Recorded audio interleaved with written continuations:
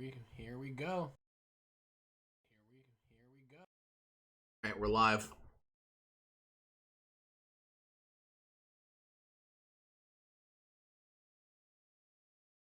I need to edit my.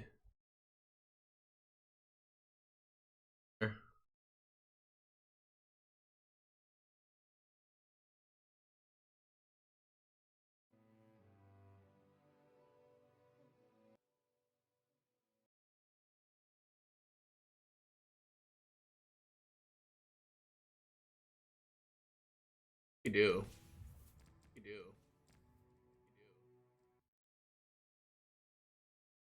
Alfred? Clandestine? Oh, hello. Oh, it's been 21 days. Josen? What up? What up?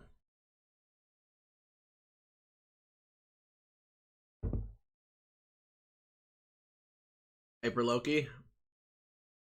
Good afternoon. Ew.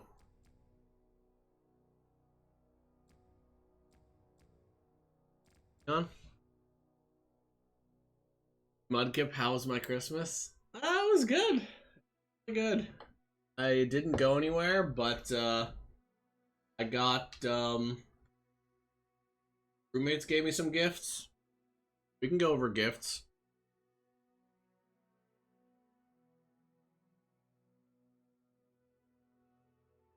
Jason, what up? Minimorph command already popping off. Big value. Yeah, had a really low-key Christmas. Played a bunch of, played some League of Legends. Didn't visit family or anything. Turkey. Yeah, I know, it's funny because there's one Streamlabs or one of the websites keeps track, maybe it's Nightbot, of how many commands are used in the Minimorph command. Right? I need to make one for, last time we streamed, didn't we say that there was one that we wanted to make? I am currently gold 1. Head vs heart. I was plat 4, and I actually just got demoted last night. But that's in flex. Like preseason flex, so it doesn't really matter. I don't play solo duo anymore, but last year, wow, 2020, I played a lot of solo duo, or like more than normal, and I got to plat 2. If I like play support, only support, which is like my main role, and I just jam, I think I can get to plat 3 or 2, but I'm definitely in the like high gold range, I would say. I also fixed my mic. Hopefully it sounds better. Hopefully it sounds better because I put some suppression on it because I had the ringing problem with it, and I was like, it never happened when I'm in Discord or anything, so which makes me happy because I thought I was gonna have to get a new mic after having this one for years. My lighting is dim. Oh yeah, well, lights in my room are just not on, so fix that here.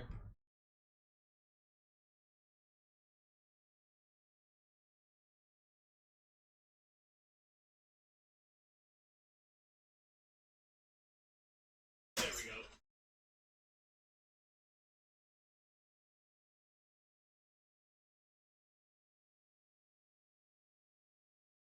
Light.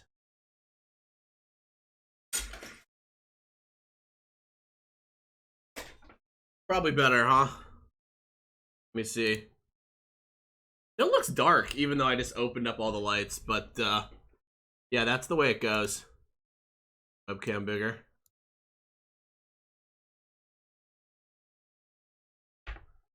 Lighting fixed. I just have this problem where I don't feel motivated to play right now because I hit rank 1 and I'm just like, well, you know, there's a patch coming out and everything pretty soon, and I'm pretty fulfilled with my last climb. But there's some nice Pantheon decks. The, maybe we could try out the, Shyvana version?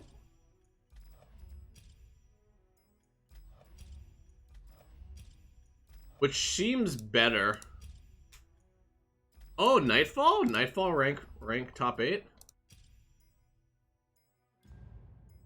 I really like the, version with... I really like the version with Shyvana because you get to play Dragon Chow, and it just seems like a more consistent version because you have Shyvana in addition to Pantheon. Probably better against these control decks. Like last time when I played against Alan and he was like, was just playing 3 Blinded Mystic, 3 Minimorph. It was like, well, I can't actually win. So having more threats seems good against that. And I like Shyvana because unlike like more than Tarek because it doesn't require any investments. I don't know why it doesn't let me copy that deck list.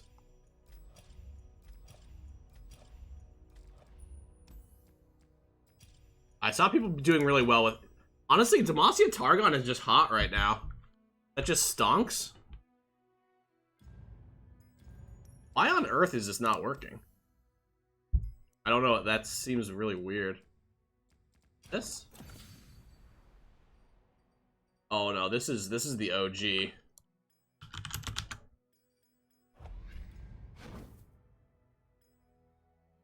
How do you face Alan? We just did 1v1 on his stream. He has an NA account. Do you ever play on EU? You'd love to smack some sense into us? Yeah, I don't really play on EU. I mean, I just... Having a new account, getting it up from bronze... It's not very appealing to me.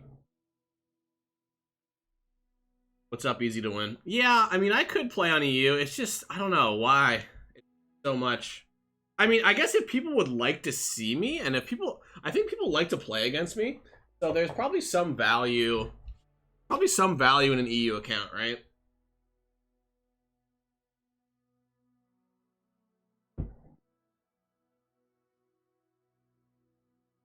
Like, just to play against people.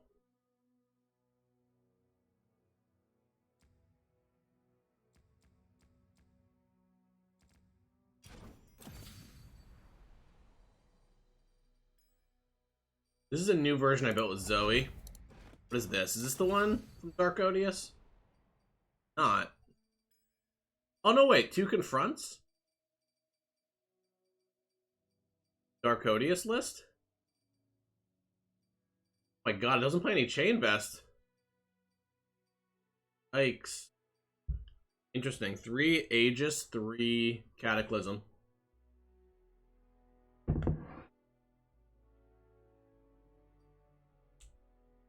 I'm gonna see 3 Aegis without kind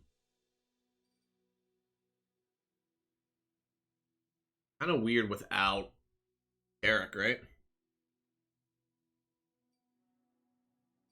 Looks bad to me. But 3 Bastion is nice. Like, instead of playing Chain Vest, you play Bastion, because I guess the idea is your units stay pretty healthy.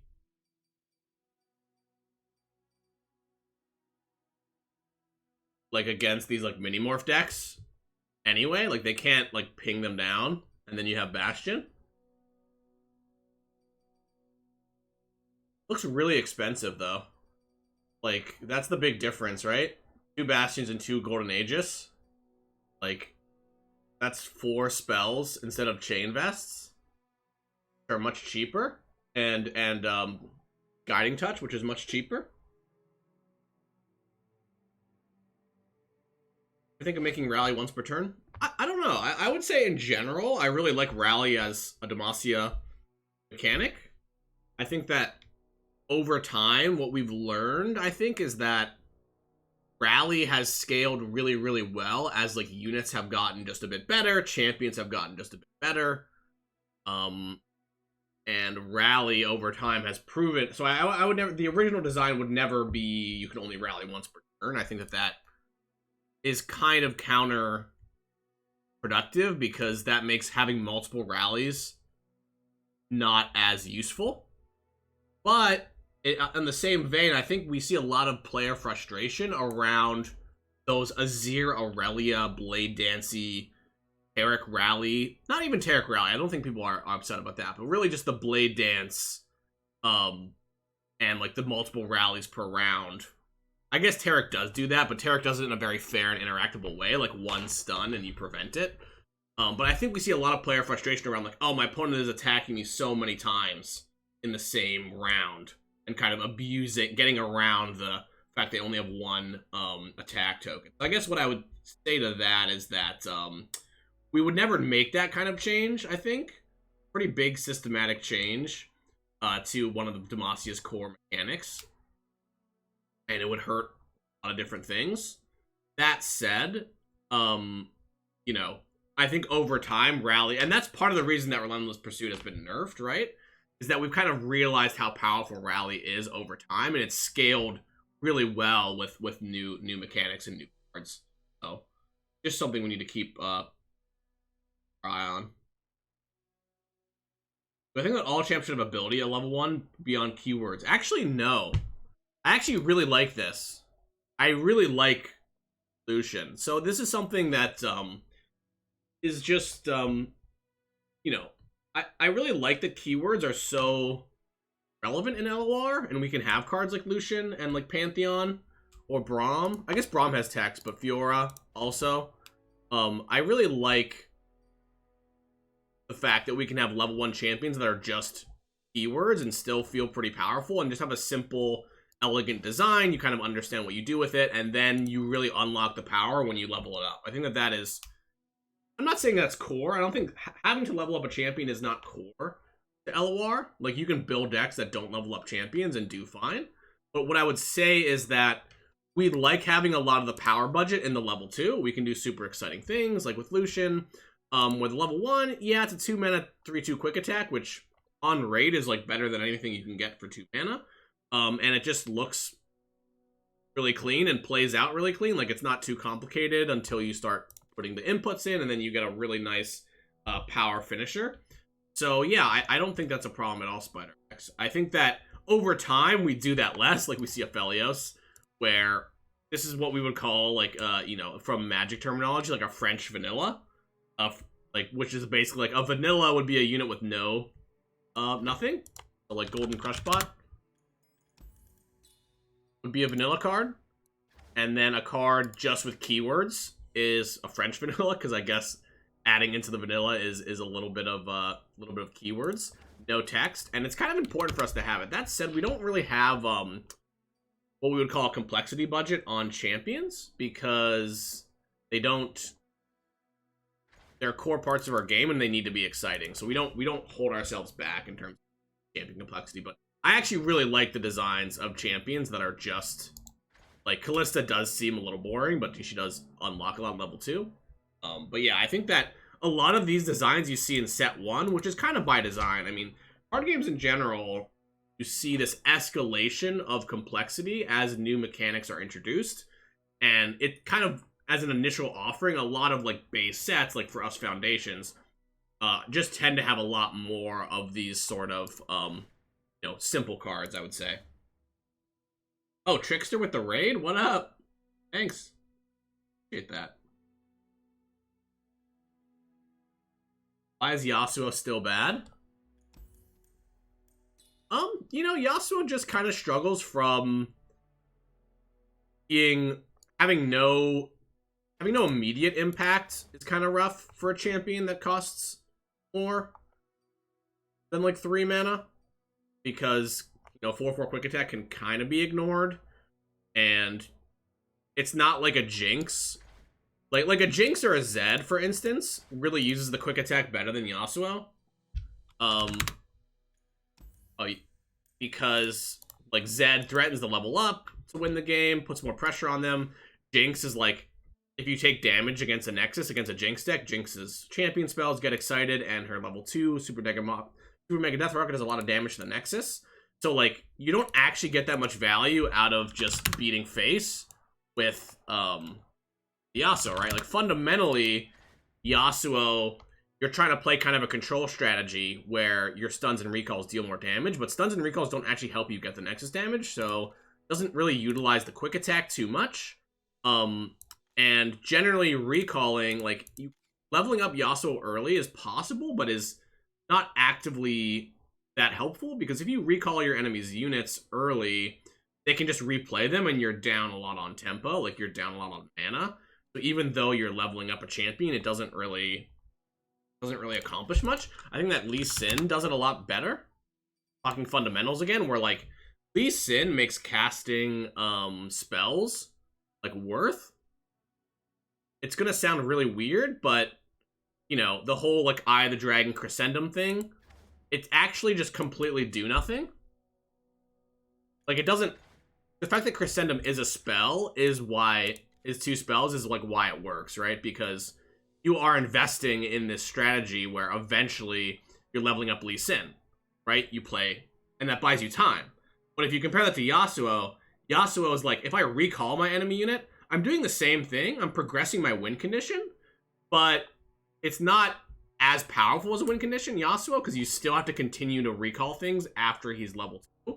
Where Lee Sin is like, oh, once you cast the spells, you're basically done. Oh, what up? What up, Tiff? How's it going? Welcome. Let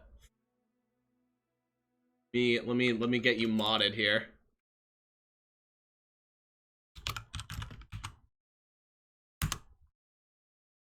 That worked.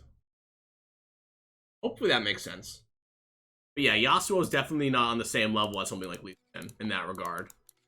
Like, I guess to that extent, I wonder if Yasuo could be more of a... Like, I wonder if the finish should rely less on stun and recalls. So, like, even though that's very resonant, that's kind of the problem, I guess, is, like, him slicing things up, knocking them up. Is it a good thing or Yasuo? Yeah, what am I basically onto it? Is it's kind of a bad thing for Yasuo and a good thing for Lee Sin.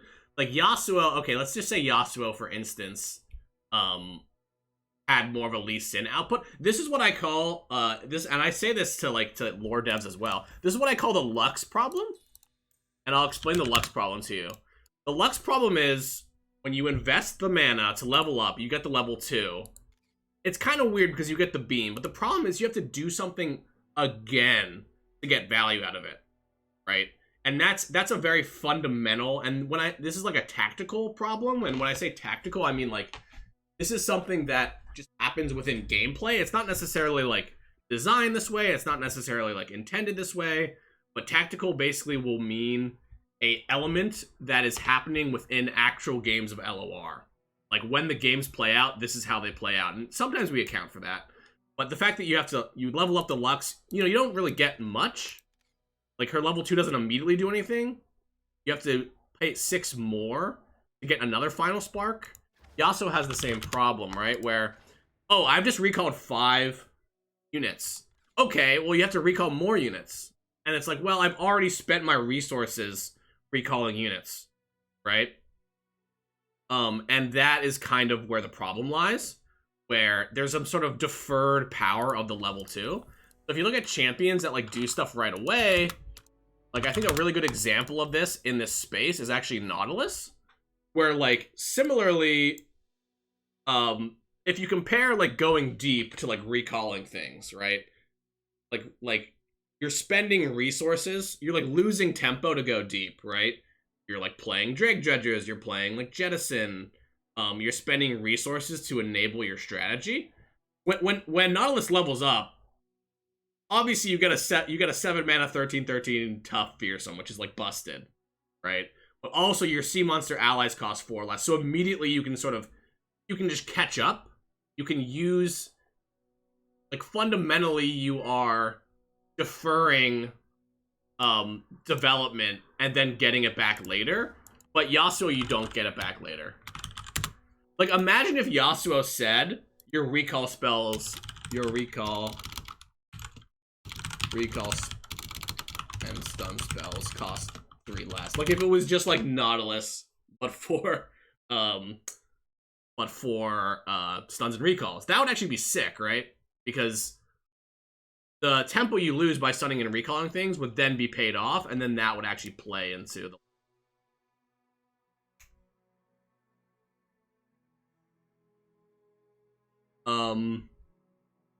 Your stun spells recall instead. That sounds really toxic. Like, that's one of those things that's, a problem with Yasuo and Ezreal, right, is that we have this, we call them consumptive play patterns. I think that Ezreal does this a lot better than Yasuo.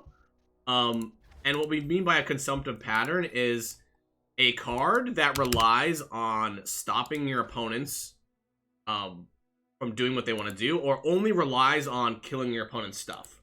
I think that control is important to maintain in Runeterra, for sure, but I think that the problem becomes when there is no plan yourself to win the game, and the only changes that, only thing you want to do with your control, the only thing you want to accomplish, and this happens in a lot of other CCGs, definitely, I've seen that firsthand, is like the, I guess you call it like quote-unquote do-nothing control, like control decks that are, all they do is kill your units every round. They don't try to win ever. Runeterra does a good job of this because we have champions, and a lot of champions win the game.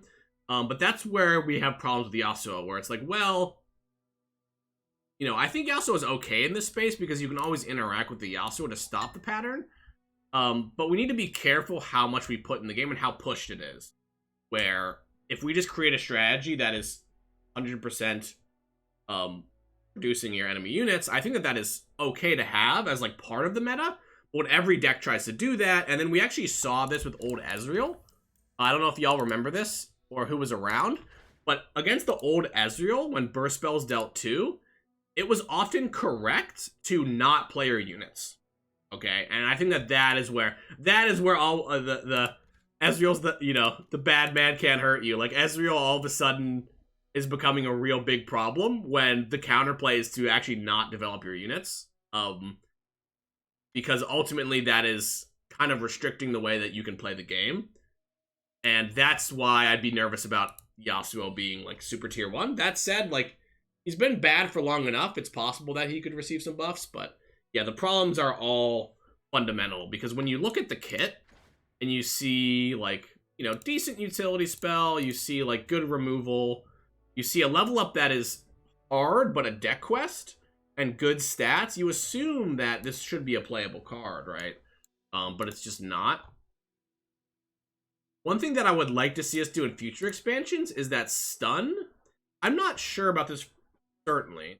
I mean, I was on the development team for the core set, but stuns aren't good aggressively in our game because they're slow and give your opponent an action to respond. And I feel like stun fundamentally, because it's like a Noxus mechanic as well. Noxus has this problem where like they're just secretly a control region when it's not really that intended. But I think that I love the Fey Blade Twirler. Love Fey Blade Twirler. Even Thorn of the Rose. I think that a decisive maneuver. Like, I like stun as an aggressive mechanic. I know that it's not, but something for us to do in the future is potentially to make an aggro stun deck. Like, for instance, if stun was focus, like, imagine stun was like focus or burst while you have the attack token. That's really complicated. It would be hard to ship. But some sort of mechanic where, like, if you use your stuns aggressively, they happen at burst speed. I think that that could save stun. I think that that could be really neat and could help cards like Yasuo. Because like we said before, like, 4/4 quick attack isn't really good on a control unit, right? It's more of like a Jinx or Zed or aggro unit payoff. So that's just some food for thought. Could be interesting to see. Sounds really unfun to play against. I'm not sure if so unfun, like fun and unfun, like, you know, very almost pretty buzzwords. But like if my opponent, if Guile was like focus speed on offense, I think that that could be cool. Like I think we're at the stage where, you know, it's really good to be reactive in Runeterra, and anything that promotes proactivity could be super nice. Obviously, you have a really low Nexus health total compared to like the resource flow and how hard units hit.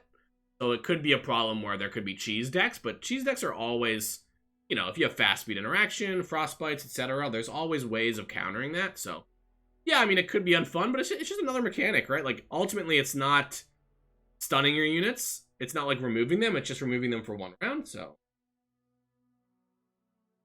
wouldn't focus speed stuns just make swarm decks even better? I don't know. Maybe. So like so what you want to do, and this is something that I need to learn a bit better, is to start from an idea, and like you kind of you filter it through a bunch of things, and at some point you filter it through how does this actually affect the metagame, but that's not the first thing you go through, right? The first thing you go through is like, oh, is this an interesting mechanic? Can this be applied to like a champion that we want to develop, etc.? There's a lot of steps you take before you're like, well, this would be broken with Lu Sin, right? Like that's not exactly how we design, but I think about how a lot of players think about it, right? When they think about new things, they think about it in a lens of like, what does that break it with? But for us, we just want to create new interesting patterns, right? So yeah. Oh, channel points are gone. Yeah, so I can talk about that in a second. Lucas asked about faster ranked mode. Yeah. 40% of turn timers. Yeah, I don't think we've thought about that. Yeah, the channel points, I don't think they're gonna come back. Maybe I could set it up. I'm going through some weird stuff with Twitch. I am gonna have to figure that out. Not really that helpful to talk about it now, but basically, yeah, I can probably get that back. Sorry about that.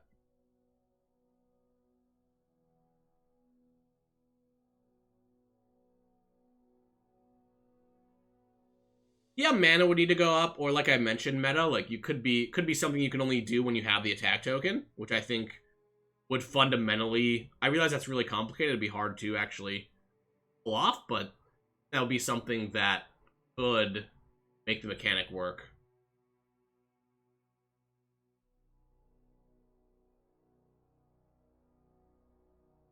So I'm just gonna do questions, because I'm definitely gonna be skipping questions. So yeah. If I don't respond to your question, I probably didn't see it, but also probably not interested in speaking of it. I've got a lot of I realize this is probably not the best place to send people. I've got a lot of VODs now where I answer all sorts of questions about best of 3. Like I kind of need to like go through and have like an FAQ, because yeah, we're just not going to take any best of 3 questions. Everything that I think about it is very, very well documented. And I'm not really interested in talking about it.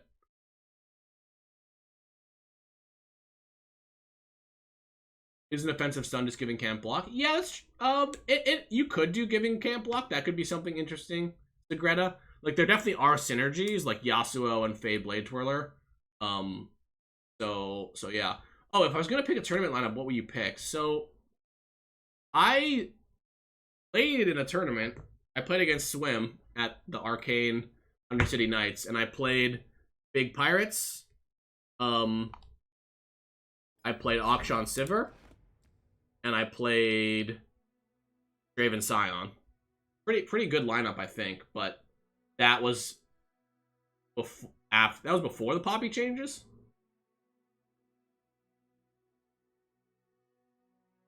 Personal idea of shifting Demacia away from Rally.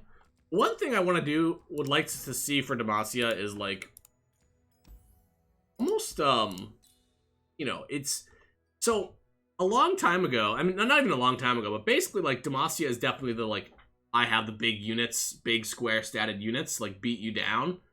Like with like old Badger Bear and stuff like that. I really like that identity. Like Garen used to be actually a really strong card. Just because of its stats. I really like the idea that Demacia has really strong stats and elites and like Challenger. Obviously, it's like the Challenger region, and that being very powerful.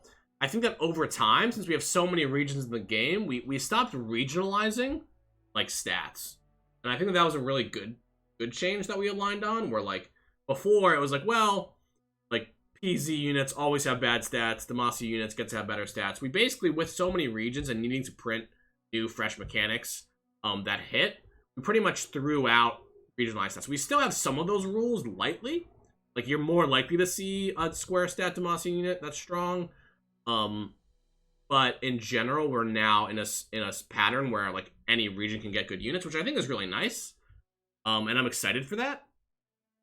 But I'd like to see us potentially go back, specifically for Demacia, just having really strong units. Like it's kind of interesting, like the whole War Chef's Bannerman nerfs. I think that back in the day, those were kind of needed, but now could potentially be looked at because, like curve out Demacia was definitely put you to the test, right? So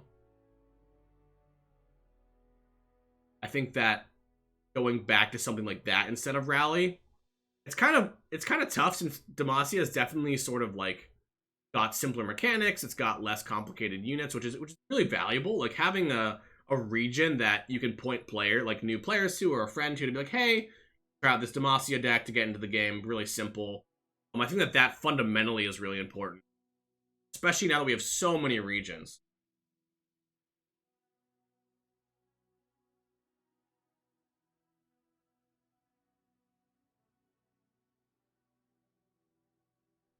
I do also like. I realize this is a sub theme, but I do like the anti-magic portion of Demacia. So I could see us going against that, having some sort of just some more support for that. It's kind of interesting because the Mage Seekers, like thematically, are like trying to suppress magic, and it was really hard for us to get that to work in gameplay. I like kind of where we landed, but it's kind of one of those situations where generally we, like when we talked about consumptive earlier, we prefer these productive outputs, which is like, oh, for doing something you get a bonus. And like I said, over time you need to, like, as a game matures and you have so many more mechanics, you just kind of have to you keep adding things to the game. And I think that we do have Stony Suppressor, and if we have too many cards like that, it could be problematic. But I could see more of the sort of anti-mage Demacian being played out. Like, I would love to see another set of Mage Seekers potentially.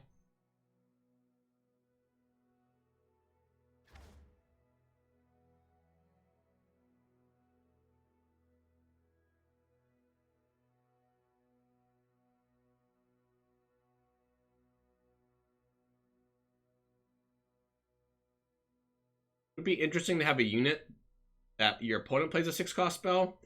It's kind of tough because a lot of decks don't play 6+ spells, right? So it would be really rough, especially with our ladder system, to have that kind of card, right? Like a card that keys off of a I think Stony Suppressor kind of works because, one, it's symmetrical, so it hurts you as well. And two, like, it's going to almost always be... It has a scale of usefulness to, like, oh, this is really good. Like, oh, this is just, like, not worth the mana, but, like, still it's like a unit that has some text on it.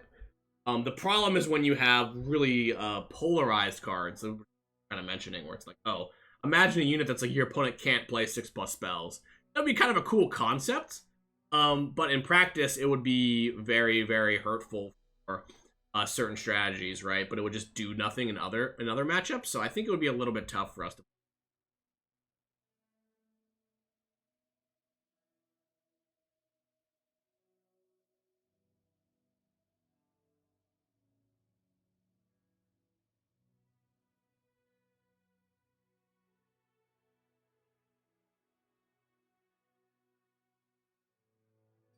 I'm gonna ask, why are epic cards bad?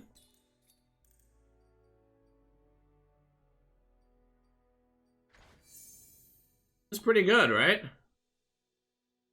Pretty good to me.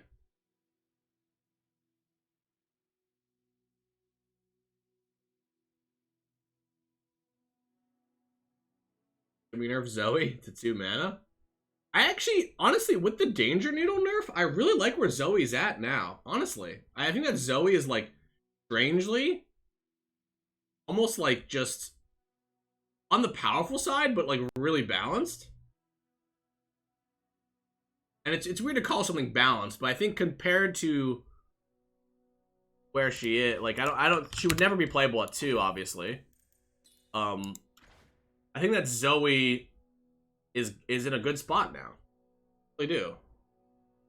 I think that a lot of Targon, like, honestly, like, the fact that Mono Pantheon exists, it's gonna sound weird, but the fact that Mono Pantheon, which is like just Pantheon and no other champions exists, is kind of a testament to, like, where Zoe's at right now.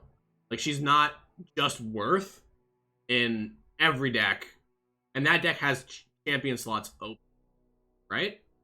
And another thing is that Zoe almost doesn't. It's almost like it's weird because it's free to play Zoe, but it's also a cost to play Zoe, in that you're sacrificing a champion slot that gives you the ability to be, like, like a Lee Sin or something that makes the sum of your deck, or Aurelion Sol, something that makes the sum of your deck greater than its parts. I noticed this when I was watching like Alan had like a Zoe only Argon like hater, like I call it like a sort of like an anti-meta deck that had like blinded Mystic and minimorph and stuff, but the deck just like lost when I played a Captain Farron against it because it had Zoe and no other champions. It wasn't building towards some sort of finish, right? Didn't have like a Karma, it didn't have a Lee Sin, it didn't have like a Scion. Like it was just like all it was trying to do was stop your opponent. And yeah, Zoe has her level up, but that's very disruptible, right? So yeah, I really like where she's at right now. After the Snake constellation changes. Can't be so happy about the Snake constellation changes. As somebody who like literally one-tricked Zoe for like however long. Not one trick, but y'all know what I mean.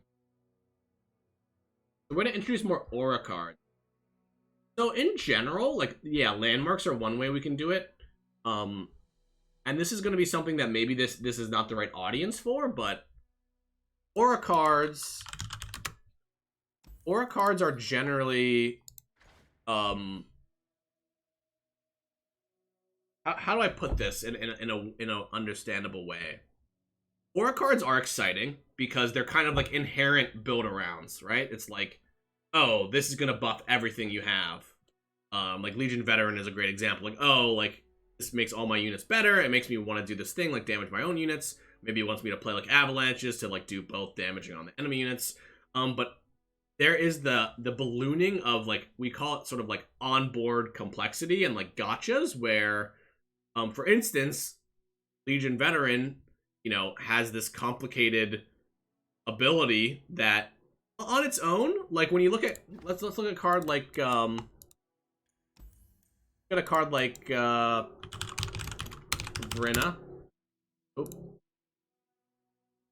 In isolation, this ability is like pretty simple, but you still get into weird situations where like there's damage that is on the stack, which is not visualized.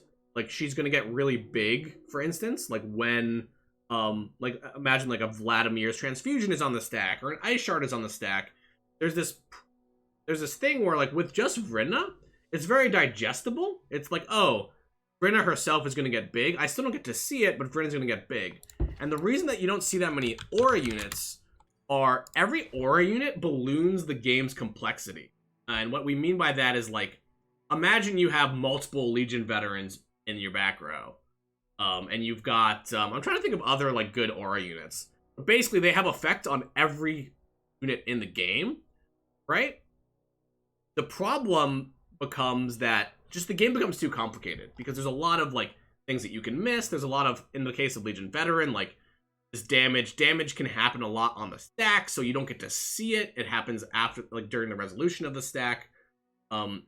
And yeah, I actually, somebody mentions Voices of the Risen. I actually like Voices of the Risen a bit more since it's a bit more visual, right? And even this is complicated though, because when you kill the Voices of the Risen, all that stats goes away, where in Legion Veteran's case, it doesn't. So basically, aura units, like units that are applying an aura to everything in play, are very complicated, especially these stat ones where like combat order matters a lot with these. And I realize that might be, you know, you might say, well, like Steve, like complexity is good for the game, right? And it definitely is. But we definitely take it a stance where we kind of want our champions to fundamentally change the game. Like for instance, Shen 2 has an aura that's like when you bury or something, it's +3/+0. Pretty complicated, has some combat implications, but you're only achieving that board state when you've leveled up the Shen. It feels like a big payoff moment. The game is completely changed. Like all of a sudden barriers are pumping things in kind of an interesting and fun way, especially for the Shen player. You have all these barriers that all of a sudden are worth more damage. And the problem of aura units, and it's weird to say a problem, but it's just, we just need to be careful. If every unit is a Voices of the Risen, the game will literally be, like, it'll be unplayable for even for really, really experienced CCG players. Like, if every single card it has, like, a Voice of a Risen or Legion Marauder type effect, I realize that some people might be like, well, no, it doesn't sound so bad. It'll be pretty bad. And we had, like, back in the day, lore had a lot more aura set 1, and we actually did a pass to remove a lot of them. Because you got these board states where, like, oh, my opponent has like 3 Voices of the Risen, I have 3 Legion Marauders, and you're just like, what the heck is gonna happen? Like, you do like one thing, you put like a Blade's Edge, and like everything just blows up. So hopefully that makes sense. Yeah, so Eye of the Dragon. Is Eye of the Dragon an aura unit? I mean, she makes. I guess she is, because she's like the lightning bolt icon. Which you can't see in client, but hopefully that makes sense. Where Eye of the Dragon, oh, the game Eye, okay. Yeah, but that's actually a good important note, is that units with an in-play effect are, so like when there's the complexity scale of like how the game just becomes unplayable, is like aura units are at the top, but then these sort of like onboard triggers are next. And we are also careful about not having too many of these, because there's a similar concept where if every player has like Eye of the Dragon or different sort of, what is the best player facing way to call these? I guess they're just onboard activations is what we might call them. Like round start effects, attack effects, things that trigger at a certain timing. And if every unit has that as well, the game, in a very similar fashion to the aura, becomes almost unplayably complicated.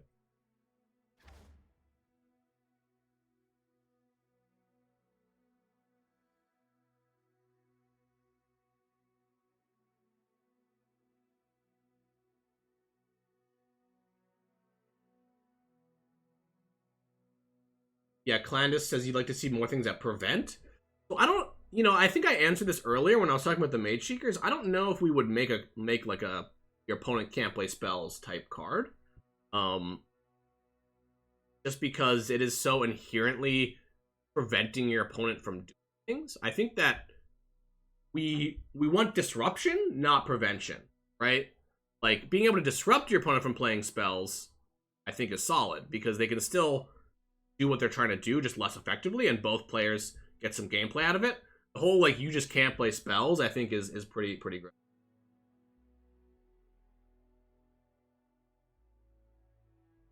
All right, should we play some games? I just don't even know what I want to play. Play Big Pirates.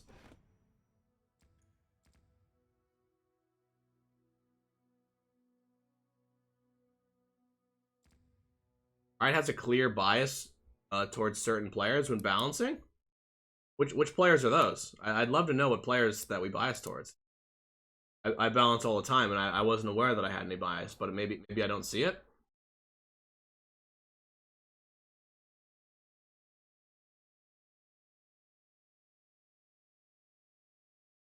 AC Speaker, hello everybody.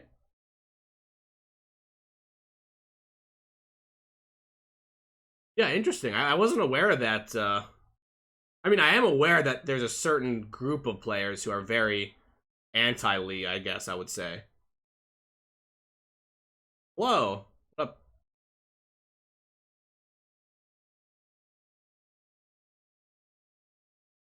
Bias towards LOR players?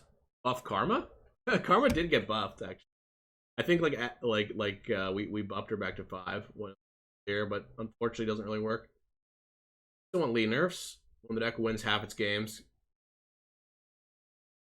Yeah, Lee is interesting. I mean, I talk about Lee all the time. I don't know how much value there is in talking about him again.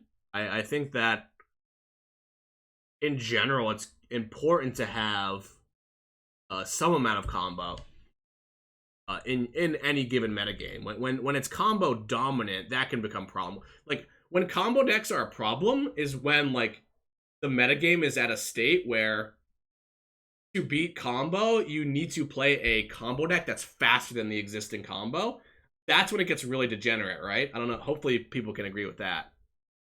Lee Sin killing on like round like 8, like, not generally a problem until it's like the only way to beat that is to like, Akshan, like Ari infinite loop them on like round 6, whatever. And then there's this sort of like really degenerate pull towards just playing super uninteractive stuff. But I like Lee Sin. I don't know. I really think that he's a bit on the powerful side and could use, eventually, if could use an adjustment. But I like what they do to the meta, right? They sort of provide combo and make sure that decks respect it, but is very rarely like meta dominant. Sometimes it's very tournament dominant, which is a big difference, I think. But yeah, Lee is balanced. I don't know. I mean, it's an interesting topic for debate, right? And there's things that happen that also make Lee a lot better. Like, for instance, the Twin Disciplines buff made Lee Sin a lot better, right? If we reverted that, for instance, that could help. Because like Lee was much more of a problem when like Pale was +2/+1. So there's definitely things to do, and I think we're definitely, Eye is definitely a card that we're aware of and like monitoring. Like, so potentially, if Eye was ever changed, then Lee Sin would be a lot worse. I don't know. It's an interesting concept. I'd love to hear what people's thoughts are, because it seems like there is like a small group of people who are very, very anti Lee Sin. Yeah, Crescendum. I honestly can say, and this is I can say this with confidence, that generally we don't like reworking cards live, but I think in a similar way that we had to rework Ezreal, I think that Crescendum needs it. Obviously, we sort of, not sort of, it's gonna weird. We just added a mana onto Crescendum, right? And that fixed a lot of problems, but didn't, long term is not a fix. Does that make sense? Like, Crescendum probably needs a rework in a similar way to like Ezreal in the past, where it just, yeah.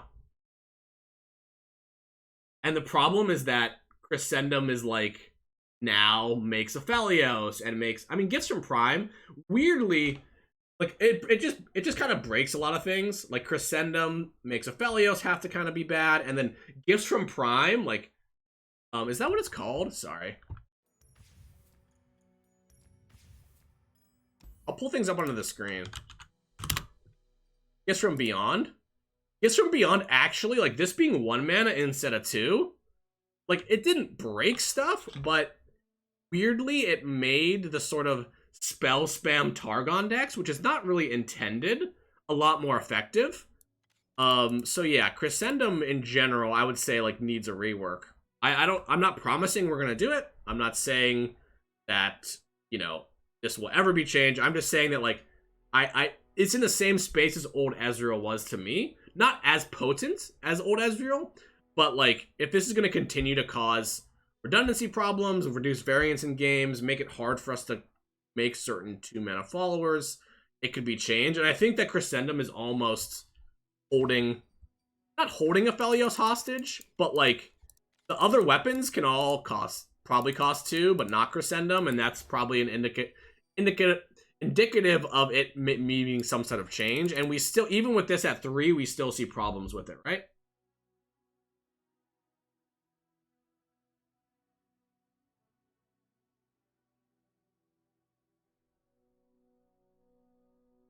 That makes sense.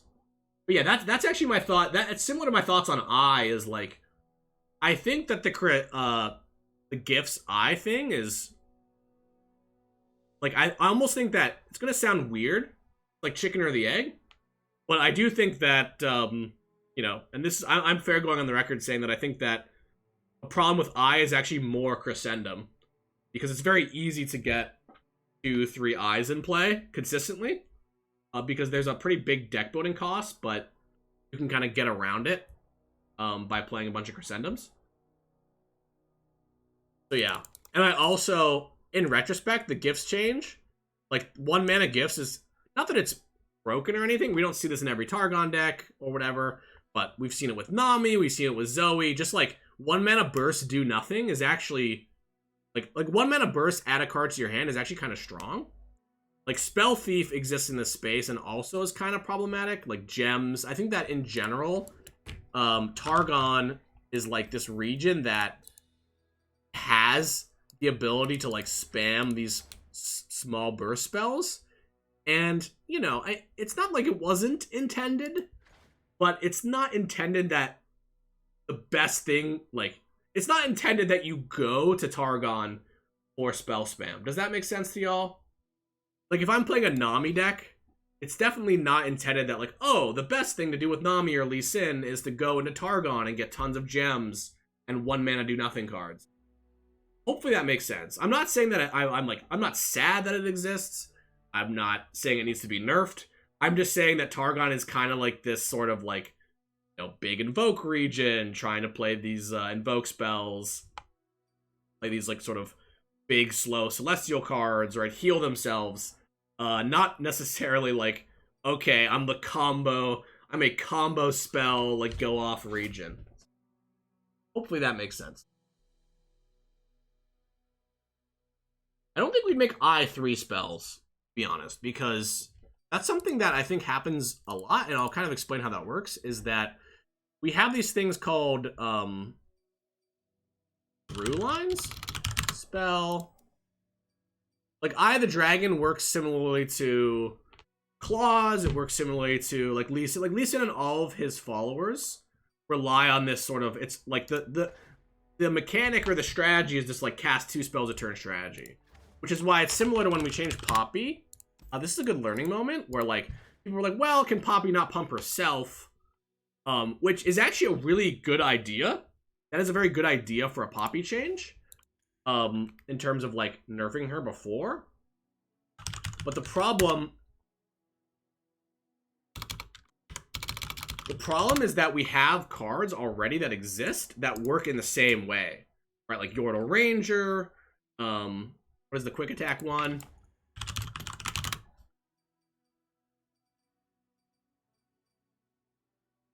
Yordle Smith. We have this mechanic of like, oh, you pump everything, right? So when we change Eye of the Dragon to 3 spells, or we change Yordle Smith, or like Poppy, whatever, to like other, it's kind of undoing this like a mechanic weirdly, because there's this pattern that exists, and we're like taking a thread of it and like ripping it out. Also, I don't, you know, just tactically, so like how it would play out, right? I don't think, there's just no way the 3 spells, Eye of the Dragon with 3 spells would be playable, right? Like, I just don't, it's already tough enough to cast 2 spells in a turn. So yeah.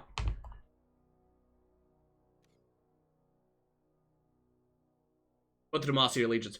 Right, I mean, the Demacia Allegiance is different because this is a set of cards that came out together. Like the Bandle City cards, right? Pumping all of the cards. So it's a bit different.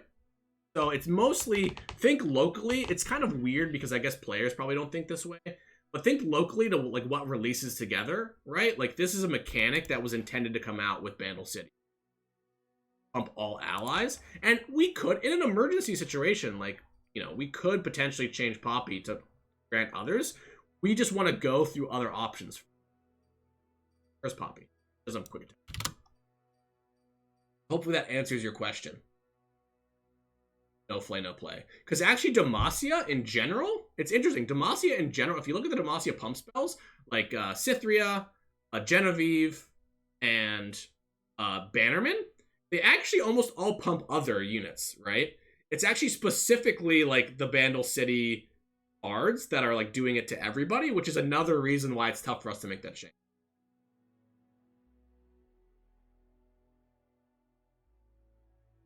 How's everybody doing, by the way? Is this chill so far?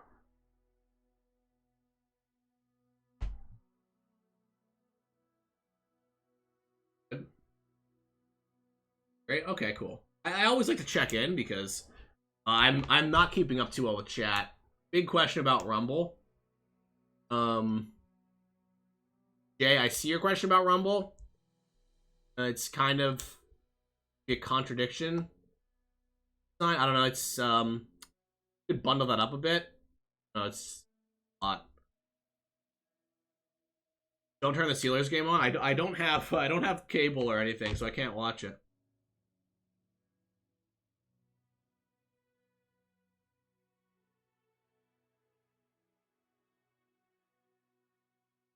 Akami asks about like why health buffs can be such a problem. I mean, again, it's just one of those things where granting health can just snowball, right? And it gets your units in play into the next weight class, right? It makes your 3 drops 5 drops, it makes your 4 drops 6 drops, which makes already our removal can be kind of weak. And then so since our removal and sweepers can be kind of weak, oftentimes the way you catch up is by playing units that block, and obviously pumping your units like with Poppy makes it hard for your opponents. I would say that mostly it's just strong, so pump units. Just got to be careful with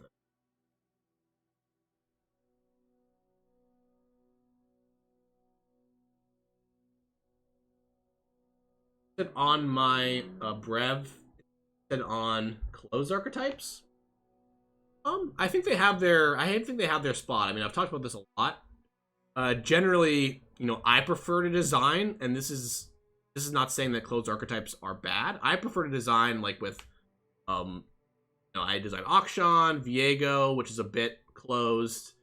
Felios, like I like opening things up a lot for deck building, but I do actually think that there's a lot of power in the sort of what you're calling closed archetypes. I think that Deep was actually a surprise to us. How excited players were to play that deck. Another one is like the Sun Disc. So I think that it lets us really craft an experience for our players that can be really exciting. And it's also, for every player that loves deck building, there's players that hate deck building, right? They want to go on analytics. They want to just be able to build a deck easily. So there's different player types that are served that I would think about if you're like, why does this exist? Well, for every one of you, there's another player who kind of likes that kind of. I would say that is generally, the 30-second answer to like what's the deal with closed archetypes.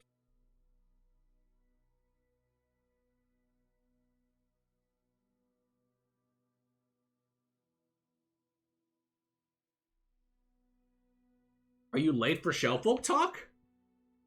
Not really. I don't know. I haven't talked. Actually, have I? I don't think I've ever talked about Shelf, right? I've ever talked about chat. Maybe I have. Vigress asked about once per action.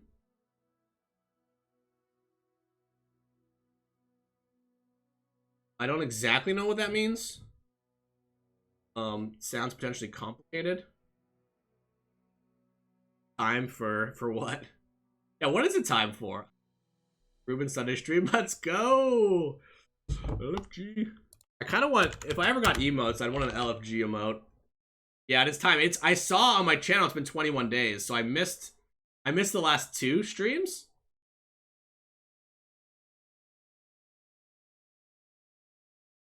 Missed the last 2 streams. Yeah, well, the first time I had a rare work thing on a Sunday. Last week I didn't really feel like it. This week, as the title states, I didn't even realize it was a Sunday. I thought it was like a Friday.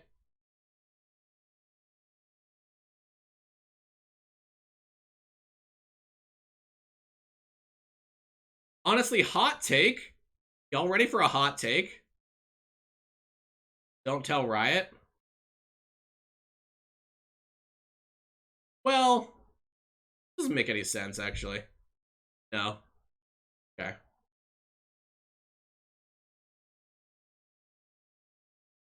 I don't know. I was gonna say something, but then I realized it's really Shellfolk that would be the issue, not the card, not Trinket Trade, so off it.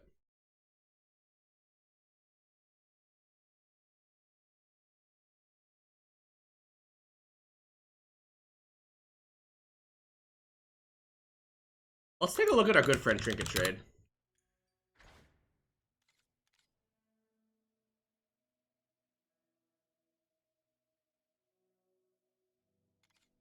I actually like Otterpuss having a tune, for the record. I think that, like, it kind of enables an entire strategy to work, right?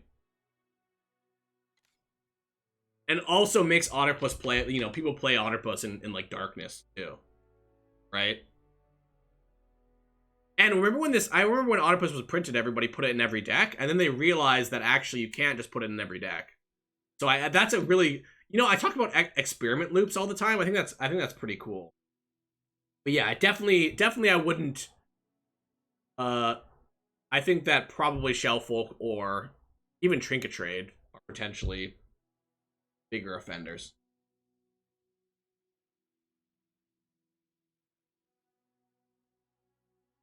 I do think that that would help, like, kill Shellfolk decks, right? If we change the tune, which generally we don't love killing decks if we can avoid it.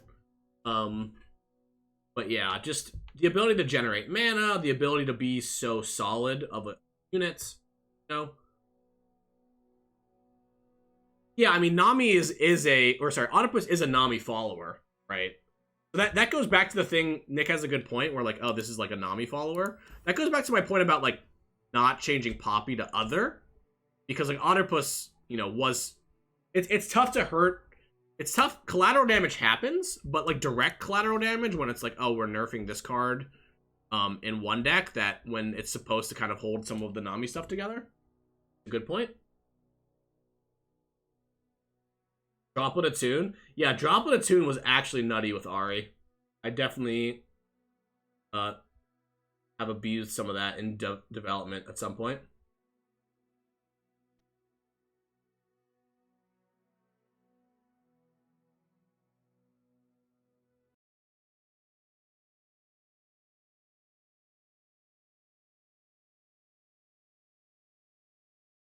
Oh, sorry for that that timeout, Joe. That was, I clicked allow on your message, but it still booted you for 60 seconds. Sorry about that.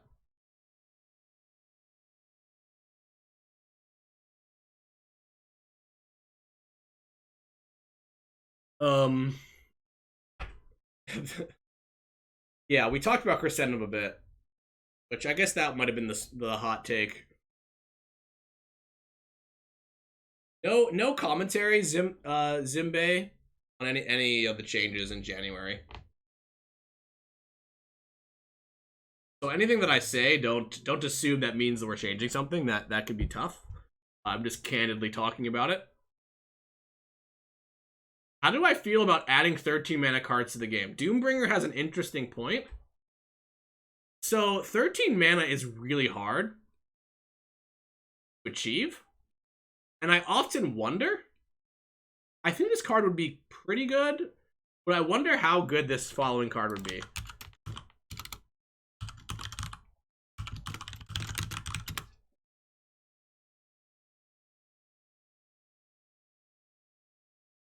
I actually don't know. I mean, we would never make it, but I actually don't know if it would be playable. What region? That's a good point, actually. If it's not in Freljord, it's really hard to get to 13. Well, that's the thing about 13 mana cards, is like, essentially whatever it would do would have to win the game. I think that's why we prefer like 12 or 10.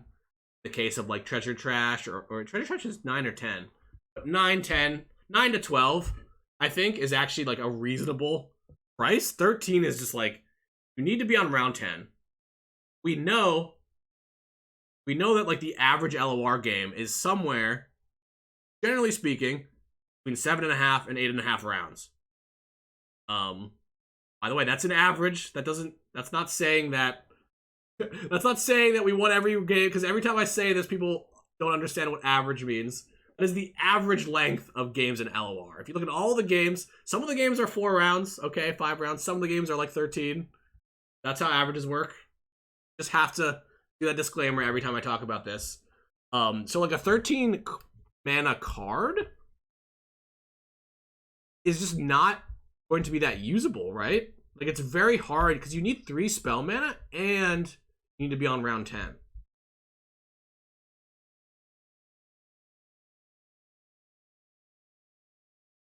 So yeah.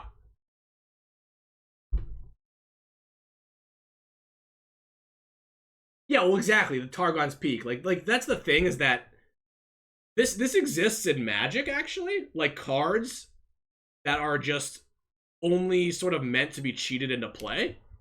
And when I say cheated, it would be something like a Spectral Matron or Targon's Peak from our game, which I think is actually an exciting space, because you look at it and it makes your deck builder brain really think. When you see a card that you can't hardcast, like when you see this guy,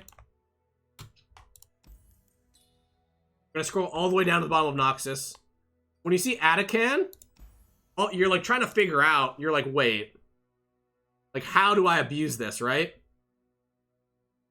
Like, is it War Mother's Call? Is it Spectral Matron? Because in Noxus I have no ramp, I can't really cast it. And I think that that definitely has its place, right? No way I said that. Wait, what did I say? Oh, Callista can also cheat things into play. That's true.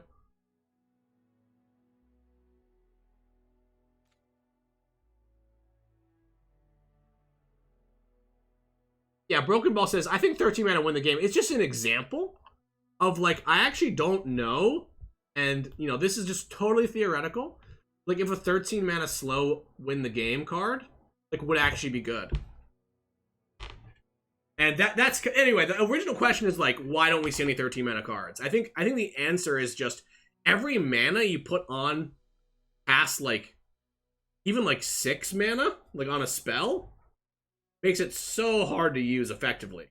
Which is why you see super powerful stuff at those mana costs, like Feel the Rush, Ruination, you know. Yeah.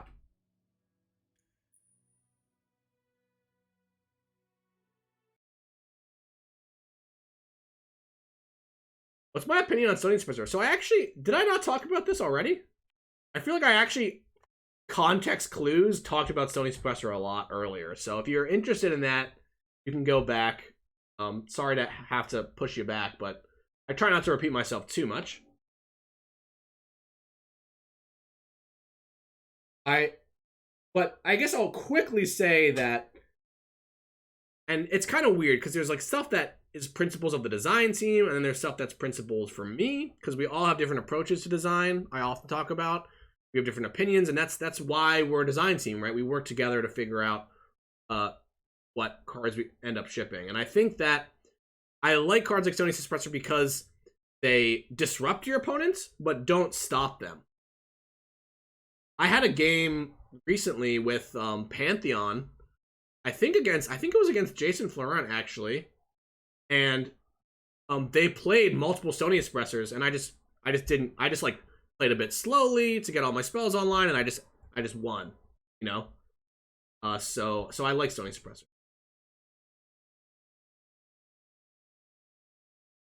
Concologist a 2/1. Interesting thought, but I don't think that fundamentally really solves the Concologist problem. I think the Concologist problem is that versatility is very strong in our game. We know this from Aphelios, right?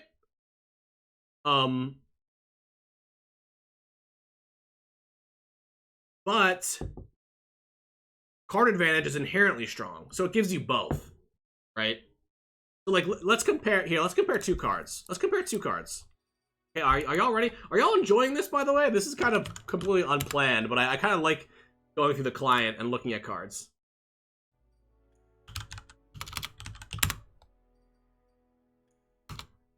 Let's also get Telescope in here. So 3 cards here. 3 cards. We've got Gifts from Beyond. I'm just gonna go through all of them.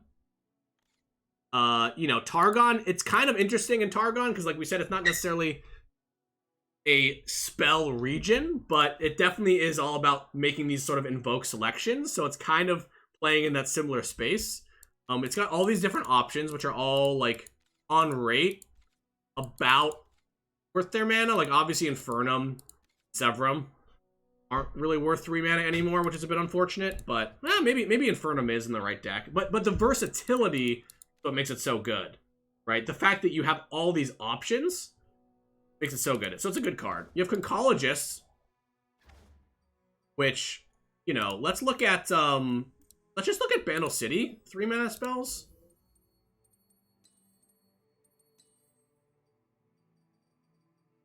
What? Excuse me? Oh. 2 1. How do I get 0? Concologist that does a similar thing to Gifts from Prime. Or sorry, Gifts from Beyond. Like if you look at all these cards, obviously very similarly to the Moon Weapons, they are giving you an option of different things. Obviously, Bandle City is like somewhat limited, but obviously they definitely do a lot. Like generally small pings, small recalls, small ping, like card creation, small ping, mostly small pings, but you do have like stress defense, you do have flame spitter. Yeah, you've got a lot of stuff there. So Conchologist is like Gifts from Beyond, right?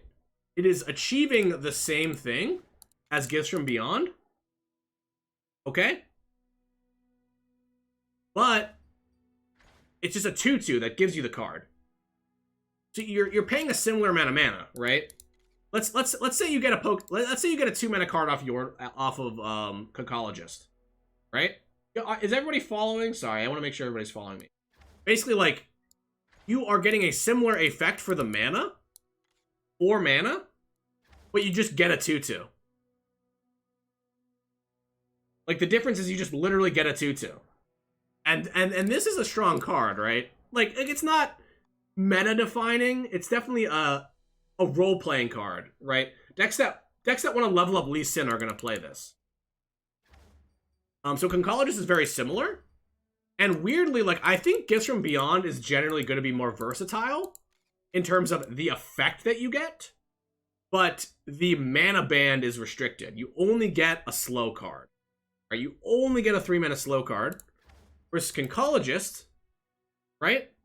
Where you get it's weird. Let's look at like what is a common pairing? Like Noxus is a very common pairing.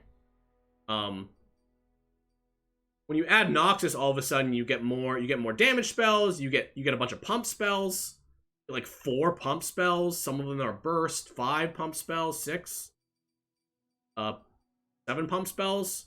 You even get like vision, AOE buff. You can even kill a landmark. Right? So yeah, the versatility is paying for itself, but then you're also getting a 2/2. So that's really strong, obviously. And that's why Conchologist is so strong. Is because you are getting the things that other cards give you, but you also get the 2/2, which can block.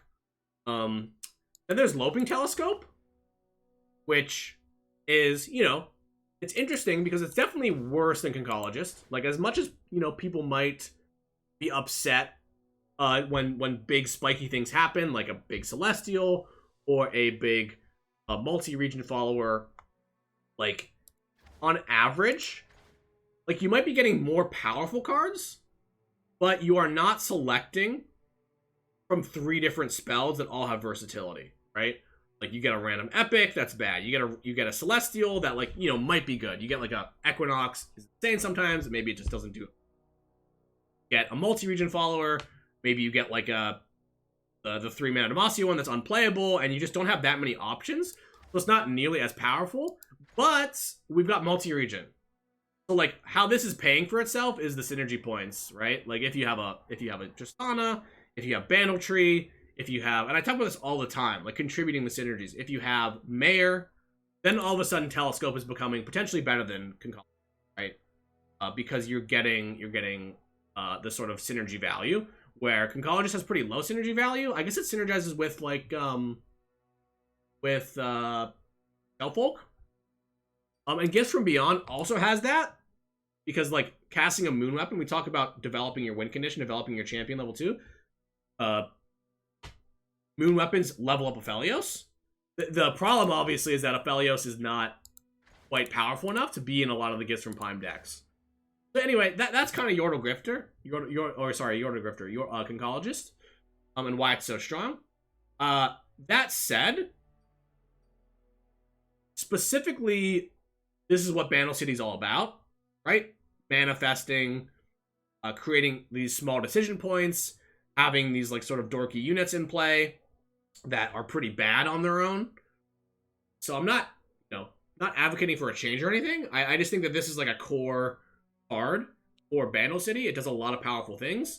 When you compare it to other regions, it's definitely a bit stronger, which is a good thing and a bad thing. It's a good thing, okay, when that region wants to be doing that. Okay, and I realize that's a confusing concept, but let's look at a few cards here. Let's look at, like, Mystic Shot.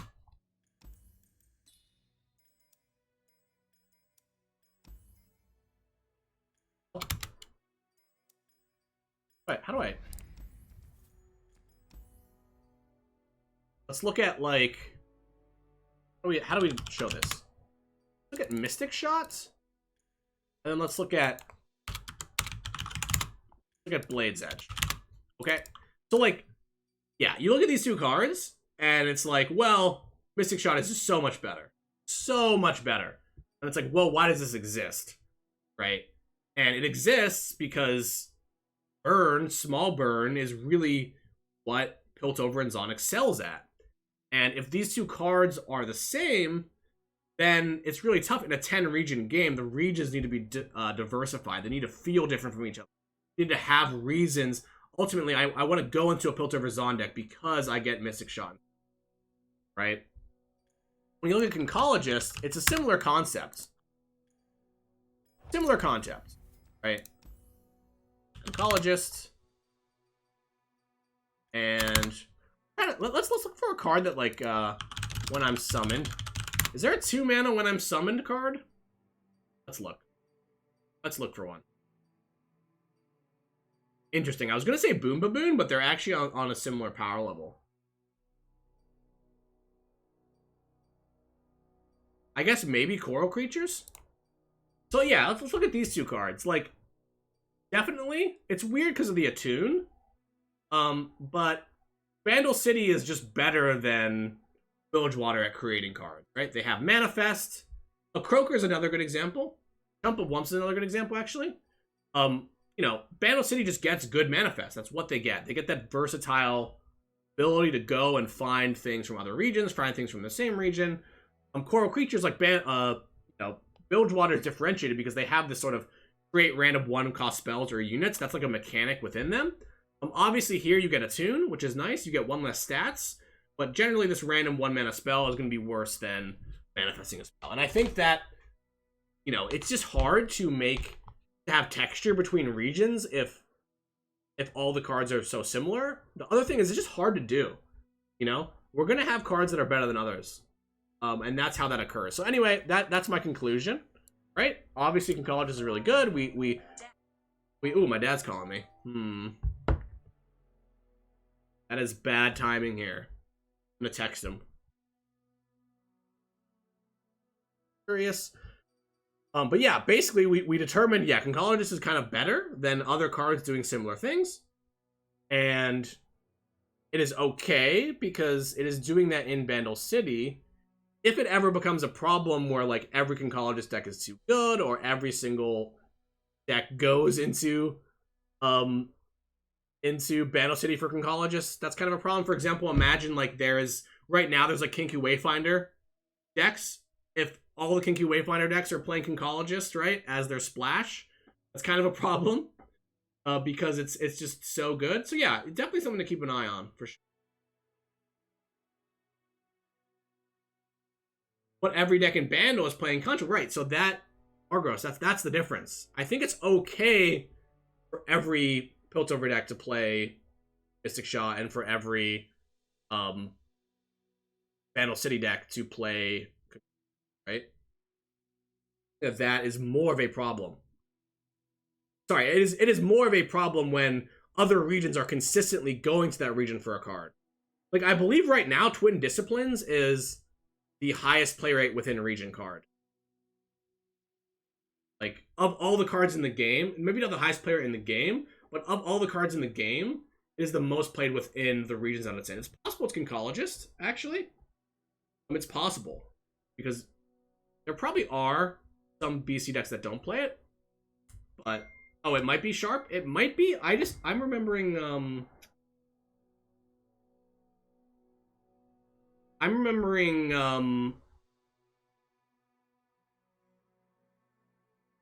sorry, I haven't looked at the data anytime soon, so I probably shouldn't really get into it too much.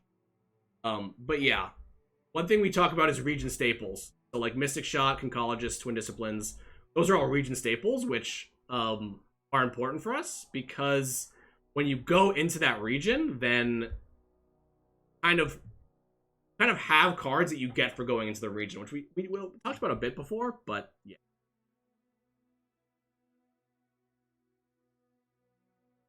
What is Bandle supposed to be bad at? If Conch gives them access to whatever. So Conchologist only gives access to things that are within its own regions, right? So yeah, it is a bit of a tricky question because I think we are internally even talking about this, but in general, like they can't protect their units too well. And when I talk about protection, I'm not talking about buffs. I'm talking about Prismatic Barrier, right? Sharpside, Twin Discipline. They do have Stress Defense, which is definitely an outlier in this realm. But like when you play against Bandletree, for instance, you might have run into this as a player. Where like, oh, they have Poppy. I can always just get excited at it. They don't have the ability generally to protect their unit from that. A lot of the times, their units kind of require some sort of synergy. So, you know, we talk about, I think a good example, the best example are like straight up Poppy or Yordle and Arms. Like a lot of the times a full board of just 2/2s and 2/1s doesn't actually accomplish much. So you might need to look to either use those sort of power cards or go to another region to sort of be able to finish the game. Those are the ones that come to my mind. They also notably can't heal, which is definitely like a noticeable difference in top level play. Because there are a lot more lines that open up against region combinations that can't heal. So yeah, I don't believe they have any lifesteal units or heal spells. I need to actually look through the mechs. I'm pretty sure that we wouldn't do that, but it's been a while since I've seen the mechs. Can you see them in clients?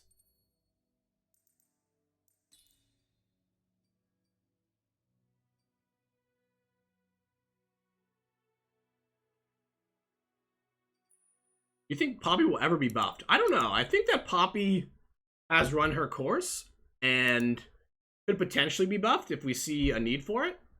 But it's also too early to say. I mean, I know that Stan won Fight Night with Poppy, so at least players are still kind of playing it in the tournament meta. We don't see it too often.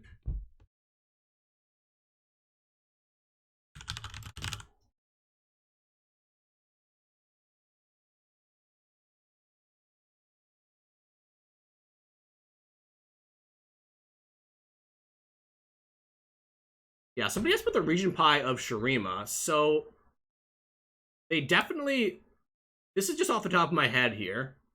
The big things that Shurima does are they have countdown landmarks, right? They are like the landmark region. They have like a bunch of champions. They have Ziggs, Zillion, and Zerath, and Talia that are all dealing with landmarks. They're very landmark oriented. So they have countdown landmarks, which basically are like, you know, you pay up front, but then you get big value later. They are all about sort of, I don't know what to call it. I would call it like ascended. Like they have like the Devoted Council, Voice of the Risen, Tharming Swarm, which even kind of allow them to do things that they can't do without leveling a champion. Like they literally can't heal unless you level up a champion. This wide board buff also, as well as the Absolver and Tharming Swarm, they give you bonuses when you level up champions.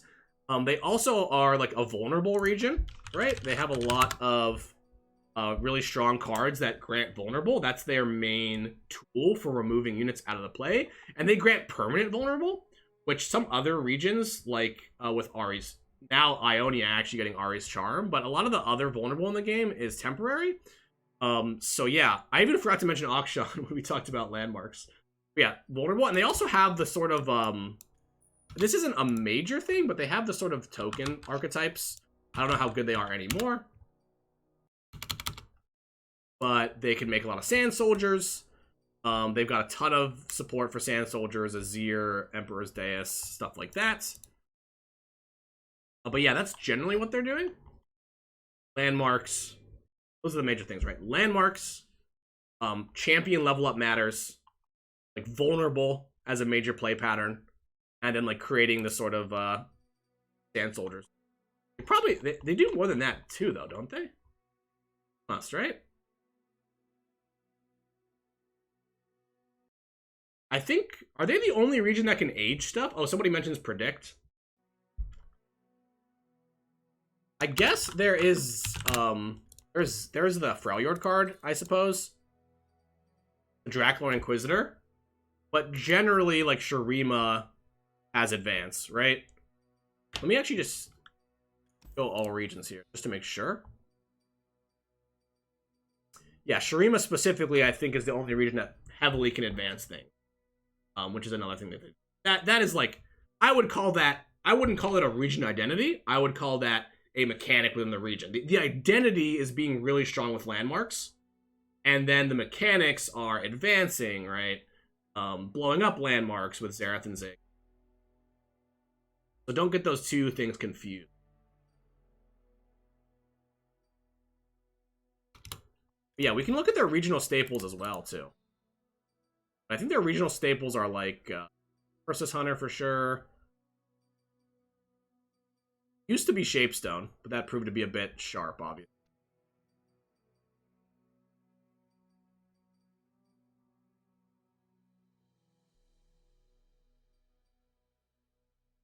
Ripper's Baby removed from the Bomber Twins. I don't think so. I think part of random card generation is actually going to sound strange, but the variance is actually important. Because it just changes the way things play game to game. Like if your Conchologist or Bomber Twins is just always hitting perfect cards, then that is fundamentally not fundamentally causing problems, right? So and the problem is just like, we have cards that create specific cards, like Chump Wumps creates Poison Puff Cap. So we have the ability to just give you the card we want you to have in a certain deck. But that uncertainty and the risk involved in those cards is definitely part of them. Like if you play Bomber Twins 100 times, you know, while it's not ideal that Ripper's Bay is in the pool for like gameplay, for exactly like what your strategy is trying to pull off, it does, you know, sort of play into the idea, look at Bomber Twins, that Bandle City is all about this sort of random generation, and sometimes it works and sometimes it doesn't, right? And that sometimes it doesn't is actually important.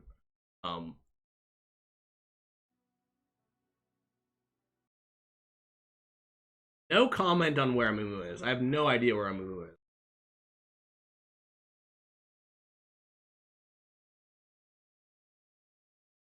Somebody asked about channel points, so I don't actually...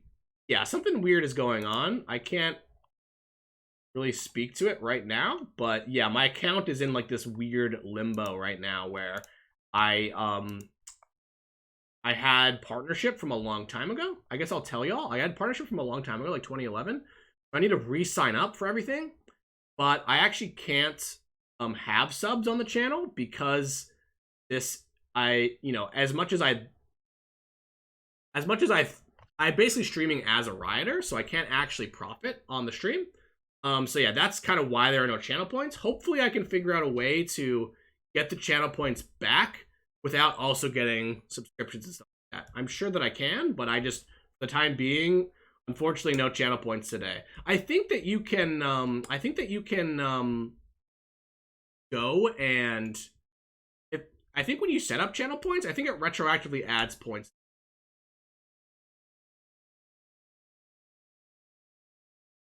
Yeah, I don't really know how it works, y'all. I'm gonna have to talk to some people about it, but once I get my account sorted, then we can figure out channel.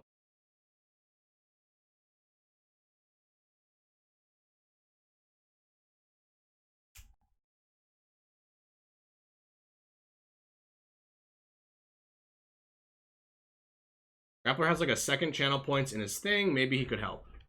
Gotcha. Yeah, I'm just I just need to figure it out, basically.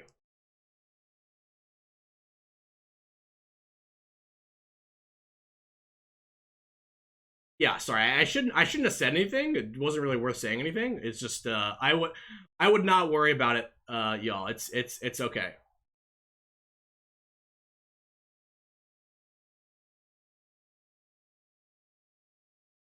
When new Celestial cards come, it's actually an interesting question.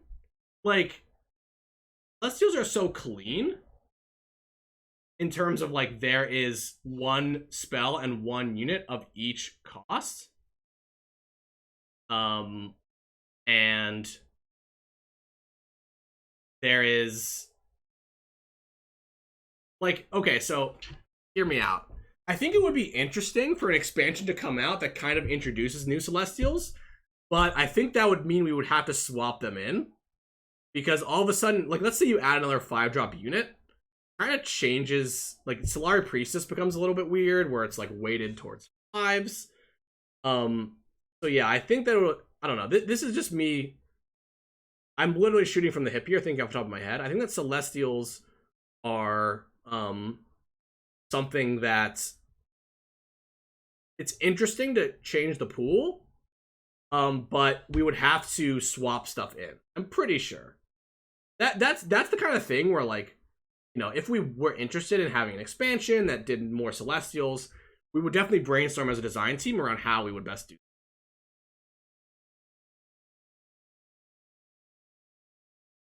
Landmark Celestials, yeah, Malphite lovers rise.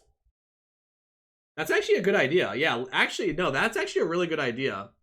Honestly, I had not considered that, but Landmark Celestials would actually be, that could be like an expansion, you know?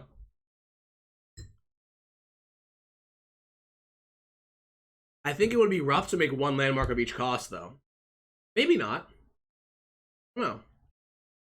Like, Targon has a sub theme of landmarks.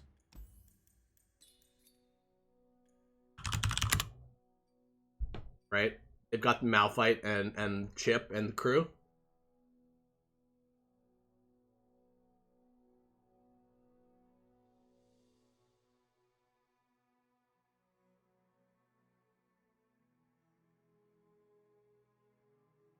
We consider adding more allegiance cards. I feel like I answer a question about this every week. In general, I like some support of solo region.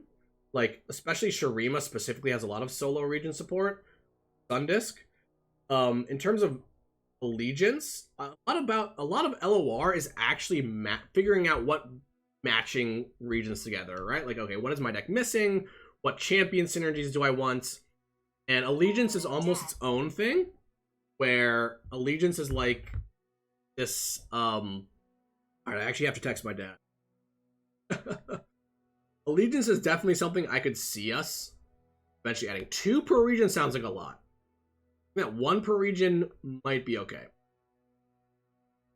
But I actually like that Allegiance, and this is gonna sound really game designery, so I'm gonna try to like digest this. I like that Allegiance cards point you towards a certain deck. And I think that if there was a second Allegiance card, that would actually become a bit more confusing.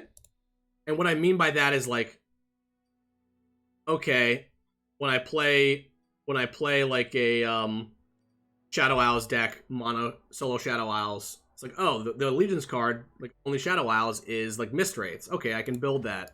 Yordle Grifter is like Nab, I can build that, right? Some Scavenger is a bit weird, but it's like Middenstoke Henchman, I guess. Sort of like Tech Pickpocket. Mountain Scryer shows me Celestials.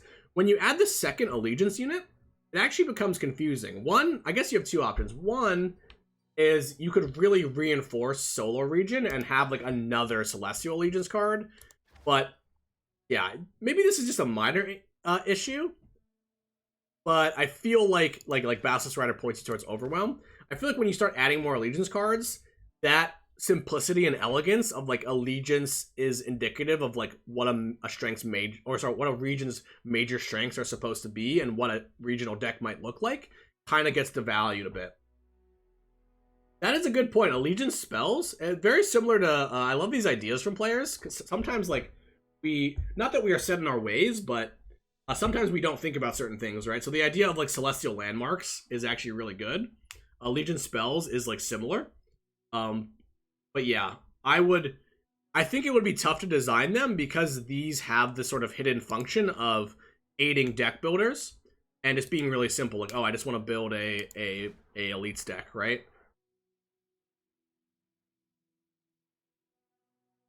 All our allegiance. For mana? Oh, right, I need to text my dad. I don't know if it will read the text, but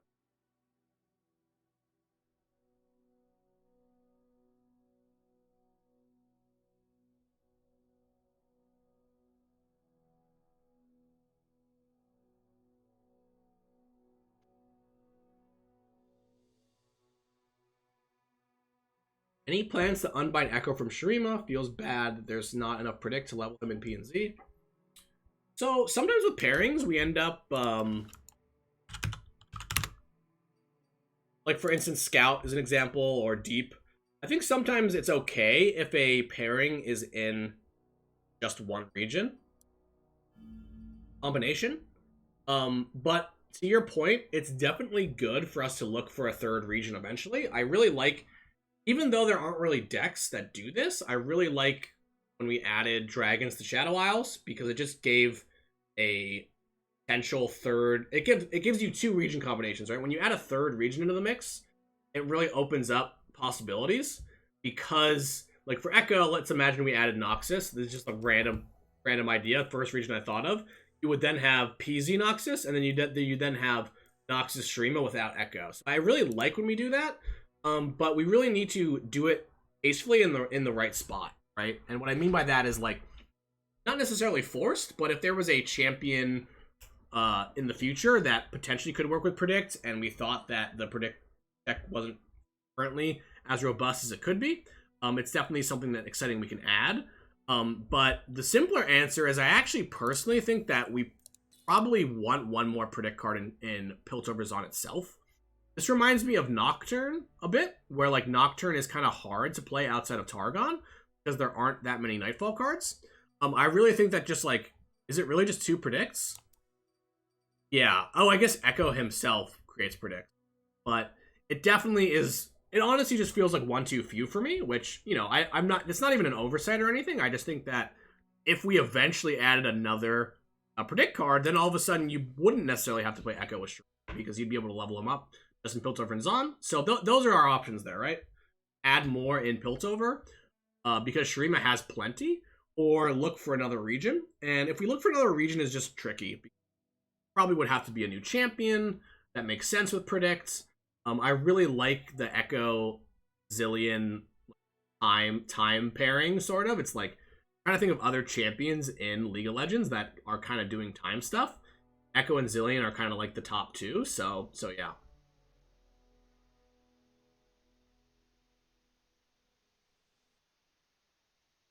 We play game? Feeling a bit fatigued from tons of questions.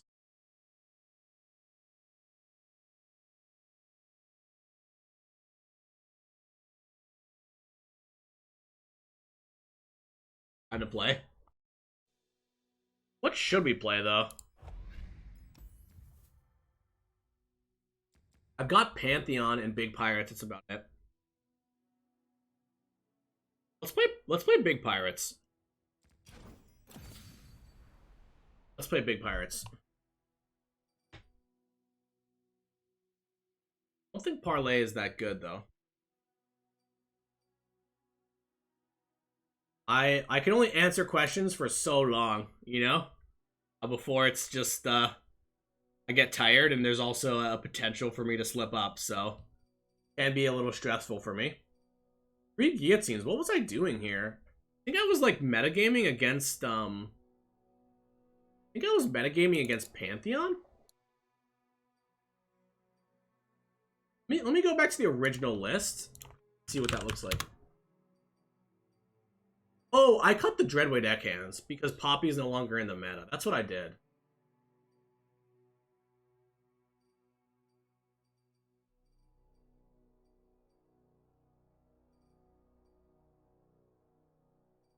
Oh, man. Can we ever beat Wayfinder?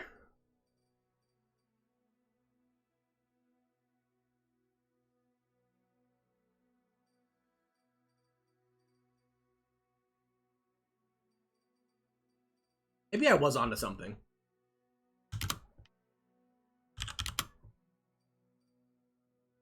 Maybe I was onto something with so good against Targon Demacia. Question is, like, what the split is. I feel like this. Can I play another Croaker? Play another Croaker. Let's lose some LP. I feel like we're almost certainly going to lose some LP. I stopped playing this deck because it stopped winning for me against Ahri decks. But why is that called Pirates? Kind of because it's like a MFGP deck, but you just go bigger. It's like more of a mid-range deck. I call it big pirates. Maybe that's a naming convention I got from other CCGs, you know, just the sort of like, you go a little bit bigger. But I think it's just better than pirate aggro because you can play a control game, but you're also kind of a pirate aggro deck. Okay. Ezreal, Caitlyn. Okay, do we want a Ravenous Flock? We really want a Jagged Butcher on one. So how deep do we go for it? Flock is really going to be useful against Caitlyn. I think we just full maul, though. Jagged Butcher's really good. Zap's really good. Hard to keep the Flock without the damage. We just have no units. Also, we just kind of want Gangplanks. Oh, we got it. We got the Butcher. So Butcher's really good on one because they have no way of stopping it. And it just allows us to get ahead of the game. Or our Gangplank. If our Gangplank levels up, we have attack on odds on round 7 or 9. That's really nice. We can open attack here, potentially. Open attack is nice because we could potentially harpoon something. Interesting. Open pass here is interesting, too. Because if they develop a unit, we can sentry attack, guarantee damage. If we attack, what is attacking bad into? Mystic Shot? So, sentry's good to hold because of Baron. If we pass, they just always pass back, though. Which is the problem with passing. So I think we just attack. Doesn't make any sense to pass. Because they just get the pass back. We get 1 mana, but we miss our attack token. Which is kind of annoying. They can also develop like more Tri-Beams and stuff. Peacemaker, sure. But we don't get the Plunder trigger. If they're smart, they just don't develop here, since I can't really do anything. And they are smart. Torch. Oh, okay, we hit a trap there. That's pretty lucky. They hit a Caitlyn now. So, it's kind of interesting. So, we have a few options here. We can just red card Flock. Which lets us save a sentry for a Farron. That also helps level up our Gangplank. Or we can just sentry Flock. Twisted Fate Flock feels a bit weak. We can always Twisted Fate a Farron, I guess. And we don't really have any make it rain, so we can't turbo level the gang. We want the Gangplank to be leveled up on 9 here.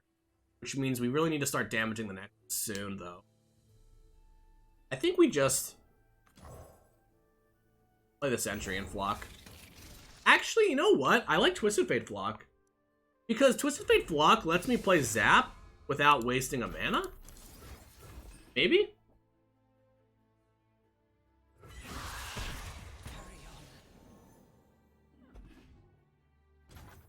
Because here, we kind of want to develop, but it's hard for us to develop. Okay, we drew the Death's Hand, so I think I am just going to play Gangplank.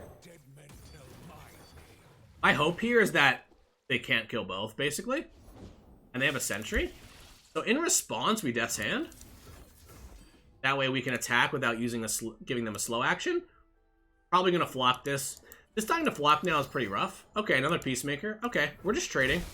I do get the Gangplank activation, which is nice.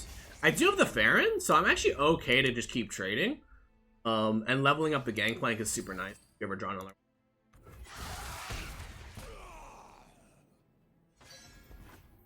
So we gotta be careful of Tri-Beam here. Like, if they just open pass, we need to really respect Tri-Beam. Pharaoh's Financier. I can still Tri-Beam here, but I do think we want to Zap. The Guillotine. Interesting. We definitely take. This is worth way more. Maybe open attack.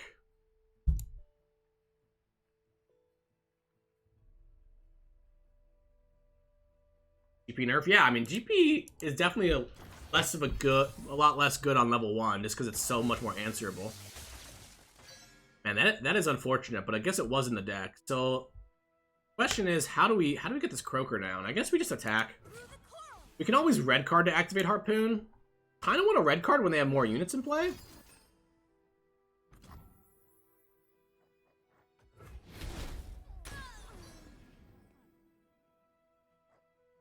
I guess we could gold card. Gold card is weird. Like, gold card, we could run into a tri-beam here. If we go gold card. Like, red card into Croaker. So maybe we just go blue card. I could also just play this as a 2-3. It's not that bad. I guess we just go blue card. It also holds up Harpoon, so if they decide to tri-beam right now, it's okay. The problem is we don't have ways of damaging. Oh, I think that's actually a nice draw. I help when I can. Shut up when I can. Because the problem that we just ran into is now Farron is a problem, right? Because we don't have a stun. I'm thinking we're supposed to just play the House Spider. Weirdly.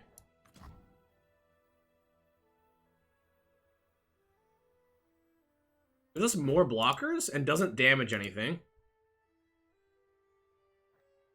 Gotta trust your instincts.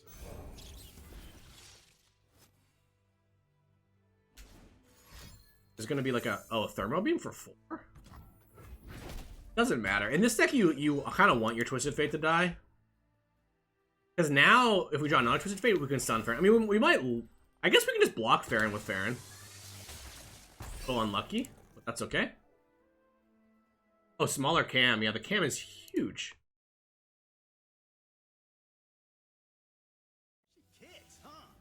Definitely block one. The good news here is I don't think that their Tri-Beam is on 8 yet. Yeah, maybe I was supposed to play Croaker now, because now I still can't play it. But Croaker is weird. Croaker is weird. We just leave it in our hand.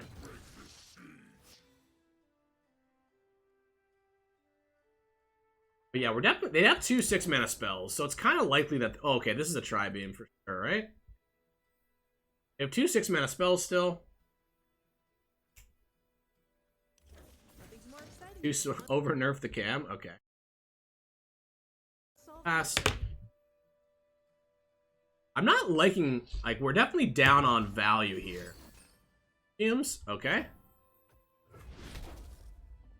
Okay, if that's the case, I kind of like instantly Crokering. Oh. If I Croaker it now, it dies, though. We can't Croaker it anymore. I just want to draw another fatty, I guess. Zap is actually good. So, we have a Flash Bomb in our deck, so we need to be careful about playing the Zap. I don't think the Zap really benefits us. Like, Zap is interesting because I really would like to, you know, potentially get a damage activation, but I think we just force. We just force it. Damage is super relevant here. Every damage we get in gets us closer to Decimate win condition. And it's possible that they just didn't have an out. And they were trying to draw into it. Though they wouldn't flock if they were trying to draw into an out. Actually, flocking makes no sense. Was it a fleeting flock?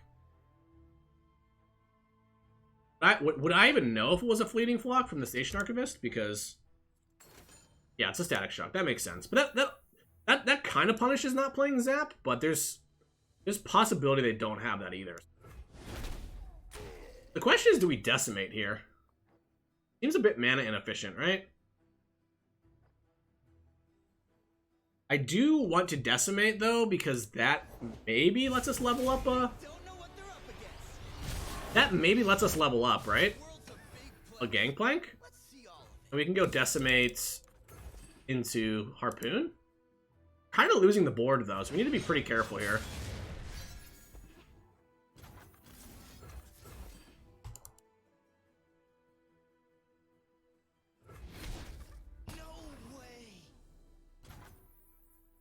I guess we just play the Zap. They have 2 6-mana spells still, correct? Oh. Yeah, this, not playing this, Croaker ever is really punishing us here. Okay. For Zap, I love drawing cards. If they have, like, a Farron, we just die. Okay, they don't.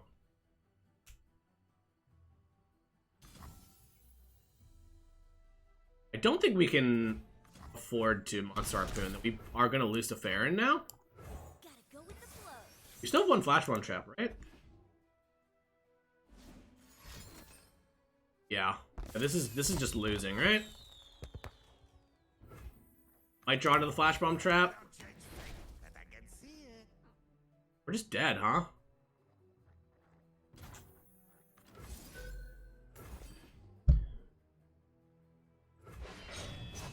We have thinned our deck. Like, we have a lot of really good draws left, which is kind of good. Okay. Luck in our favor. So, back. We just have to stall? We actually want our units to be dead. Because if our units are dead, then Tri-Beam and everything isn't that effective. Tri-Beam, Ezreal. Yeah, now we're just passing, I think. Aloof actually might help us. It does help us.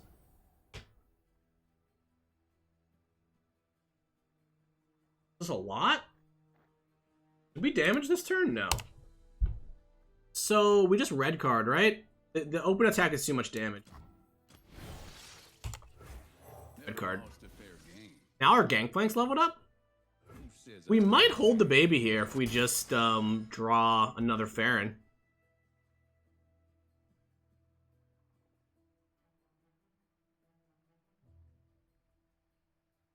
So we could die. Like, Tri-Beam here could just kill us. Especially if we don't hit the Tri-Beam with the Make It Rain. Oh. They just pass. It's kind of interesting. Like, it could be worth... We're gonna flock anyway, so it could be worth to do so now.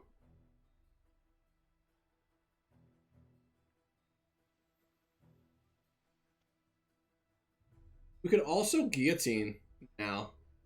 But then they could Tri-Beam, so I think we passed. Pass. Pass. Oh, Spider's huge. That protects us from Tri-Beam and Farron. Aloof? Oh, please pitch one of these. Okay, that's fine. That's totally fine. So now what do? I think... Really close. I guess we just play one of these, right?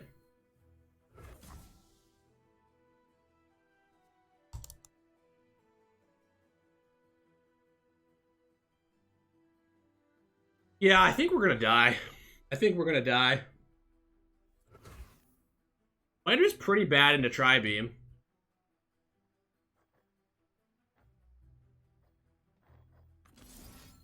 I think we die here. They also still have...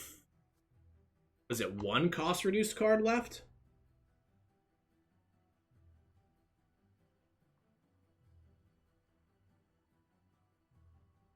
And I believe they have one 6-drop left.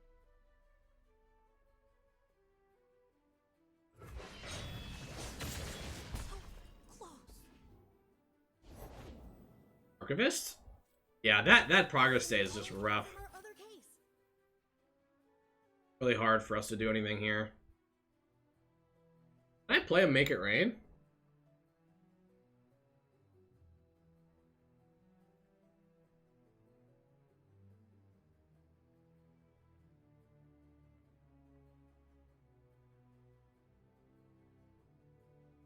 Make It Rain is so bad if it misses? The open attack is kind of scary, right? So maybe I just play another guillotine.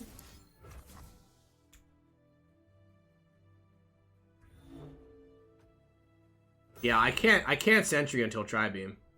Can't. I guess the thing about Tri-Beam is we could maybe snipe it with Make It Rain, guillotine. A Peacemaker.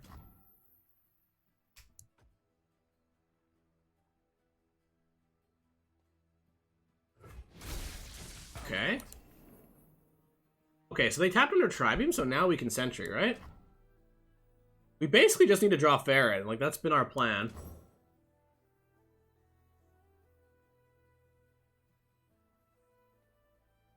Do I tap the 2-3? No. I could tap the 2-3 since this is a better trade, but we just have to prevent damage. Be a mist. Sump fumes.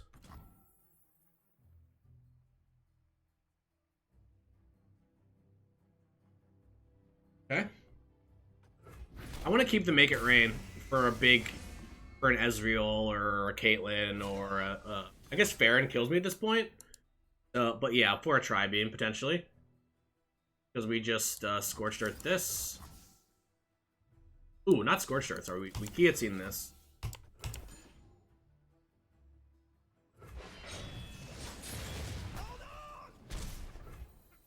Yeah, I mean, they definitely have some number of Mystic Shots, right? Though, you know what's weird? If they're playing the Allen deck from Worlds, they actually don't have Mystic Shot.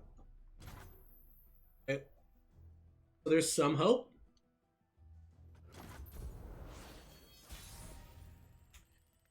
Okay, we do the Farron. Probably die if we tap out, but I can't just pass. Can I open pass here? Open pass, untap, attack me. We die to like an Ezreal if we tap out. Like 100% of the time. They probably have an Ezreal, right? So we just pass. Pass, go for Farron next turn. The problem is, if they're clever, they might pass back and open attack. And then we're at 5, and we're just still probably dead to an Ezreal. I think there's no way that playing Farron is right, though.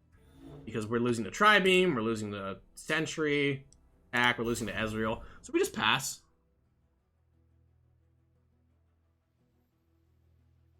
And if they play like an Ezreal, we just fire the Make It Rain, I guess, without playing any units. It's going to be tough for us to win, obviously. I mean, we've been in a tough spot. Did get the second Farron. What could punish playing Farron? Tri-Beam, Ezreal, which would probably lethal me. What? Excuse me? Oh, they just have main decked progress deck? No, these are both off the Financier, right? So yeah, I mean now, obviously they probably have a Sentry, but the good news is we have lethal with double slow spell, right? We have two, and if they don't have a Sentry, we win the game. Oh, this is not lethal, actually, is it? Yeah, they have a Sentry. Okay, this takes all their mana, though.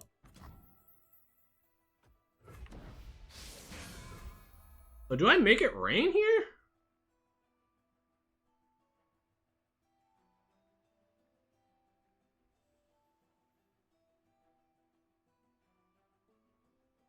I feel like the Make It Rain on Ezreal doesn't kill Ezreal fast enough.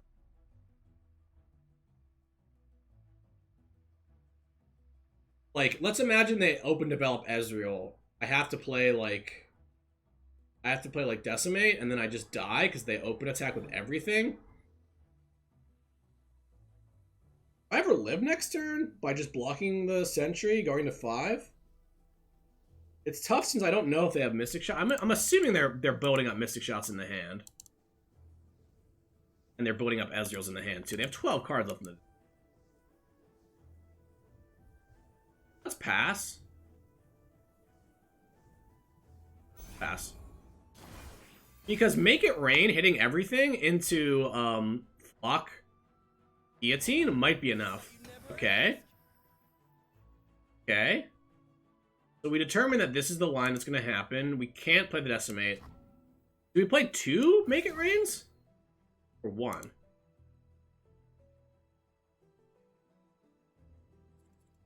mean, we're probably just dead. Double Mystic kills us. They almost certainly have. Yeah, we play both. Because the hypothesis here is we need to hit the Ezreal to survive. Well...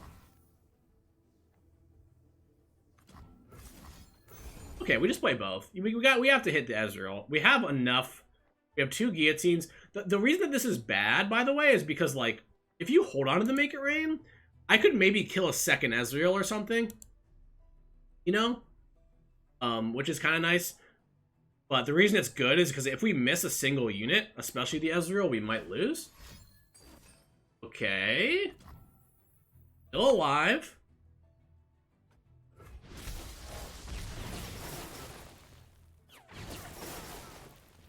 We want to lead with Flock here.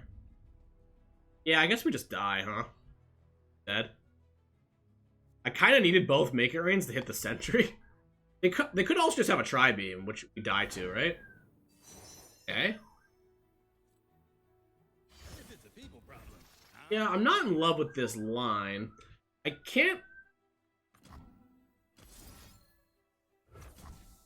Guess we start with this, right? I mean, we might survive here. They hit. They try to Mystic Shot us, and we Flock, and we're alive. A Scorched Earth. We're still alive here.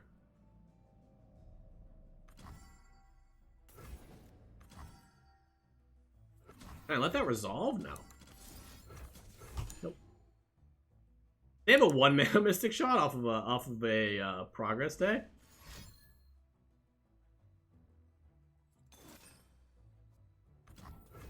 Three. I can go to 1. Got 2 different ways of going to 1, right? Oh, okay, we're going to 1.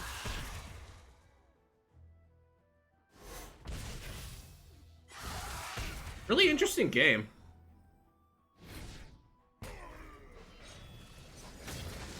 If it's a 0 Mystic Shot deck, we win? Really? Or I guess they might have a third Ezreal.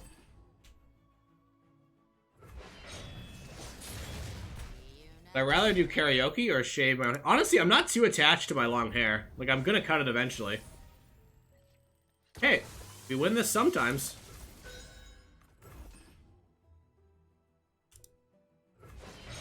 That resolves? So we win? Another aloof? GG. Close. We tried.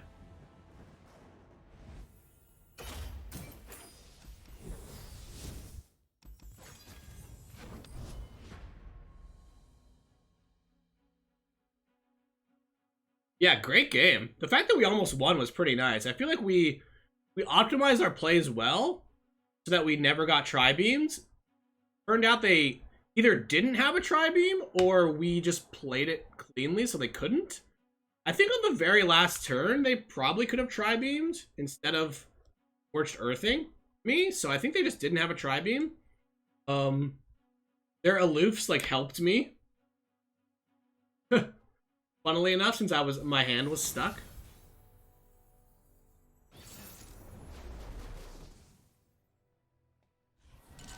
A Shock Blast? Yeah, I thought for a second I had won, maybe, because you always are going to Mystic Shot in response to Decimate, right?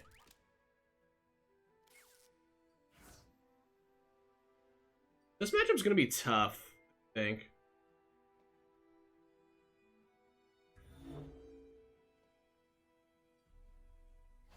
I don't know, but they just have too many threats. Do we want the Sentry? I actually don't think I want the Sentry. Like, I could keep Sentry and Flock. It doesn't even deal with anything, because they have so many pumps. So I think the plan is to try... We want Morai Warden and Jagged Butcher.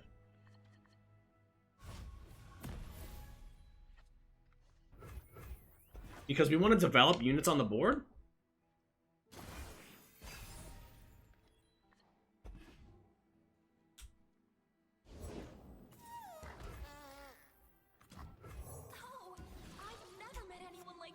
I swear I get this thing all the time.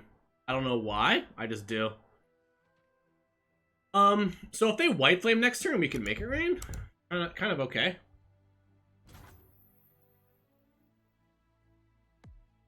Oh, Ian is here.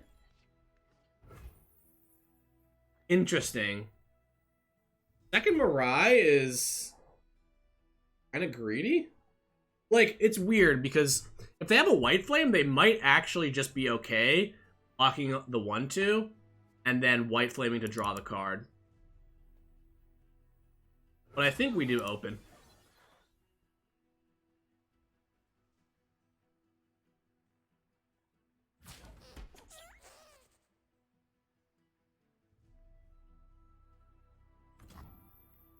Okay, so it looks like it is a white flame. Okay. We don't want to make it rain. We want to make it rain on turns where we're getting value out of it, right? Like Gangplank value. So Shyvana could be problematic here. We do have the guillotine, so...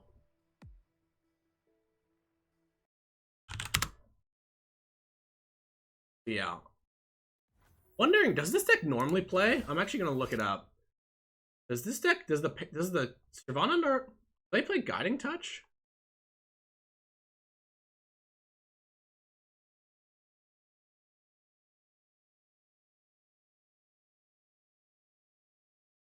What they?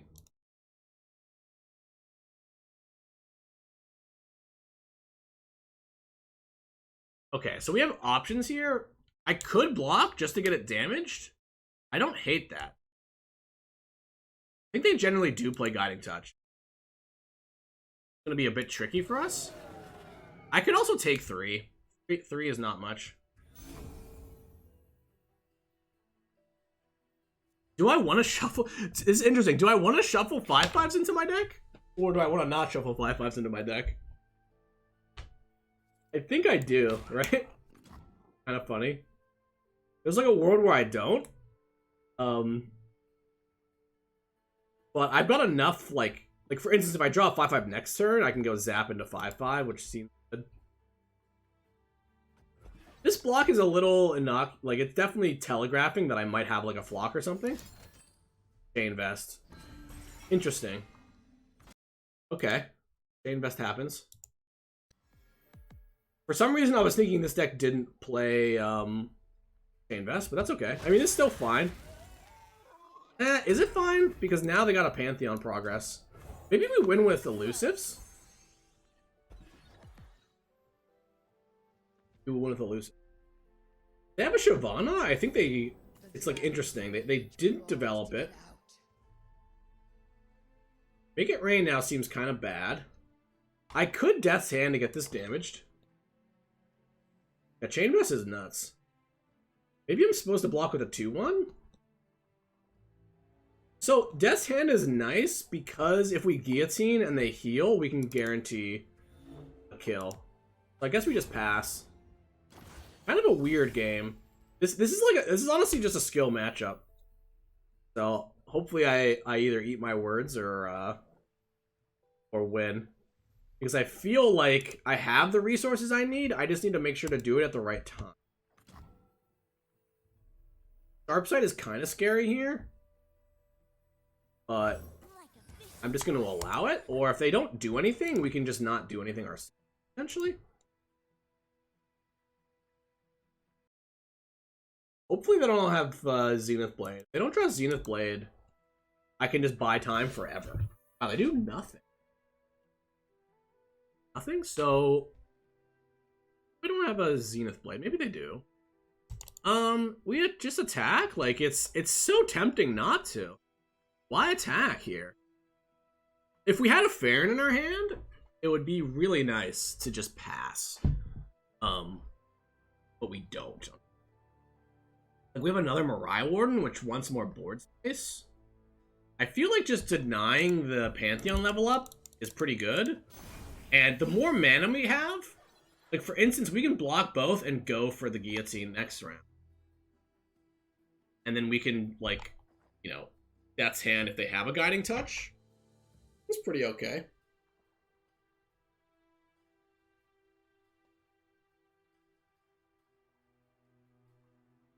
Pretty okay.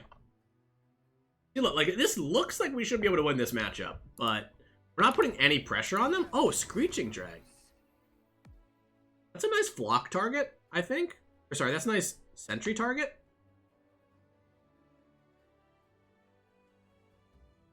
I think we pass, though. And say, like, what are you gonna do?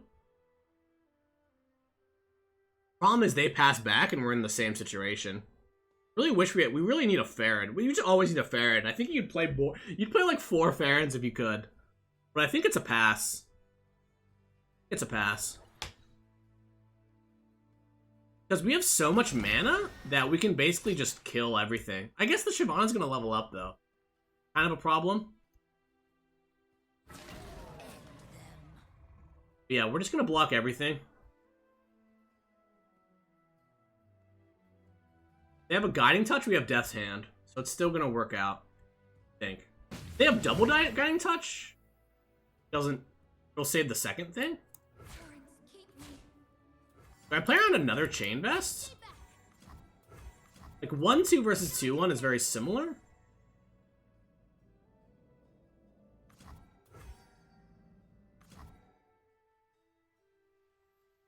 I really want the 2-1. It's greedy though. I mean, we're gonna be able to kill all their units. I wonder if we can ever just starve them out of units. Yeah, we've got the GP boat.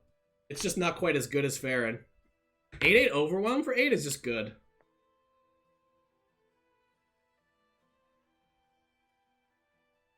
I think it might be a short stream today because we're gonna lose all LP.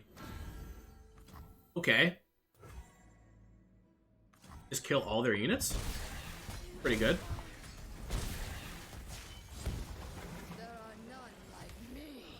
So I actually had Battering Ram in the deck. So yeah, I wish I blocked with the 1-2. I wish I blocked with the 1-2. I don't know. The second Chain Vest could have been annoying. But yeah, this is why we play Guillotine over Scorched Earth these days, because there's so many Demacia Targon decks. Pretty good. What's up, Garthcast? So we can develop Mirai because we've got double sentry.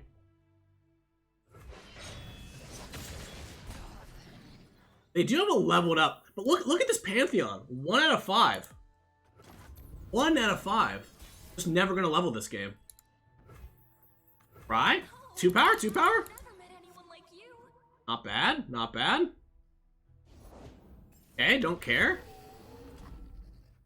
Entry. If they concerted, we have double flock. Just absolutely pushing damage. When you play the big pirate deck, you have to play...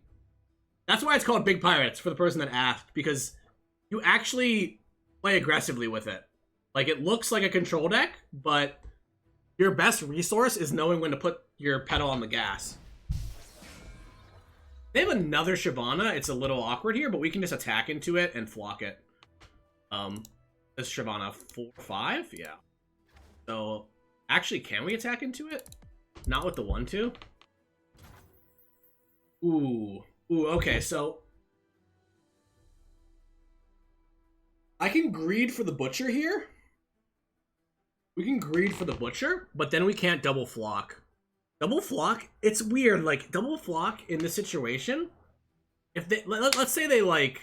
Let's say they, like, Concerted Strike. Obviously, flock is, like, 1 flock is good enough. I almost don't want to spend these flocks. Because I want to save the flock for, like... a Shyvana or something, but I've got a sentry for a Shyvana next round. And if they just single, 1 flock runs into Pale. Yeah, we just attack. I want the extra damage though. I want the extra damage. Screw it. If they single, we just let it happen. That's the trick. That is the trick here. If they single, we just let it happen. Play around Pale, save the flocks. It just doesn't do anything. You know? Just doesn't do anything. It could have a Guiding Touch as well. It doesn't matter, though, because it's stunned and not damaged, huh? Okay. Yeah, okay. We just allow the single. We just allow it. We stay okay. If it's a Concerted, though, we're super happy. Try it. Try to Concerted. I freaking dare you. Has to be a single. It's not even good. I'm gonna single a 2-2 elusive? Don't care.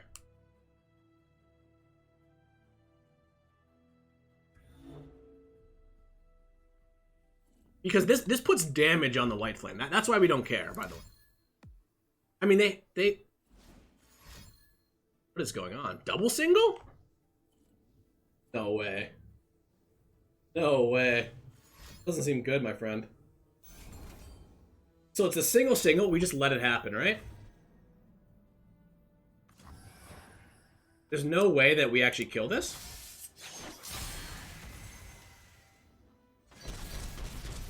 Yeah, maybe they shouldn't have attacked into 9 open mana. That just seemed bad. What they should have done was just attack with Screeching or something like a soft commit, you know, where they're just like, okay, eat your Zap Sprayfin with my Screeching, untap with mana, because they forced themselves into that Dragon's Clutch play, which was really poor. But anyway, it's looking good. It's looking real good.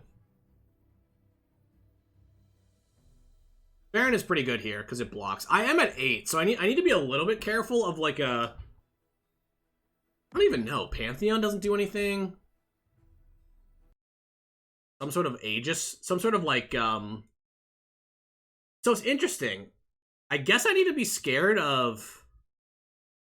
I was going to say I need to be scared of Cataclysm, but they don't have Overwhelm, right? I think the right play is to just Spider. So yeah, like, it's interesting. If we Farron, we ever lose to, like, some sort of weird Cataclysm thing, like, Farron is obviously good. The problem is, like, we could run into a Judgment if we go with our little units. But what if we just Sentry this? I like this. I like this a lot. We can maybe kill everything to play around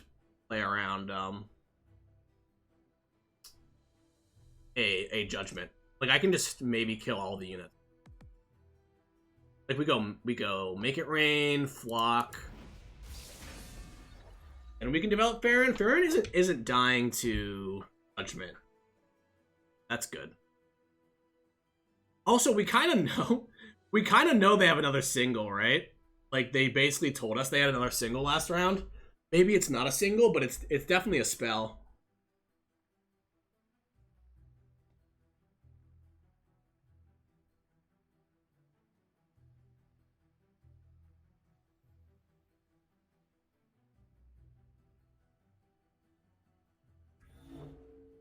Yeah, maybe this was loose. Maybe I'm supposed to just blend. Like, it's weird. In LOR, like, it can be really hard to develop these big threats sometimes, which is why it's tough to play them.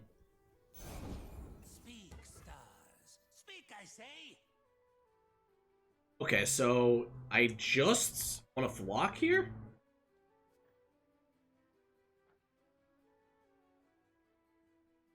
Interesting. If they Guiding Touch, then I Death's Hand and I get the kill. And the Shyvana doesn't... If it's not attacking, the Shyvana doesn't do... Right, so...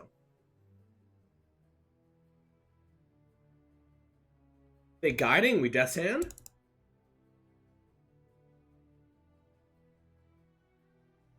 Because I don't want to Make It Rain yet. Since I kind of want to Make It Rain to guarantee to hit the Mentor. Their Pantheon is still on 2. 100% signal. Yeah, it could be. It could be that they had a Concerted, but it would... I don't think they would Concerted there. Yeah, now we Make It Rain... Or do we just Zap? See, this is where we run into the weird situation where, like, we could get blown up by Judgment, right? This is why I don't love this play. It, like plays around some super weird, like, Cataclysm rallies and stuff, but now we're just almost losing to Judgment?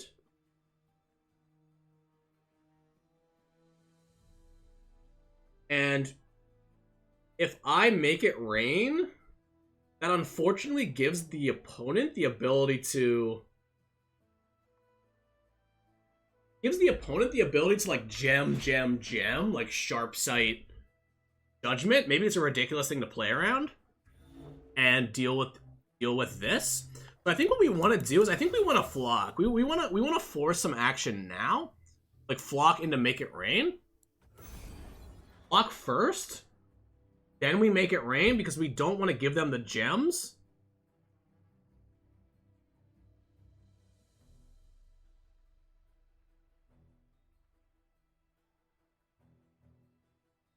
Yeah, see, I kind of wish I had the Spider on offense now. I don't know. Maybe this is just going to be good. Because the Make It Rain is going to put them to 8.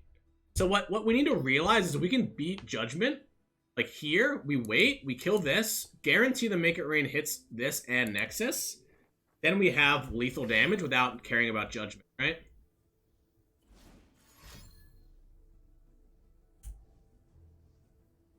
Yeah, maybe they're probably gonna single this because they know at this point it's pretty obvious I must have at least one Make It Rain. Why not put both on the stack? I don't think healing does anything here, right? Maybe it does. Yeah, it's kind of over. Like this is why you slow down when you're ahead. Like I'm only losing to some crazy Judgment scenario, right? Yeah, I think we Make It Rain. It's kind of awkward if they pale this and then put all the gems on this. I guess I don't need to attack to win. I'm just very nervous about some sort of like Dragon's Clutch Cataclysm thing. It seems like a single though, and the single I don't care about single. Strafing Strike. Okay, so it actually lives, right? Oh no, it doesn't. Oh, that's good. Oh, interesting. They could have strafing before. I don't know. They could have. Oh, but they have to hit like a 2-1, which kind of sucks. Now we just have open attack lethal, I believe, or one off. But Death's Hand is lethal. We have the flight on top. So the flight is actually pretty good here to develop, right? It's elusive. Don't have to put the Farron into play yet. They tap below Judgment, we just can Farron. This presents lethal, it forces them to do something. I guess they could have a Guiding Touch, so they could pass back. Just makes it interesting. Possible playing Farron is just better. I don't think they can ever survive. Don't think they can ever survive. They could play a Pantheon, but it's not leveled, right? So, there. Screeching Dragon?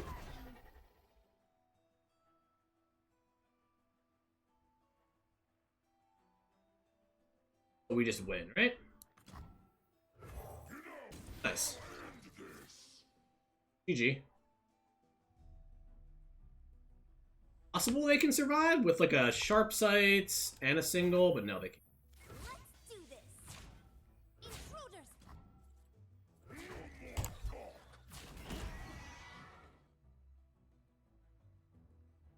Nice game.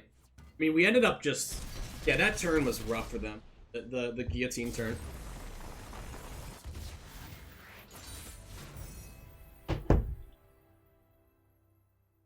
So I guess...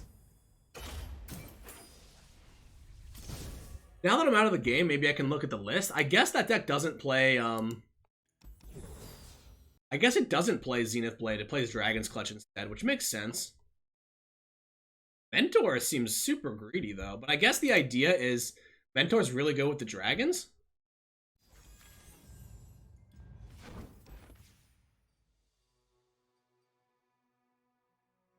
Guillotine? Yeah, Guillotine is really nice right now, for sure.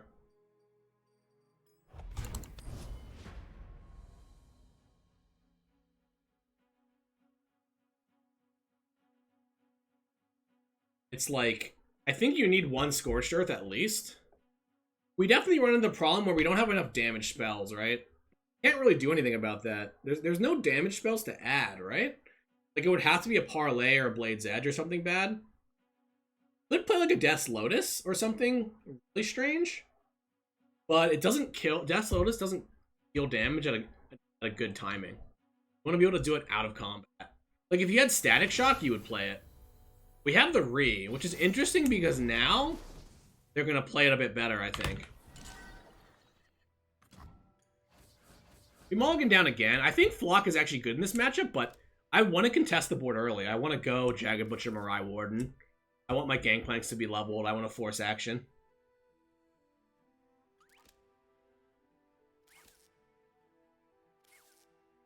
You have the deck code? I can just tell you the deck. You want. You're ready. Ready for this Rap God impression.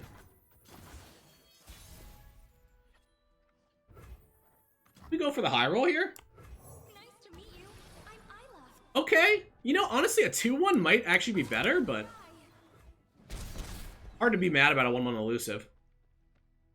Okay, tell you. Okay, it's 3 Jagged Butchers, 3 Ravenous Flock, 3 Mirai Warden, 2 Fortune Croaker, 1 House Spider, 3 Make It Rain, 2 Scorched Earth, 2 Guillotine, 1 Scorched Earth, 3 Arachnoid Sentry, 3 Zap Spray Fin, 3 Twisted Fate, 3 Gangplank, 3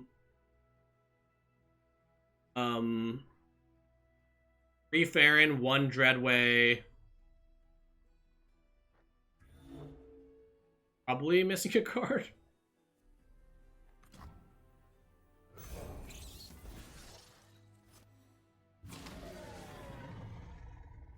So here it's weird. Like, we wanted to get this damage last game, but we don't want to let them, like, chain vest here, I think.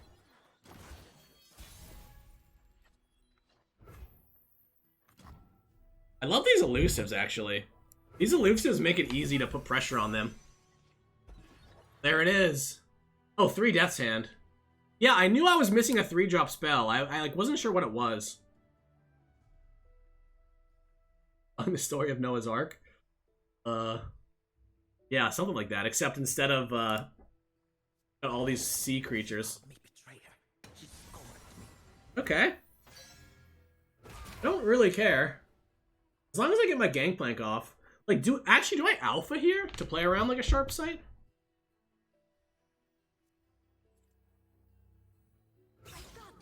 I'm running out of board space. I don't mind trading the 1-1 for the 3-2. Because Make It Rain.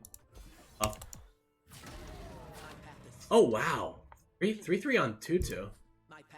Yeah, this is close. I mean, I think they should block the 1-1, but not complaining. Well, yeah, this being damaged, like, it just kind of is gonna get blocked by this anyway. So you might as well take less damage.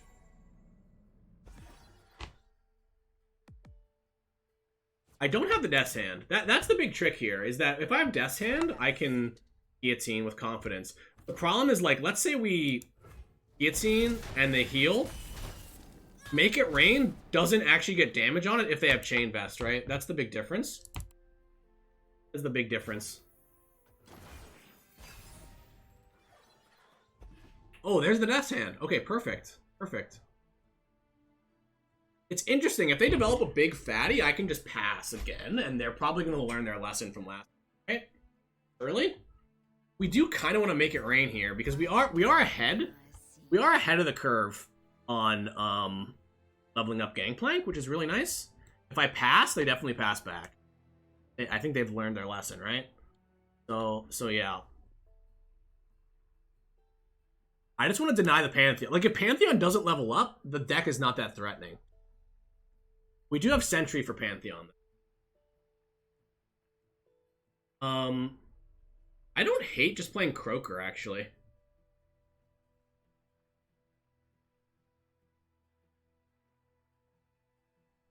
This is really tough. LOR is just it's just too hard. Like, I've got so many options here that are all, like, seem like they could be good.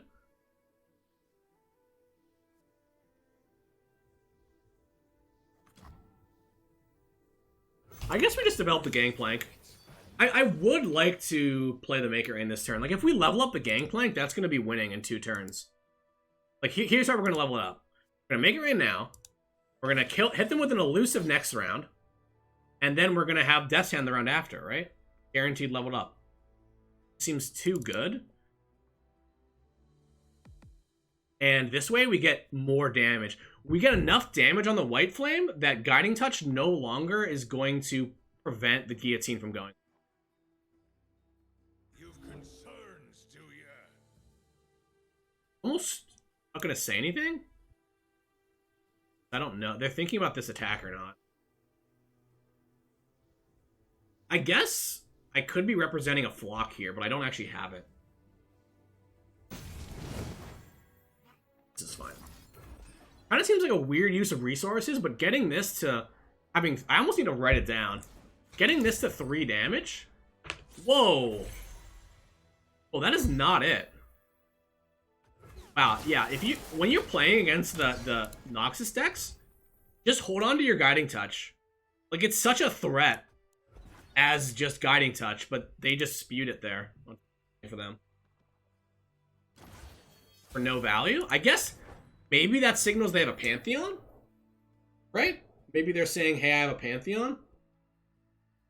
But yeah, remember what we said. We're going to deal damage with Elusives this turn and Death's Hand next turn. What we do is we zap. We're going to have 10 mana next turn. We can go Guillotine with Death's Hand backup. And this is kind of awkward into Sharp Sight. It's just not it. Like, if they had both, they could have healed this to full, maybe? I don't know. This is rough. I guess they have a Pantheon, right?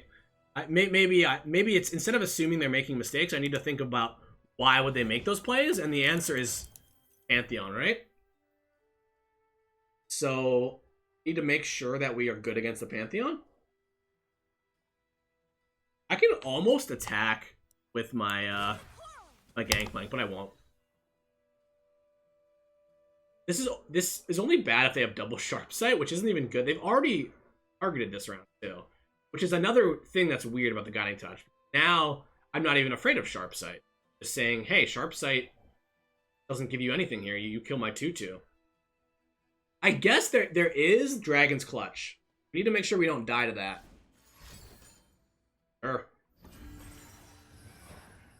Okay, so now this is where our game kind of struggles. Like, how much damage is all this? Anybody, like, I've dealt, I blocked it once. What did I block it with?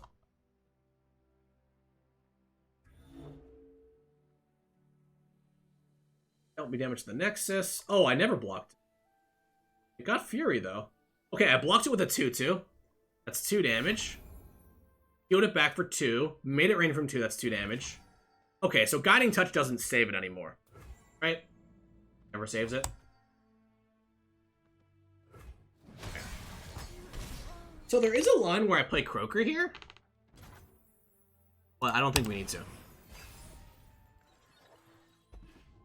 So yeah, it's got 3 damage on it, I believe. And I guess Star Shaping. I don't know if they play Star Shaping. I doubt it, but this feels very winning to me. It feels very winning. This is where I'm going to slow down a bit and be a bit careful. Even Mentor? Bad for the teeth, though.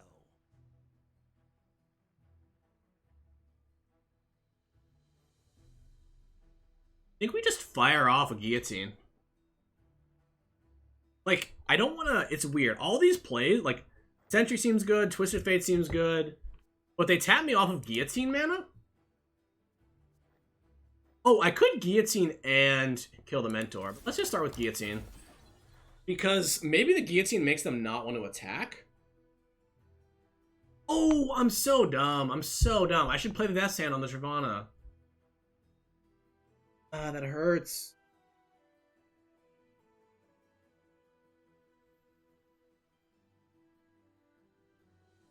Well, now I can Twisted Fate, actually. Right? And they can't attack because I just block and Guillotine. They're actually stuck. The problem is I really want to damage their Nexus because I want to level up Gangplank, right?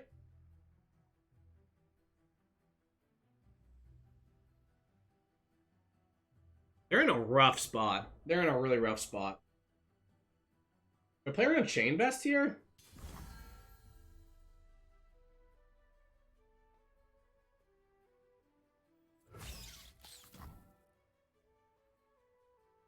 Yeah, I saw people playing spiders. Should I play some spiders? Feels very winning, right?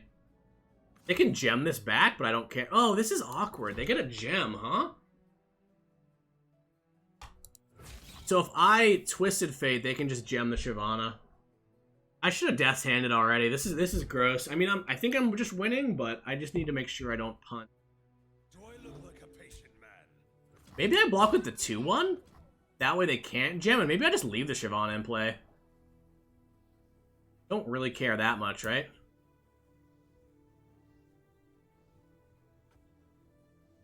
Okay, this is it.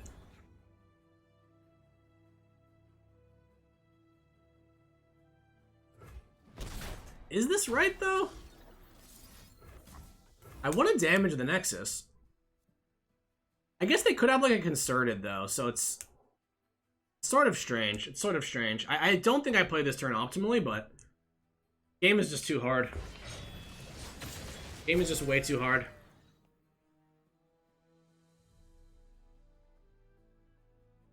Maybe I don't need to level the Gangplank up. Like, if I'm in a weird spot where Concerted kills my Gangplank, right? What? Excuse me? A single? Why would you do that and not gem?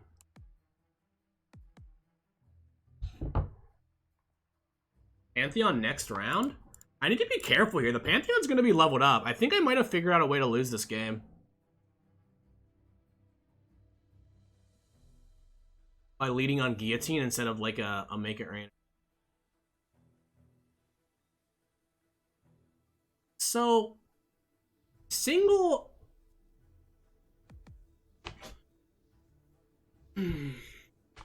This is rough. Single is like tough here, but they just trade. I guess we red card. I don't know, y'all. This is rough. Because they can't Concerted now. Now it's just single. And single will just die. If they have a Strafing Strike, it's kind of bad, I guess. Strafing Strike into like Pantheon. Yeah, we're in a weird spot here all of a sudden. We're giving them a bunch of gems for Pantheon. I don't like how this at all. I thought that this turn was going to be more winning. What happened this turn? The Guillotine is wrong, right? Like, you just can't Guillotine.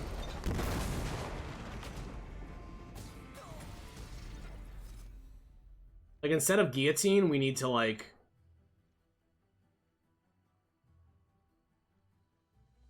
Instead of Guillotine, we just need to play the, Twisted Fate. Or no, or Death's Hand the Shyvana. That's what I missed. Death's Hand the Shyvana. And then we can kill, because we don't want to kill the goat. We want to kill the Shyvana, obviously. It's going to level up soon. Also, the fact that this is a dragon is scary, because it means it can get dragons clutched. So yeah, they can gem or whatever. Here's the Pantheon. I have a weird line, because we're just going to open attack, right?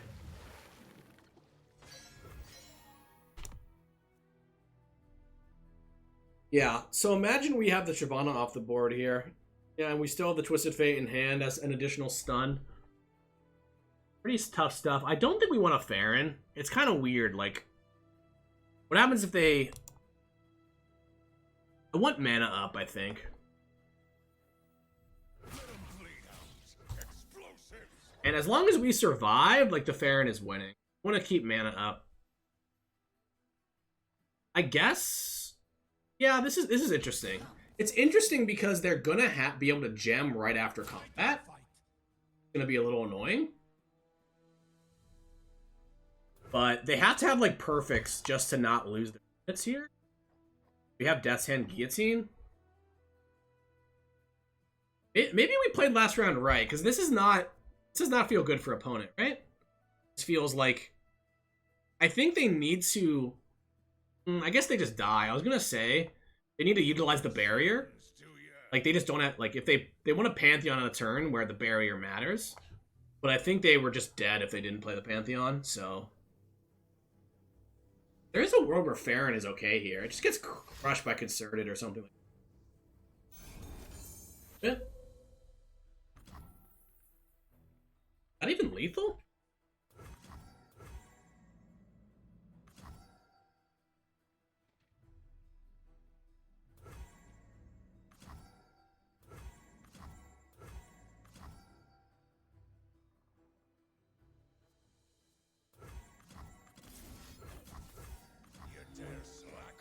This feels fine for me, right?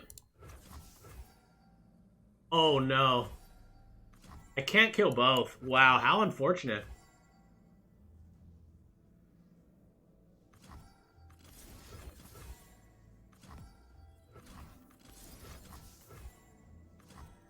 Okay. Hopefully they don't get Spell Shield. Really awkward if they get Spell Shield.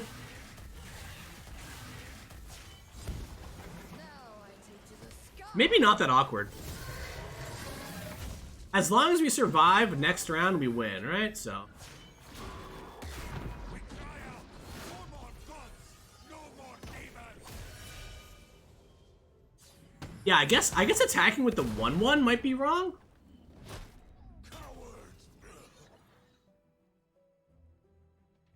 So now here's the interesting thing. This Pantheon, this Pantheon's actually pretty good because it's got Augment. I was gonna say this Pantheon kind of sucks. So I almost want to not kill it, because then they get a new Pantheon, right? That's the problem.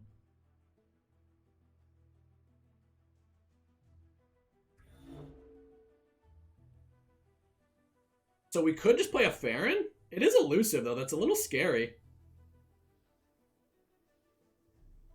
But we can't double decimate next turn, so I don't think Farron is ever good. I think we just do this. If they get a spell shoot on the next one, we might die. Right?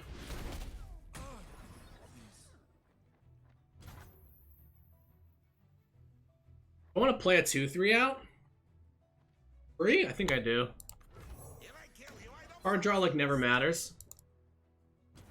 Versus like maybe we die next turn. That's not a helpful draw actually. Yeah, we could die. Could die to elusive like spell shield elusive Pantheon here. Can we though? If they gem it a bunch, they can't rally. So actually maybe we're always good. Maybe we're always good here. By my spear, the gods will no war. Okay, Spell Shield and Scout, but no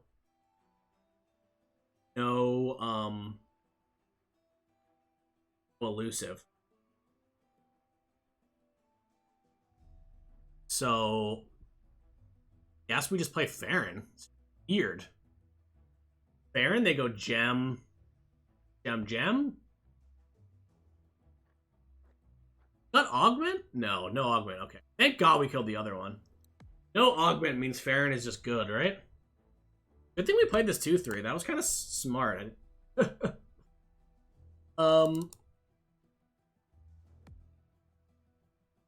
Oh, do we ever die to like a Screeching Dragon? No, because like the gems are worth a lot of damage. Yeah, Scout Spell Shield. I mean, I don't know. It's hard to say because when it's always like, oh, this is a lucky Pantheon. There's always a worse Pantheon, right? So I feel like my opponent got unlucky, maybe. Well, Spell Shield was actually crazy, but yeah.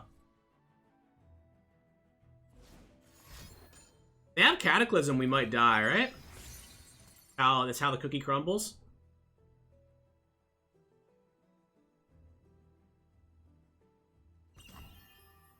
They're always attacking again. But it has Fury, huh? Still live, right? Oh wait, Cataclysm? Does that kill us? No, because they already used their first scout attack, huh?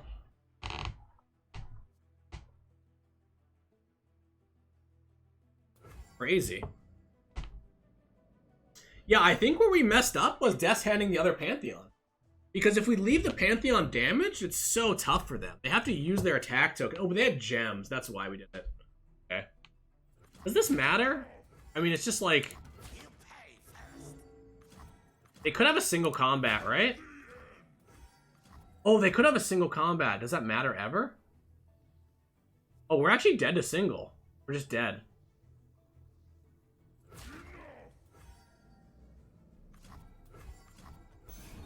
Fortunate. We're just dead to gem single, I believe. I believe? Oh, it's not a single. Not a single. It's a strafing strike. We just casually live? Because we played Fortune Croaker? Nobody else would have? Wow. Let's fucking go. Oh, gem would have been one off as well. Let's fucking go, dude. No value Croaker. Love to see it.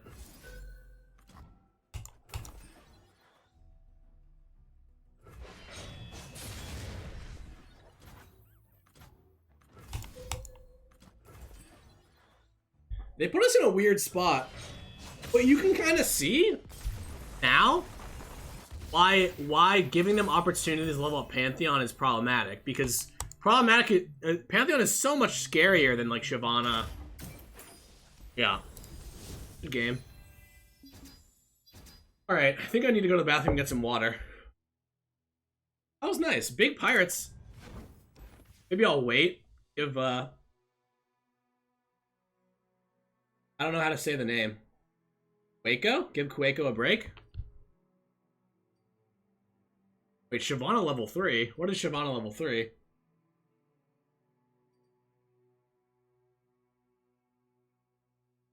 Alright, I'm gonna take a quick break here.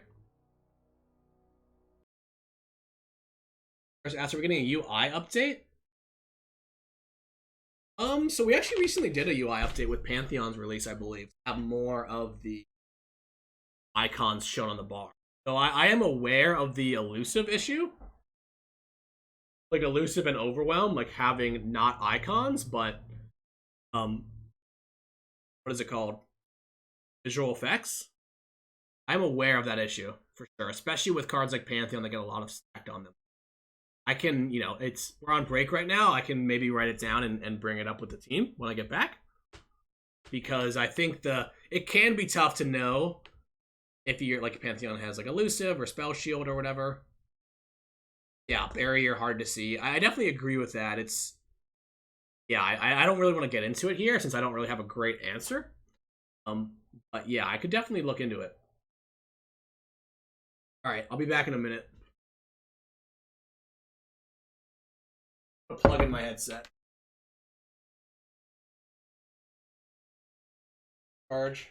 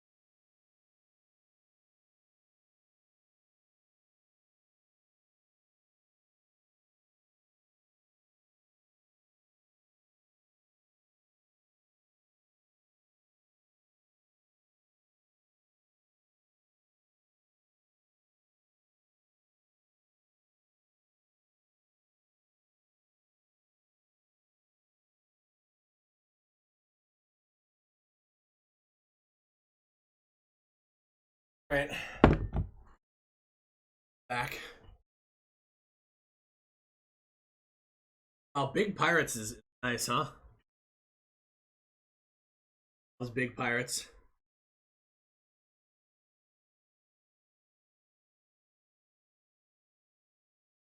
Do I have an updated Targon P&Z pile? No, actually.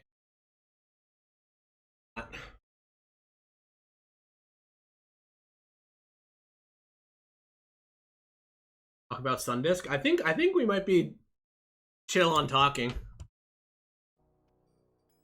Maybe we keep playing this. See what we fight. Pantheon is so scary. So scary. Okay. I think this might be unwinnable, y'all. I think it might be unwinnable.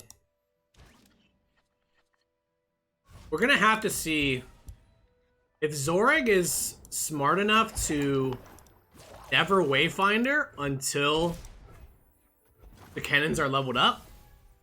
Then they might win. Though I guess now Wayfinder's been changed, so maybe I'm okay. Chip! GG. The forest and I are one. GG. I should have attacked with both. Wait, why am I not attacking with both there? Super bad play from me. We're gonna go aggro, right? Ah, why not attack with both? Oh, it's because we're not letting Chip die. No, y'all are right. We want strong opens here.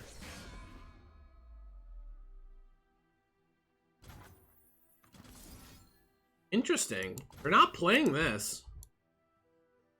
Do I have to flock now? Is that playing into like a recall? Could I wait?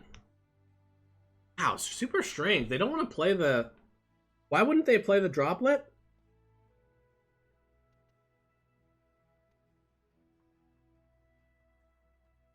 Oh, they're Bilgewater. Oh, they're Bilgewater. Wait a second. I don't know what that means. Yeah, I think we just flock. Twin Disciplines we don't care about. Like, Retreat Return we don't really care about. Maybe it's Retreat Return. That's why they wouldn't play Dancing Droplet. I wonder if they have Retreat Return, actually. We have a strong open here. Wow, not playing this. Okay. Attack. Attack.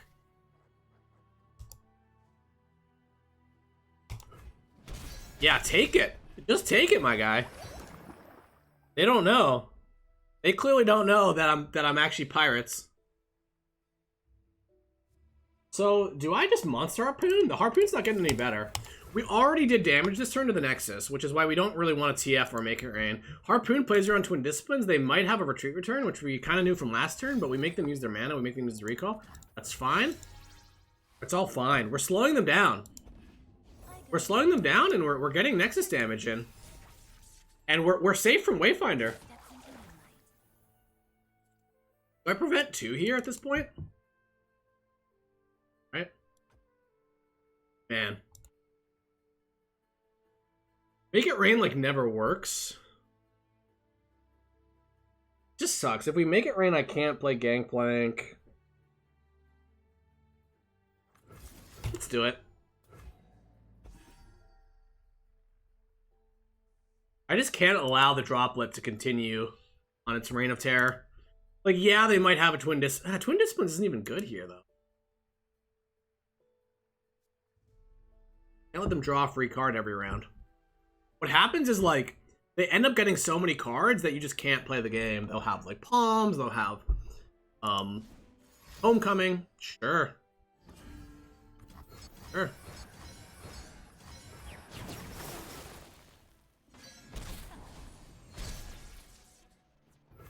I think we're passing. The problem is, I don't think, now that I don't have Make It Rain, they're gonna pass back probably. I can't. Interesting. So, like, I can't Twisted Fate. It's like, there's like a dance going on. Like, if they have a Wayfinder, right? I can't really Twisted Fate. And if I Twisted Fate, they're gonna Wayfinder. But if I don't Twisted Fate, they can't Wayfinder. But I need to get a little bit more pressure on here. I think we gold card, and the reason we gold card is if they have a recall, we actually kill the droplet. I'm always up for a round or two. Pretty nice. We're kind of putting a little bit of pressure on. Really wish I would have attacked with Chip on turn 1. That's probably going to come up. Another Gangplank would maybe be a good draw. Just to, like, let us play tempo here. They have Jagged Taskmaster? Yeah, yeah. Cry. Cry, cry, cry. Shouldn't have tapped underneath Wayfinder, my friend. happens, you get punished.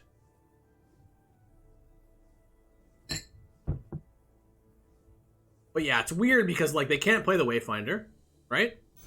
If they do, they get screwed. If they don't, we can yellow card. So now I think we open. Another Twisted Fate is good. We have to be careful not to die. I mean, they have to block, right? I don't think playing this helps because they could have a Wayfinder, so I think we just attack. Sure. I missed the damage with Chip. It's actually tragic. Doesn't make any sense. Like, attacking with the 1/1 on turn 2 makes more sense than attacking with the 2. One for the trade? I like the trade because the level up on Kennen is slowed down. I kind of want to pick a card here. Everyone here? Sure. Sure.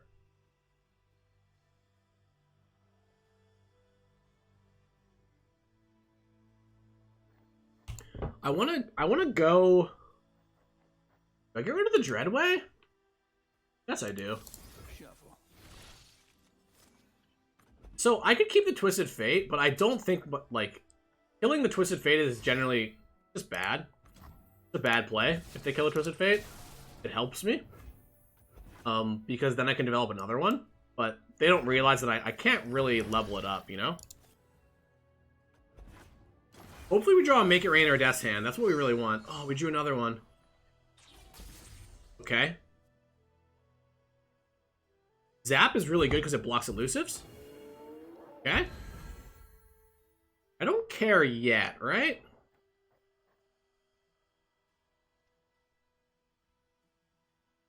Burblefish? Yeah, that's the splash, right? It's Burblefish. They have so many cards. We're playing against their life total here.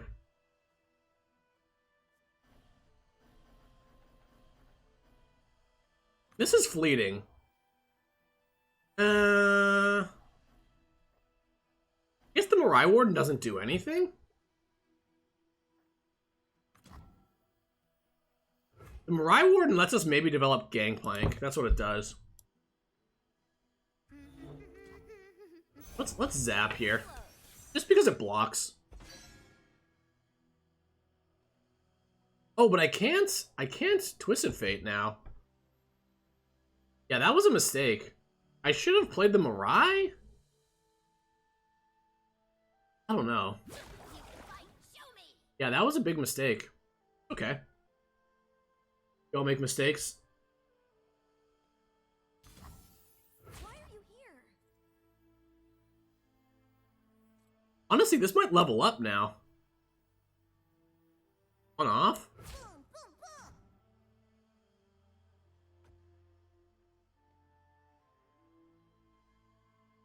Bye, Chip.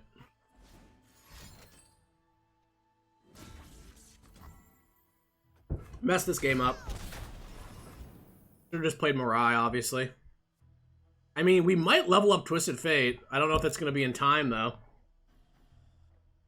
Mirai's actually good, though. So what I should have done is I should have sentry'd something. So maybe they just don't attack then? Yeah, I mean, the Twisted Fate, killing the Twisted Fate is like no play. I think we Mirai. Nice to meet you. And get rid of the guillotine. Oh! Get a mana back. Guess I get rid of the prank, huh? Wow, if that was something that drew a card, that would be nasty. I have nothing that draws a card in my deck, by the way. Just a zap. You draw a zap. I want to... Okay, they're going to kill this. Fine.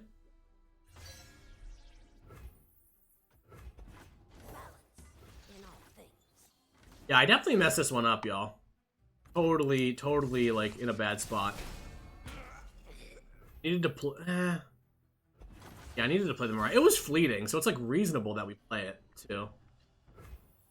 Okay, so we need this Make It Rain to go face, right? Is that where we're at?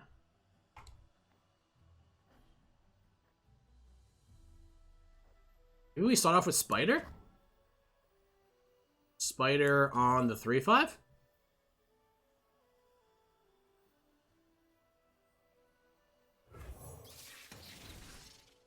Push damage?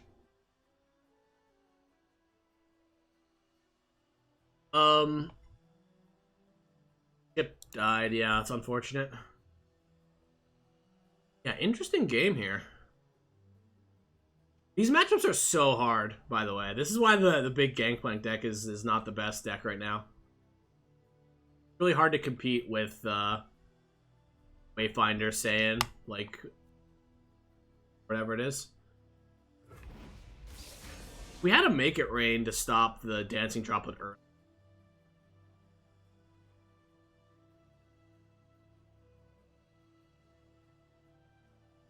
Yeah.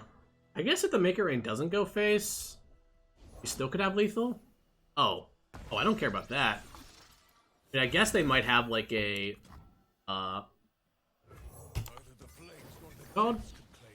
they probably have a bounce spell or a stun spell, but gotta play to our outs here.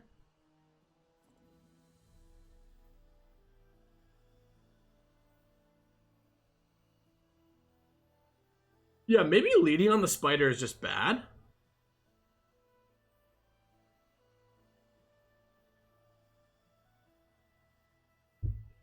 Like, we just never win, right? We can't kill them and we can't survive. I'm unfortunate. Play Plunder. I like this deck. I don't know why I like it, but I do. A lot of gameplay, and there's a lot of like figuring out if you're the aggressor or the control player and adjusting accordingly.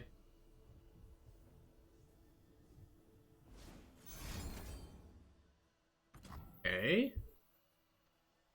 Wait, do we ever have lethal here? If we hit like perfect, could win.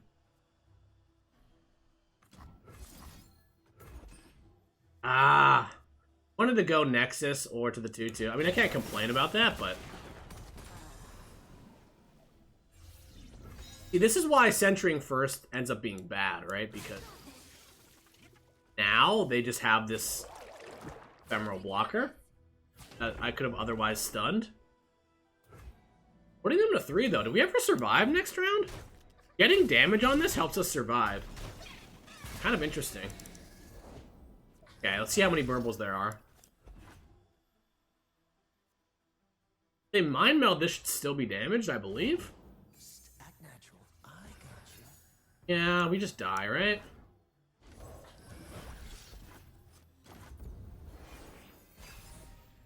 Guess if we draw Twisted Fate, Death's Hand? Wait, we might win. Might actually win. Oh, Deny just got deleted?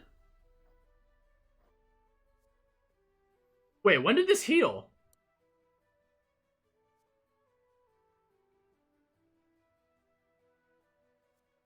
I'm confused. Confused, very confused.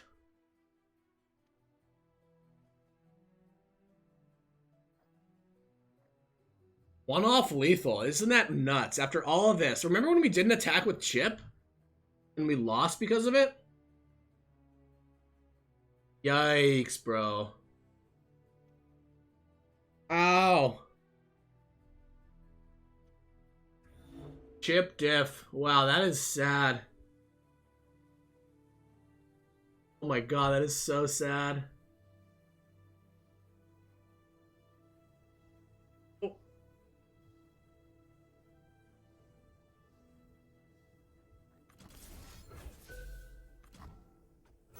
Guess we do this now? Because they could seedling it, I suppose.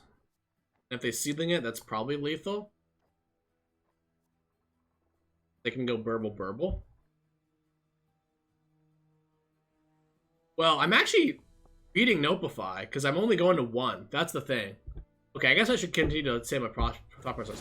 I'm beating Nopify here, but the God Willing on the 3/2 just kills me. Now I'm dying to, like, I don't know. Weird. They've got like some 1-mana spells in their hand. But we might actually win. Like, we've got lethal on the open attack, right? And I don't... It's gonna be hard. Like, Twin Disciplines doesn't kill me. Another Elusive doesn't kill me. The Godwillow Seedling doesn't kill me. It puts me to 2.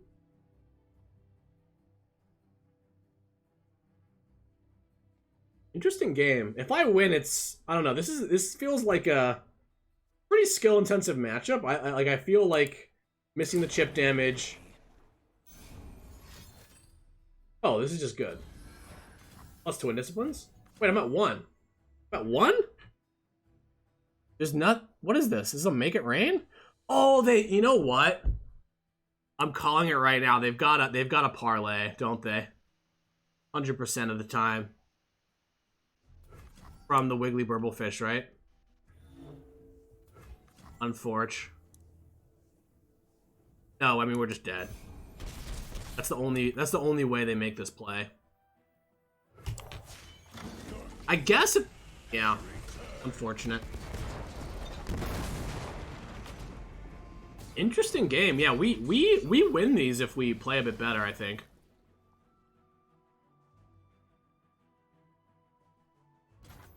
No?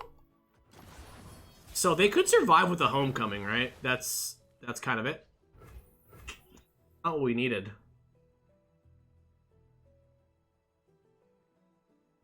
Homecoming on the barrel? And a Twin Disciplines? Or Palm? Or something weird? I mean, our hand is super bricked. I mean, we definitely open. Do we attack with the 2-1? Does it ever matter? Kill an elusive unit?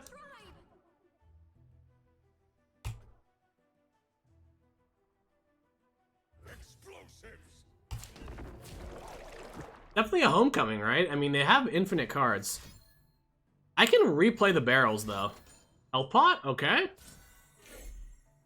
Is that still lethal? It is, actually. Twin Discipline saves, though. Okay, yeah, they had Palm. I mean, I thought I was going to be dead to the parlay, but it turns out I'm actually dead to Potion. It's kind of the same. It's the same thing, right? Wait, they just want to pass here? Not develop anything? Okay. I mean, if we draw Make It Rain or Gangplank, we can win. We draw Farron, we can win? I don't why not develop?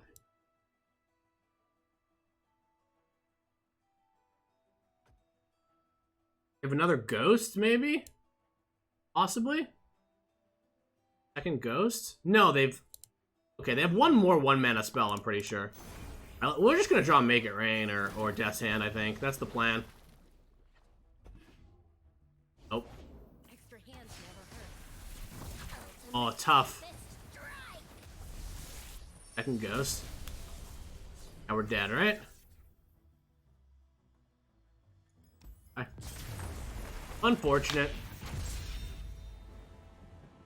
I mean, here's the thing. If we miss the damage with Chip, the game just plays out different. Like, the game plays out differently, but maybe it's a win. Like, because they only ever took forced damage, correct? They only ever took damage that was forced. We also messed up when we played the Zap instead of the Sentry. Because they didn't play around another Twisted Fate at all.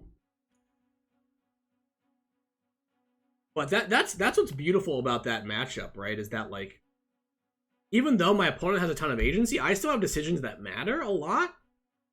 And the pick a card term was really interesting. Because I could have also played Mirai Warden. It was fleeting. But I really needed to get Twisted Fate down that round. And that was my mistake. Because it seemed like they took a line that didn't play around it. Right? They took it that didn't play around it. Because it's like, that's kind of what happens, is you sort of, Can I keep at Farron with the attack token on 8? I can. Oh, we might just die. We might just die. Otterpuss? Okay. Matchup seems rough. I don't think I've ever lost it. but I think it's actually like one of those matchups that looks bad, but it's good. But this is a pretty bad opener from me.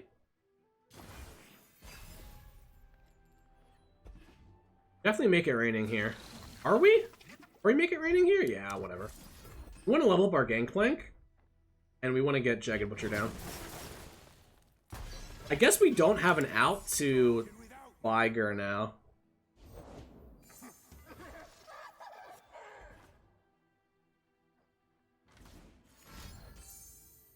Frank? Okay.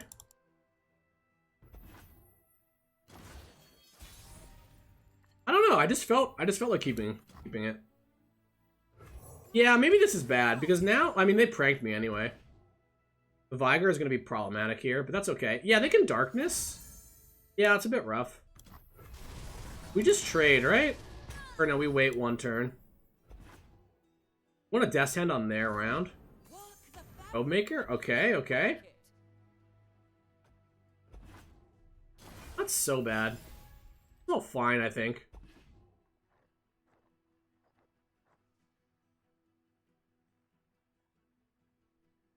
I think we're Gucci. It's gonna be interesting.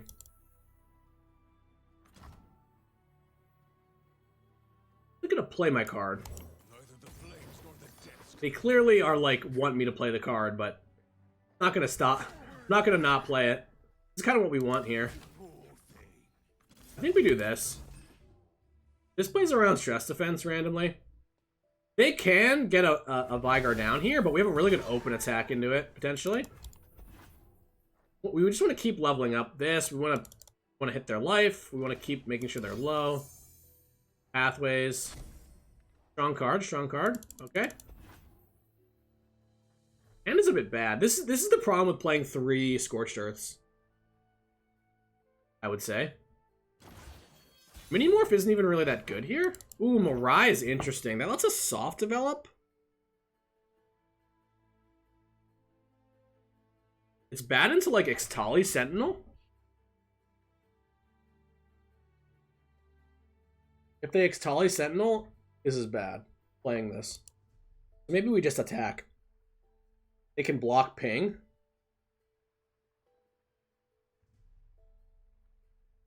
I don't mind keeping mana up to kill like Vigar or Senna though. But this is very tempting against like a reactive hand, but I think the attack is correct. Okay, it's gonna be a Pokey Stick. Really happy with this. Just getting a lot of damage in. Really wish we had like a Harpoon, but we don't. Yeah, GB being 5/4 is rough. I think we pass. I can just Mirai next round. What wondrous discoveries await below?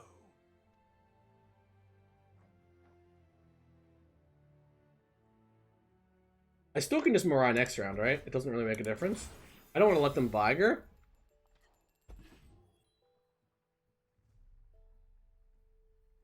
You can kill a...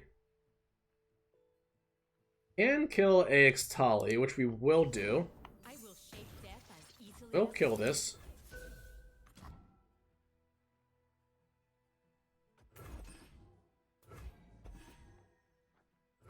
They still can't Darkness me. I am in control. So, I don't even know how Stress Defense works here. It'll still be damaged, right? So, this is one of those weird spots where, like, you would probably want a Scorched Earth instead because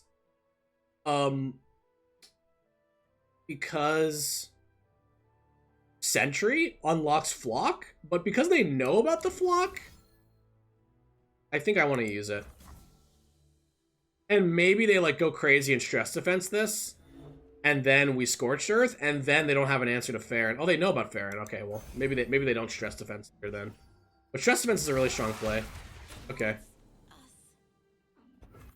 We play this. This is kind of playing into Darkness, but I don't see a big value in holding up mana.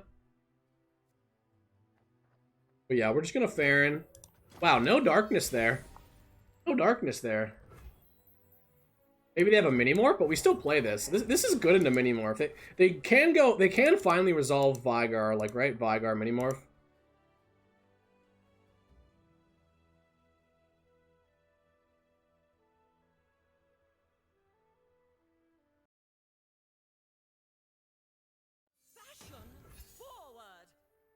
Check with everything. It's definitely a minimorph, right? Actually, maybe attacking everything is bad. Block, block, block. Maybe we just wait. So the reason not to attack with everything is because of Dreadway, and because of Gangplank level 2, we'll clear up stuff. But if we attack with everything, one of our 3/3s gets a value attack. Okay. I mean, it's going to be a minimorph, right? If it's a stress testing, that doesn't permanently deal with it, which is a big deal. We attack with this because it means the 3/3 gets a good trade, right? Also, this is damage now, so we can kill it down the line. We get 1 damage in, which could matter. I mean, Dreadway into double decimate is lethal. Wow, we keep trying. Okay, maybe there's one too many guillotine, though. It just seems like we're overdrawing. This is the second or third game out of what, 5, where we've drawn almost all of them. Scattered to its elements, even us. Wow, so they're playing Ixtali without playing the darkness. Is that just a mistake? What is that? We just played Dreadway. He's trade now? Seems like just a mistake, right? 1 mana darkness? Through conflict, we grow. Yeah, we trade. I will trade my 1-drop for your 6-drop. I understand. No.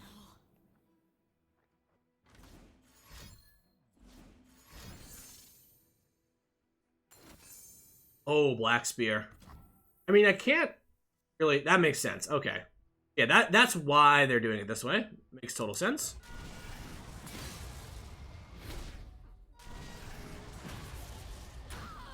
They needed all their mana to kill Dreadway.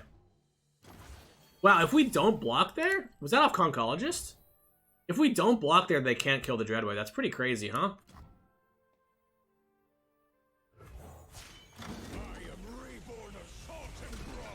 We don't want to, yeah, a lot of resources. Yeah, a lot of resources, especially because they didn't get that darkness off the Ixtali as well. Like, all these pesky units in play are just super helpful. Okay, so here we red card. It's kind of like if they have minimorph plus Pokestick or Vial, it's not great.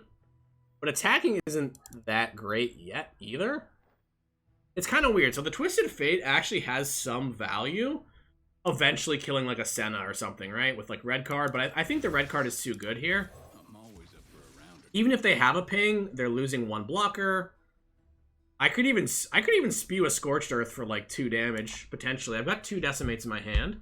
Pretty big advantage. And if I clear all of their units... Purpleberry Shake, okay. During Whale. Okay.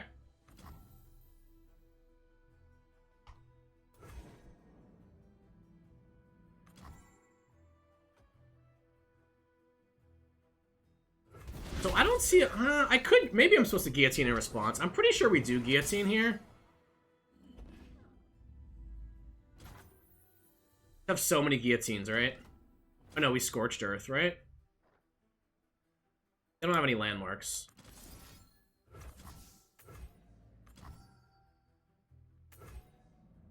This keeps my Gangplank from taking damage. Really nice. Otherwise, they get 3 damage on the Gangplank, dies to another Living Whale. They do get to Ghost Block 2-1.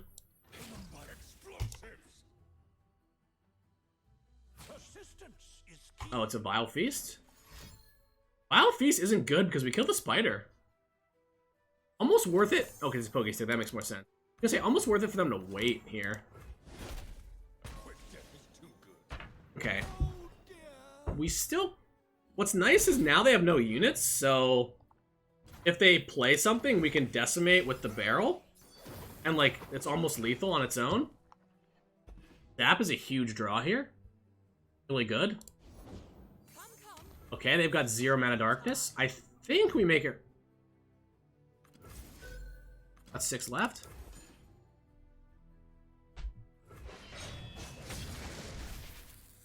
Okay.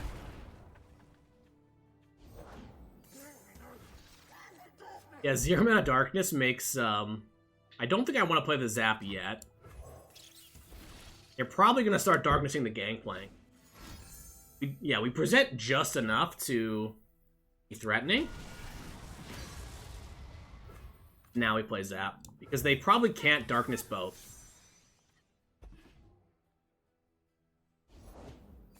Catalyzer? Okay.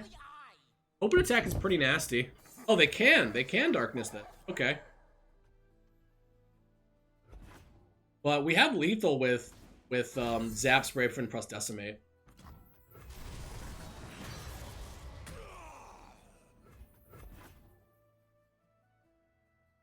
Probably should just attack with everything. I'm like in a weird spot where I could die pretty quick if they draw Vigor. Oh.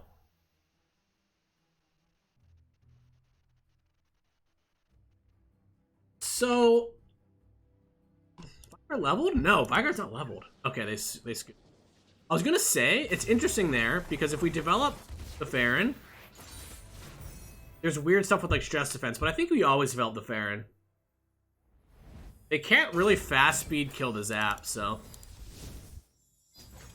Alright, we're getting on 4 hours here. Getting on 4 hours. Maybe one more game? I'm just sad about the game that we lost, where I could have played better. Is this the list, though? Broker hasn't seemed that good. But I guess it just helps you draw into your actual good cards. So it's hard to argue that it's bad, because it's just kind of like 2 mana 2/2 draw. When it's a 2 mana 2/2 draw card, it's like pretty fun. No, I like the 2 guillotines. I think you need this for Pantheon decks. Games? Yeah, I think I'll play one more, maybe. Sorry, I've been kind of ignoring chat a bit. I'm trying to play well. Seems like chill, though.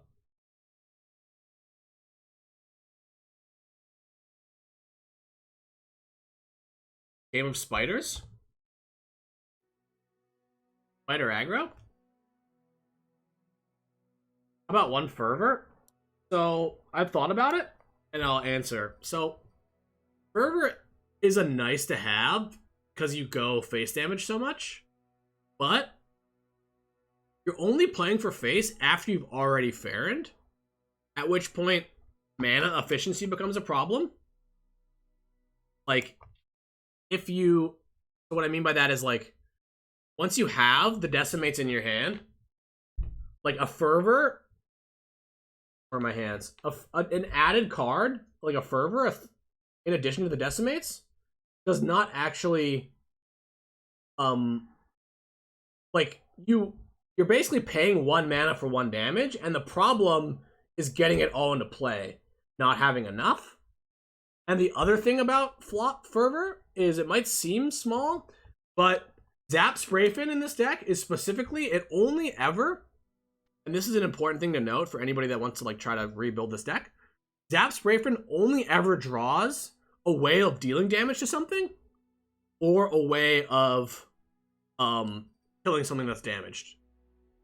And when you add a Fervor, Fervor is very, like, you don't have big units, right? Fervor is very easy to fizzle. And if you play it, you can run into a situation where you can just lose the game, like if you zap into Fervor, because you either, usually you either want to damage units. Normally you want the cards to deal damage to units, since you have more, about equal, right? You have 6 of each. You have 6 damage spells, make it rain in Death's Hand, and you have 6 dealing damage to stun units. So it just gets a little weird. I think you could toy around with Fervor, but I think it's bad. It's like one of those cards that's bad when you're losing, especially off of Zap. So that's why I don't like it. That said, I've never tried it. Yeah, it is clunky as hell, which is why this version, you don't play Dreadway Deckhand at all.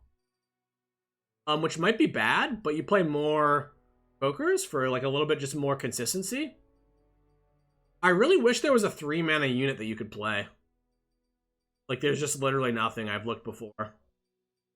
Like something you want, like a unit that gives you value that can also put pressure on, and like none of it just doesn't exist. Like the GP Sedge deck gets to use Monkey Idol, which we would love to use, but it just doesn't block well enough right away. Like there's Petty Officer, it's just too weak. There's Thorn of the Rose, which actually might be okay. Gets countered by pings. But Thorn of the Rose would be really good if there weren't so many pings.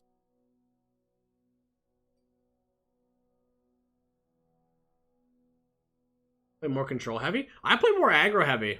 I just attack. My plan with this deck is generally to actually kill people quickly. Like weirdly, other people's late games are better than you, so you try to circumvent that with level 2 Gangplank, level or Farron. So I actually think this is less control heavy, but maybe I'm wrong.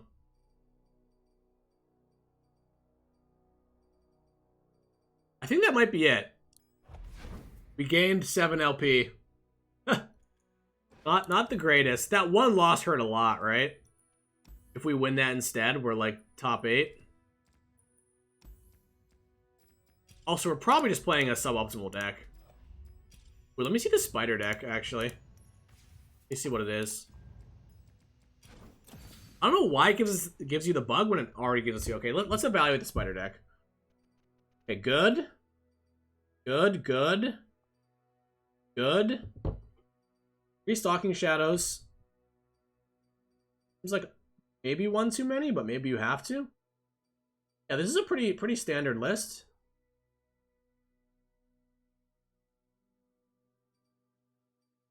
Unto Dusk is like fine. House Spider, I think is good. No Brothers Bond. Well, they play Unto Dusk instead. It's similar. Brothers Bond is pretty good when you're going wider than people, but when you can't, when it's like a swarm meta game, like I played Spiders a lot, Brothers Bond really sucks because you run into situations where they can just block everything and you'd rather have a card that can do damage. But Unto Dusk also kind of sucks. Because Doombeast is like the last card that you play. But we do have 3 House Spiders. So, I mean, the idea is to, you know, obviously, like, just hit them just enough with units and then burn them out. And Unto Dusk is good in that case. So I like the choice. I don't like Mark. Mark is bad. I mean, Mark is just worse than Sharpen Resolve normally. But Sharpen Resolve is like a meta call. Brothers Bond can take on Panth decks. Right, that makes sense. If your opponent is like banking into White Flame Protector, Brothers Bond is like nuts. Because you just make 2 random things big. Like imagine they have 3 spell mana and White Flame. They can't even single you Brothers Bond to 2/2, right? Because they trade. Like it's just so good. But Unto Dusk is probably also good in that matchup as well because the Pantheon deck is slow. It can't really, like... It's weird because with Cataclysm White Flame, you can kill on, like, round 6, which is kind of like your plan with Pantheon against Sejuani Gangplank. Yeah, Mark, I don't know. I think Mark is just bad because you don't want to lose units. I like Sharpen Resolve. Giving one of your anythings ephemeral, and then it just means that you're basically going all in. That is the last turn you get to utilize that unit advantage. Because basically it's like, what it's saying is, I'm going to use this just as like a Mystic Shot, or maybe with upside. But you have to sack a unit to do it, and I really don't want to sack units. Because you want to go just a little bit wider than your opponent, because you can still kill your opponent through attacks on like round 6. But Sharpen Resolve is just a bad card, so... Yeah, I like this. Should we play a spider game?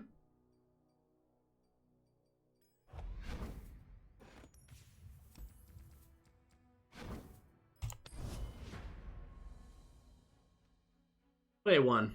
Play one with spiders. It'll be a nice change of pace from the Gangplank deck, which is slow as hell.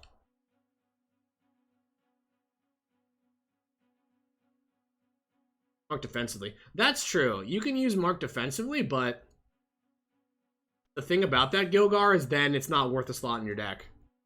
Like, if you're playing a Spider aggro deck, and your best use case for a card is to kill a unit and not deal damage, pretty bad. Ooh, a Shroom deck. Okay. Really want Elise. We really want to see Elise here? Or Legion Rearguard. No, Legion Rearguard sucks because they can just poison puff cap this. There's actually a bit. It's actually crazy how some matchups Legion Rearguard is so. That's why we nerfed it in the first place way back when. Was they can just be so sharp on round one. I think it's now a little bit weaker, but yeah, imagine we had the right card here. I think we do trade. Get this off the board. We do have Elise, which is kind of like our best possible card. Got Peddler. Okay. Pretty good at blocking the 1/1s. They could have a Get Excited. Let's see what we draw. Okay, we definitely are developing, right? Develop this one first, because it's worse. Because maybe this makes them Pokey Stick. Opponent had a pretty good draw though. They've got a Pokey Stick here. It's gonna be tough to get through enough. Wow, they don't have a Pokey Stick. No Pokey Stick is rough.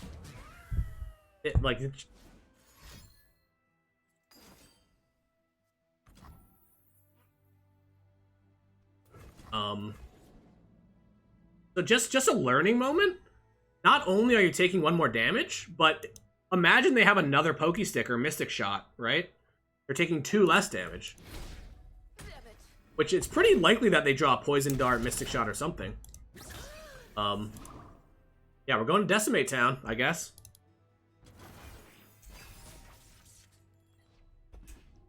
And Stygian gets pretty bad pretty fast.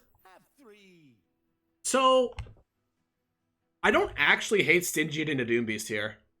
Into open attack. Our open attack is getting worse, right?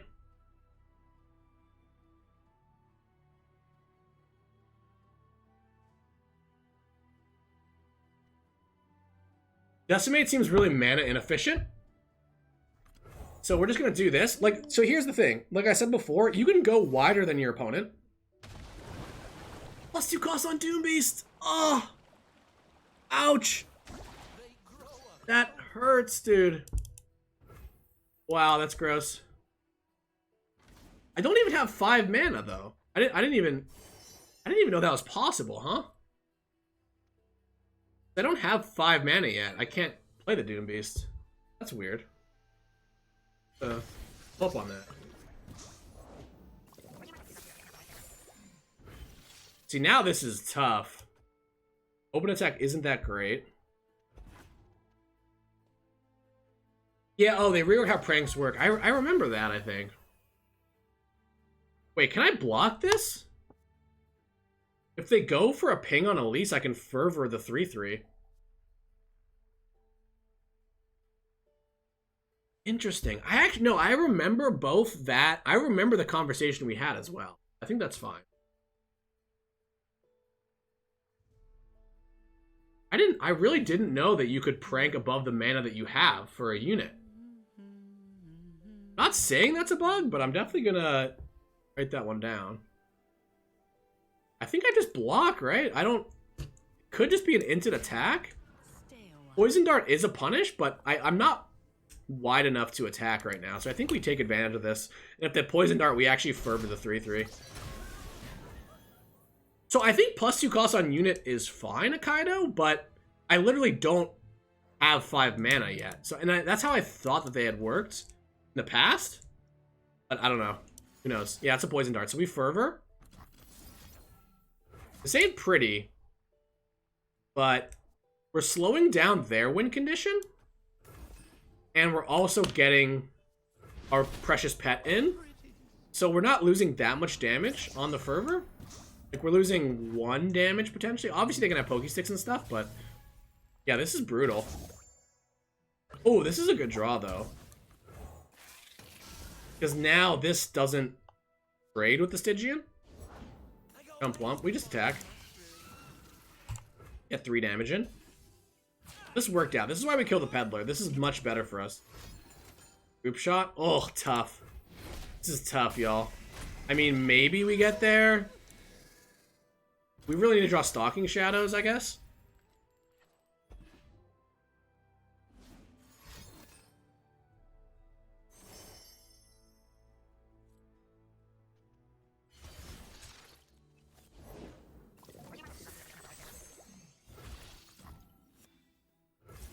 This is tough, yeah.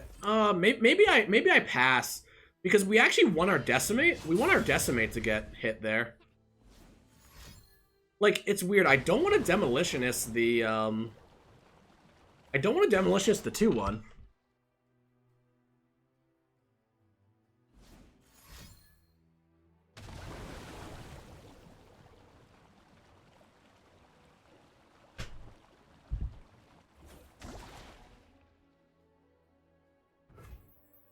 I don't want to demolish the 2/1, because even if they don't have an answer, it's not that good. Oh, attack? We block. We freaking block. Don't we? You can just play the demolitionist?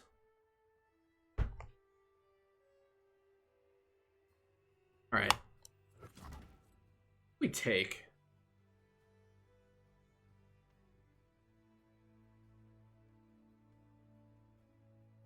I guess just demolitioning this is better, huh?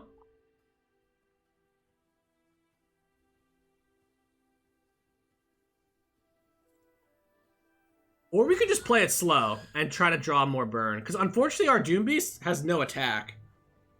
There's no threat. Take, demolitionist, this.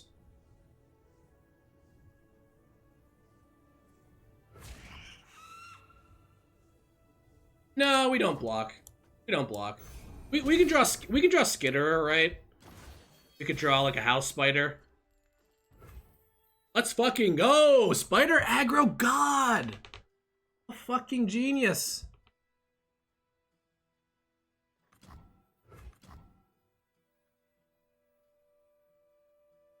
Okay, so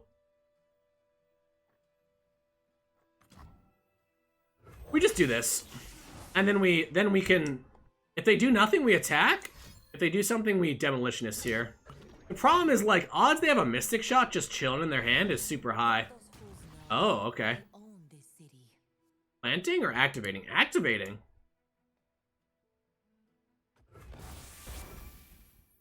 Oh, planting. Wait, they just miss? What happened? It volatile bloomed. They have to have a Mystic here, right?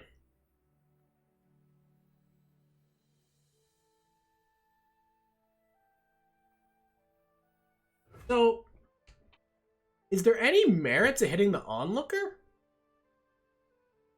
No, not really. Oh, this is atrocious. If they don't break, they'll burn. Because they didn't know that they didn't puff cap twice, which means they might have a 3-mana spell. Attack? Watch your step. Yeah, stress defense. Okay. Take 2 more. Decimates win now. And we don't have any shrooms in the top 5, which is really nice. The demolitionist trades. Okay, that's a threat. Honestly, it's not what we want, but it keeps parity, which is really nice. Okay.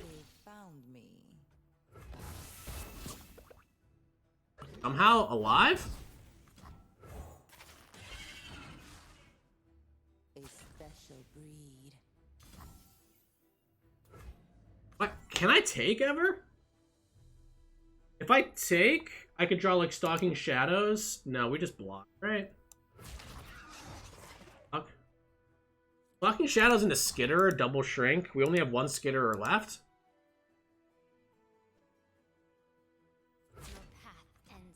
I mean, they're activating because let's be real, the flash bombs don't do anything.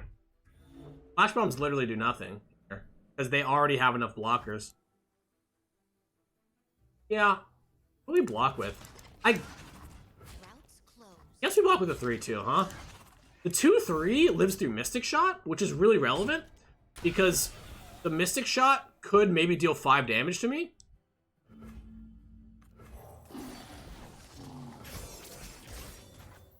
So we'd rather have the 2-3, right? Some 8!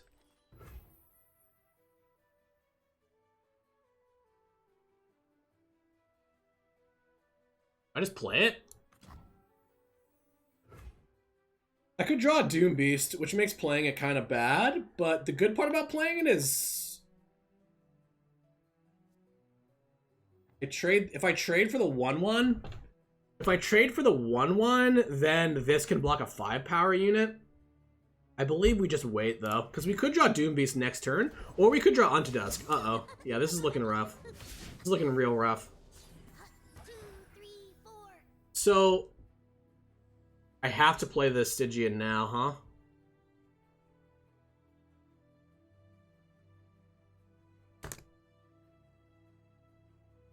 Right?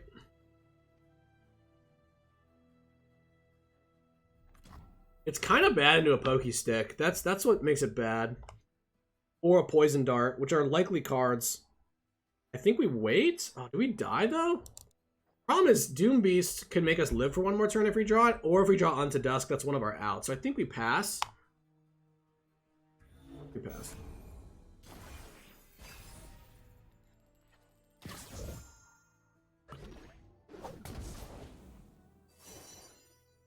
Some 8. Okay. Win? Let's draw. I'm a spider aggro genius. I just always draw Decimate when I need to.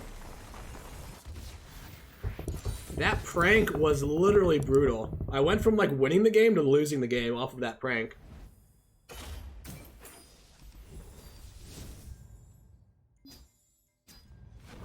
Okay.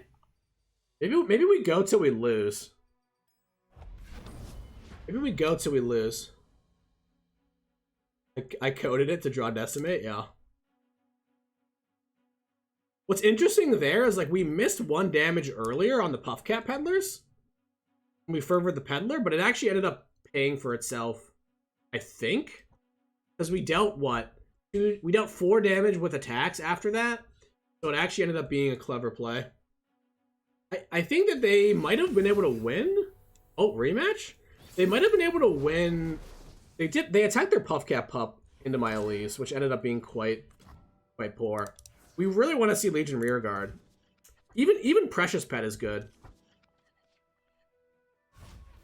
Even Precious Pet is good here. Yeah, I would have died to the Peddler for sure. No one's the wiser. If they have a Poison Dart. No Teemo is good. Good news.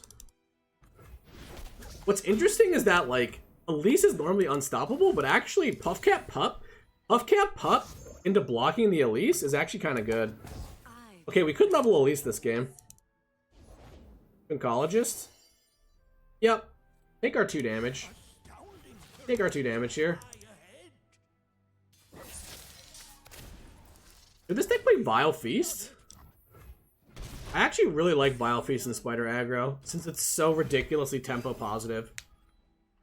I could actually see it being better than, something.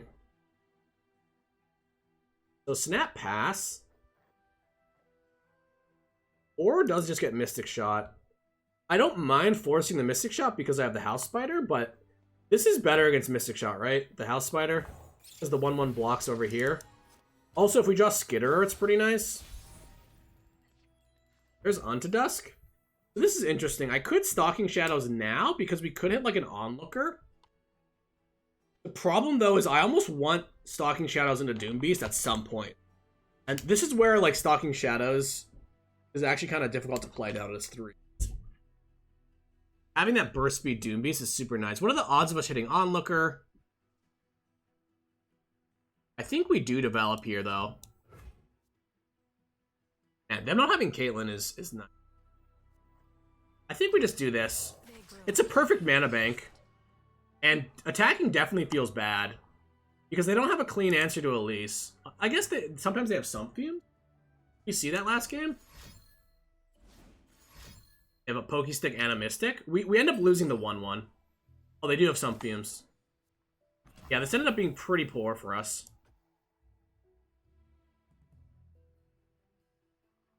This is rough. Rough. So attacking... Is it better, though?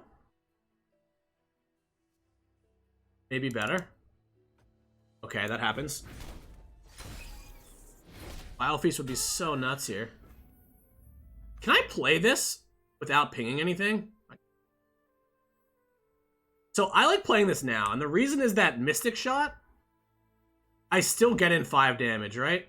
Because they have to Mystic Shot the House Spider. If they don't break, they'll burn. If they don't Mystic Shot this, they're taking 3. The glory of Oh, it goes through! Love to see a thing of that nature. Remember that they do... What wondrous discoveries await below. Okay. This is really nice. We've got board pressure, and they're at 13. Losing the Elise is rough, but it's going to happen eventually to the Subfumes. Actually a good draw, because we can just go unit here. Really good. Unit is good. Another Poison Dart or Lecturing Yordle. Oh, if it was Lecturing Yordle, it would be much tougher for me here.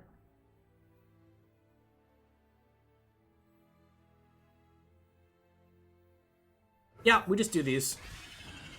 Pretty good. We can actually Stalking into Undedusk here. Potentially. We draw Fervor? I guess it's an open. I do Stalking, though, just to see. We want Demolitionist or Doom Beast. Okay, Demolitionist is good. Interesting. Interesting. Demolitionist is good. Honestly, Saboteur is good here, too, because I can go Saboteur, Saboteur, and Unto Dusk. Demolitionists are always going to be good later. I know they didn't have a Mystic from earlier, but they have so much mana now. Maybe it is Saboteur. It's so less committal, right? If we just go Saboteur, Saboteur, like, it's very similar to Demolitionist in terms of it's damaged now. Like, there's no way they have enough blockers to block all the attackers. And in those kind of situations, it means that Saboteur is good. It also is more mana efficient. Like, I can't afford a Demolitionist, Doom Beast, and get it Mystic Shot, right? I think we're going with it. I think we're going with Saboteur. It's 2 mana efficient. We even have Fervor here. The Spider aggro experts in the chat are probably like wrong, but I think I'm right. It's too much stuff. Too much stuff. Look at that, 2 mana to kill my 1-drop. Don't think we Fervor. no one's the wiser. Chat is never right. I just called it out because I feel like this is one of those... It looks like a bad play because the Demolitionist is like 4 guaranteed damage. But I think that tempo matters a lot here.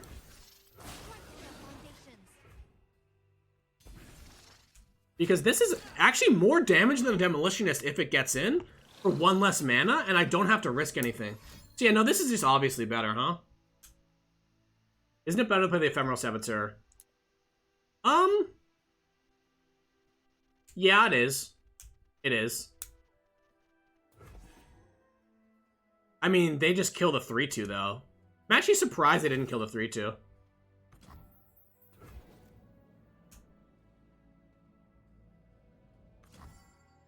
Okay. Spider Aggo's pretty tough to play, of course. It is? Why wouldn't it be? Oh, I'm getting pranked! Oh, I wasn't paying attention. I looked over at chat for 1 second. That's really bad, actually. That's really bad. That could be game losing. Could be game losing. They know my hand now, which is hilarious.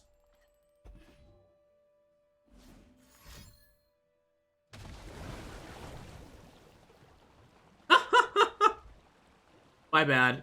I was responding to somebody in chat and missed it. So to be fair, I think I pressed OK before I looked at chat. I was thinking I shouldn't onto dust because my unit is not dying, right?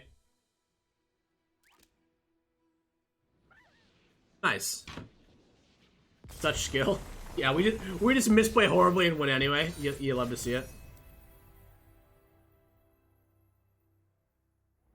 Flames chat. No, it was my bad. It was my mistake. I told you all my reasoning. My reasoning was my Doom Beast wasn't dying, but I wasn't looking at the prank, obviously.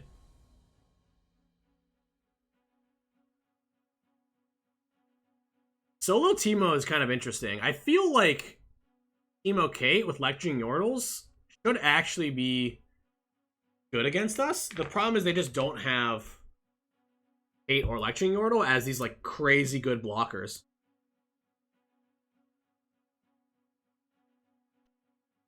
Maybe we just keep playing until we lose. I think that's what I want to do.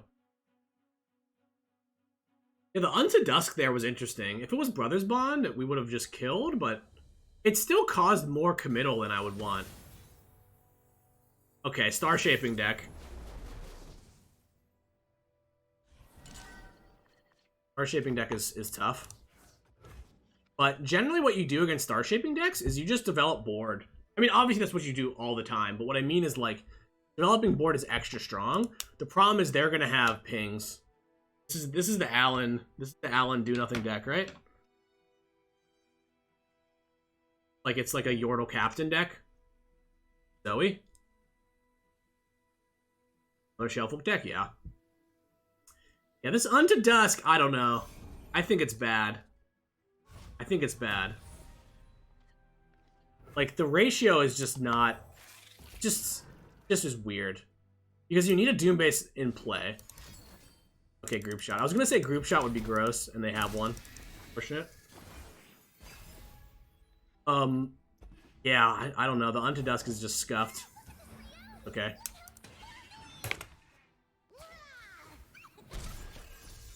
Maybe we go 20 points to Nexus here? Possible? House Spider? Do we greed for that? I think we do, right? What's the punish? Charger?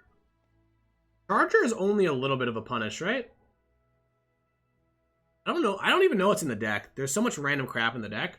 Oncologist, not really a punish. It's just Charger, right? But Charger, they're still taking 3. They take the same amount of damage.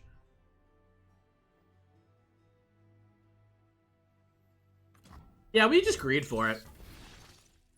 I guess they could also Equinox, but they still take the same amount of damage. This is right. We're definitely far enough behind where we can't take open attacks. But like Telescope or Conchologist to block is fine, but we're still getting 3-2 in. The problem is they could have Pale. Like Conchologist into Pale. Oh yeah. Wow, no, what does that mean? No star chart for Charger. Oh, it's star chart into Pale? I really hope they don't have like more group shots. Oh, double pokey. Okay, we're down a lot of cards here, but we killed the Zoe. This is gonna be tough. We literally need to draw like an Elise or something this turn, I think. If they just slam a Yordle Captain, I just have no pressure. That was good. One mana card is actually good here. Actually, Yordle Captain isn't even that good, huh? Priestess, don't care. Can give them a lifesteal, which is unfortunate. Daylight warms the heart and lights the way. Okay. Ah, yeah. Ah, why? Why? Bad. Tough. It's kind of weird. Because like here you normally say this is good because they don't get star chart, but it's actually so bad because them having the star chart be less mana is more important on this board state. And I don't have any plays next round, so I have to open attack. Oh, this is gross. Oh, Demolitionist is good, I think. Demolitionist is good. Really would want to see an Elise, War Mesa. but Reporting for it's okay too. I guess the Unto Dusk, it's weird, because if it was just any unit, it would be better, but it's... The fact that it will draw a card and deal 2 at some point here is kind of nice. The problem is, like, look, I might need to trade off both of my Doom Beasts here. If I trade off both of my Doom Beasts, it doesn't deal damage anymore. And when I play this deck, you want to get as much damage out of your... You want to get as much damage out of your units as possible. So, like, we could... Honestly here, there's a line where we play the Unto Dusk and hope we draw a unit. Do we need that to happen, though? I think it's better to guarantee 4 damage. It's kind of unfortunate, but it is what it is. Maybe we draw another Doom Beast. Ah, oh, stop! Stop! Please. Please stop. Okay, so now... Now maybe we don't attack at all? Is it worth 2 damage? Like, the Unto Dusk is going to do 2 damage either way. If we attack, we get to kill the Zoe and deal 2.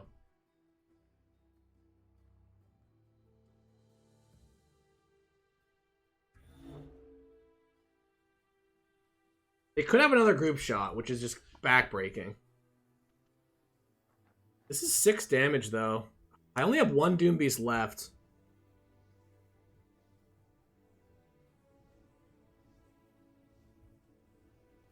It won't kill both Doom Beasts. Yes, they will.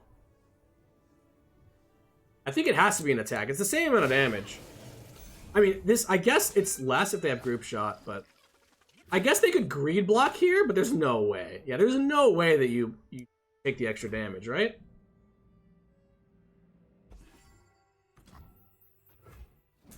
Definitely won't block the 2 and 3, and they didn't. But I guess the good news is we're kind of board parity. Like, if we draw Stalking Shadows here, or just an Elise and a Decimate is really good. That's actually kind of the difference this game. I mean, Elise is so good, basically. Okay, they prank us now? Okay, so that's actually good for us, almost. Because if they Shell Folk, we have more time now. Like, they're not going to get a Decimate off that. Yeah, we just want Stalking Shadows. Stalking Shadows, Elise, Demolitionist is actually a good draw here. As long as they keep having more units in play. Okay. I think we Unto Dusk. I think we do Unto Dusk here, unfortunately. Because they double poked already, right? Yordle Captain. Want to join my party? It's much better to develop now. And strike while the iron is hot, basically. It's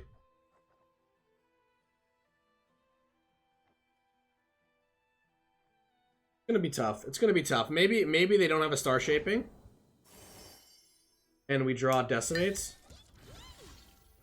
We draw another Decimate? But just win. Ah, no! Come on. Oh, that was such a greedy play. Would have worked. Okay. Fortunate. Still block. So now we need more damage, right? Explosives primed.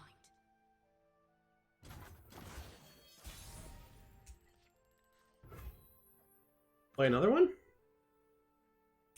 Then 2 Decimates is lethal. Not a brick draw. Not bad either. They're looking for like Crescent Strike or Equinox. As long as they aren't winning the game, though, we're just buying ourselves so much time. Like a Crescent Strike. So, I wonder if we wait on the Decimate. Like, I could draw the last Doom Beast. Pale? The hell? What's the Pale? Good trade? Otterpuss? See, they're investing a lot of resources before playing the Shell Folk, which is just buying me so much time.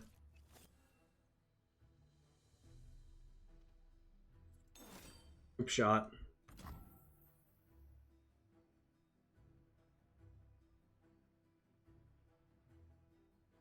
So if I attack, puts them to 9.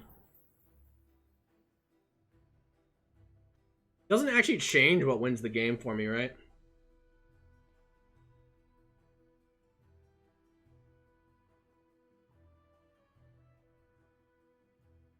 I still need to draw another Fervor and then not to have Star Shaping. Yeah, it's doomed, right?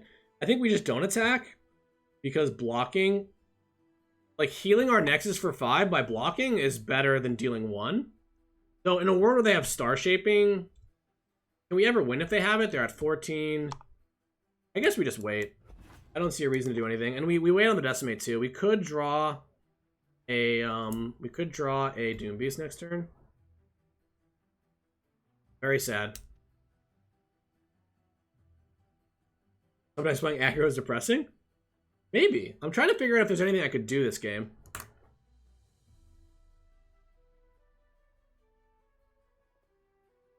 I don't know if there was. Why do you wait on the Decimate? Because we can draw Doom Beast. Next turn. Okay.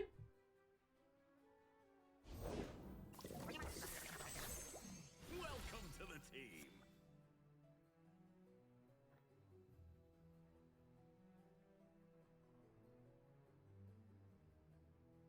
Give the unit we can't Fervor or Demo.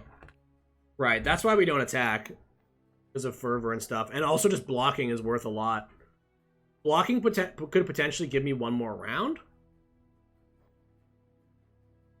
So I guess we just Decimate here.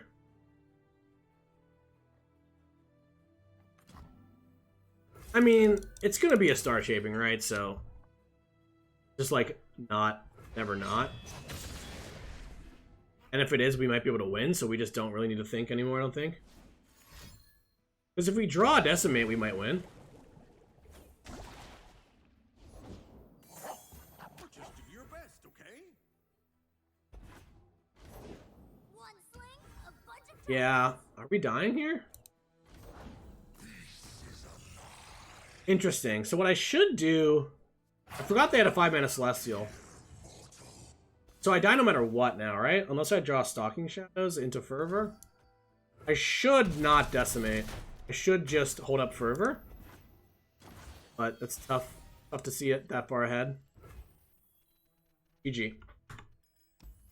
Kind of close. They had a lot. That deck has a lot of good plays, right? Like Starry Scamp, multiple Zoes, and Conchologist and Telescope. They just have a lot of random dudes. And they had how did they kill the Arachnoid Horror? They had double pokey, right? And they had group shot in the opener. Maybe it's crazy to say. I think that's actually... I could see being favored there in that matchup. God, Untudusk is so bad. It's actually just sad how bad it is.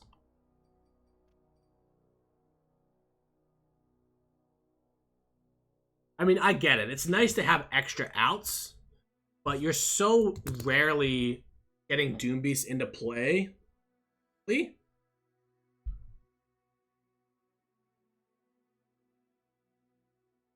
One Stun Spider? I personally like Vile Feast a lot. It's very similar to Stun Spider, but you can use spell mana on it.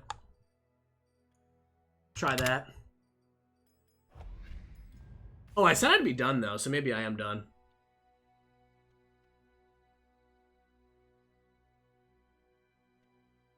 I kind of want to play some more Spider aggro. Mark of the Isles. Yeah, the problem is when you're playing against a lot of decks that go wide, it's quite bad. I also personally don't see why you would play Mark over Sharpen Resolve. Like, yeah, I understand that it costs less mana, but you watch those games, you realize how important it is to have more units than your opponent. And the problem with Mark of the Isles is, I think people just don't...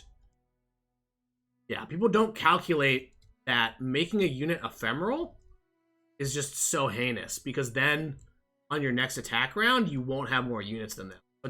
It's like you get temporary damage. That makes sense? Like if I mark, let's say you Mystic, here's like the ideal scenario, right? You Mystic Shot my unit, and I Mark of the Isles it, and you take like whatever, like 4 or 5 damage, yeah, that's like insane. That's like the ideal scenario, but I still lose the unit. So then on the next round, I don't get the damage, right? Compared to playing Sharpen Resolve, where the unit stays in play, still a threat, and it deals more damage since it pumps for. So yeah, I mean, I guess you could argue that like sometimes 1 mana matters, but yeah, that's definitely a fair argument.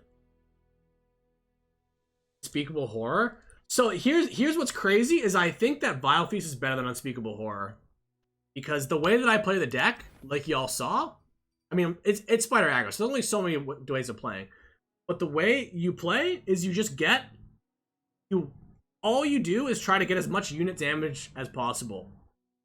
Like, don't think about burning them out. Don't put cute stuff into your deck like Unto Dusk, because if you hit them with units, they will die. I know it sounds basic, but they will literally die if you keep hitting them with units, because it turns out units deal damage every round, right? So yeah, worry about decimating them out as a last resort. But yeah, so I actually think that Vile is better than Unspeakable, because you've got Frenzied Skitter to pump the Vile, you've got Elise to level up. Yeah, that's pretty much it. The 1/1 is huge. 1/1 is huge. The problem is Vile is like generally only Vile is only realistically that good as like a card you could play like 3 of in a meta where there's other aggro decks. Because Vile Feast is like really strong in aggro mirrors. Right?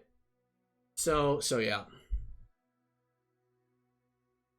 Well, the problem is Unspeakable. You have, most of the cards don't do anything for your game plan, and you have to Nightfall it. And if anybody that plays this deck knows, it's like the Unto Dust thing. It like looks easy to Nightfall, but it's not, because you don't have burst speed Nightfall. You don't have burst speed Nightfall enablers, but only when you have a Stalking Shadows, and it costs infinite. I love teaching the fundamentals. It's fun. I think that people enjoy it as well. Fading Memories could be good. Yeah. I could see 1 Fading Memories being better than the 3rd Stalking Shadows if you're just trying to go really fast. The problem with Stalking Shadows is it's too slow in a lot of matchups, right?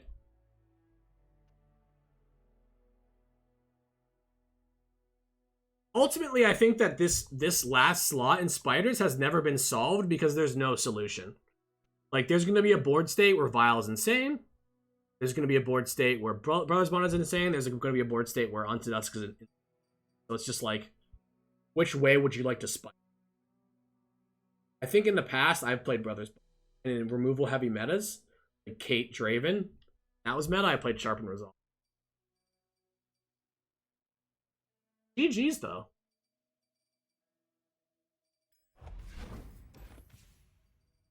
I'm sad I lost to the Zoe deck. It just had it all. Happens sometimes, right?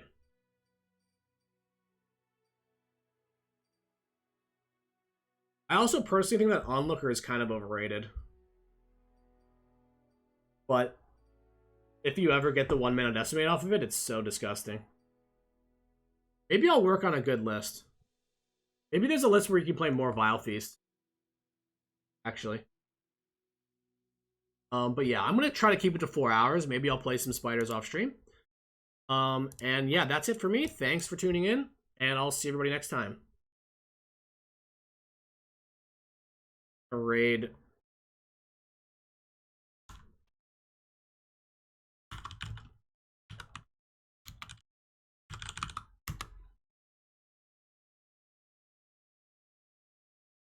All right, everybody, next time. GG's.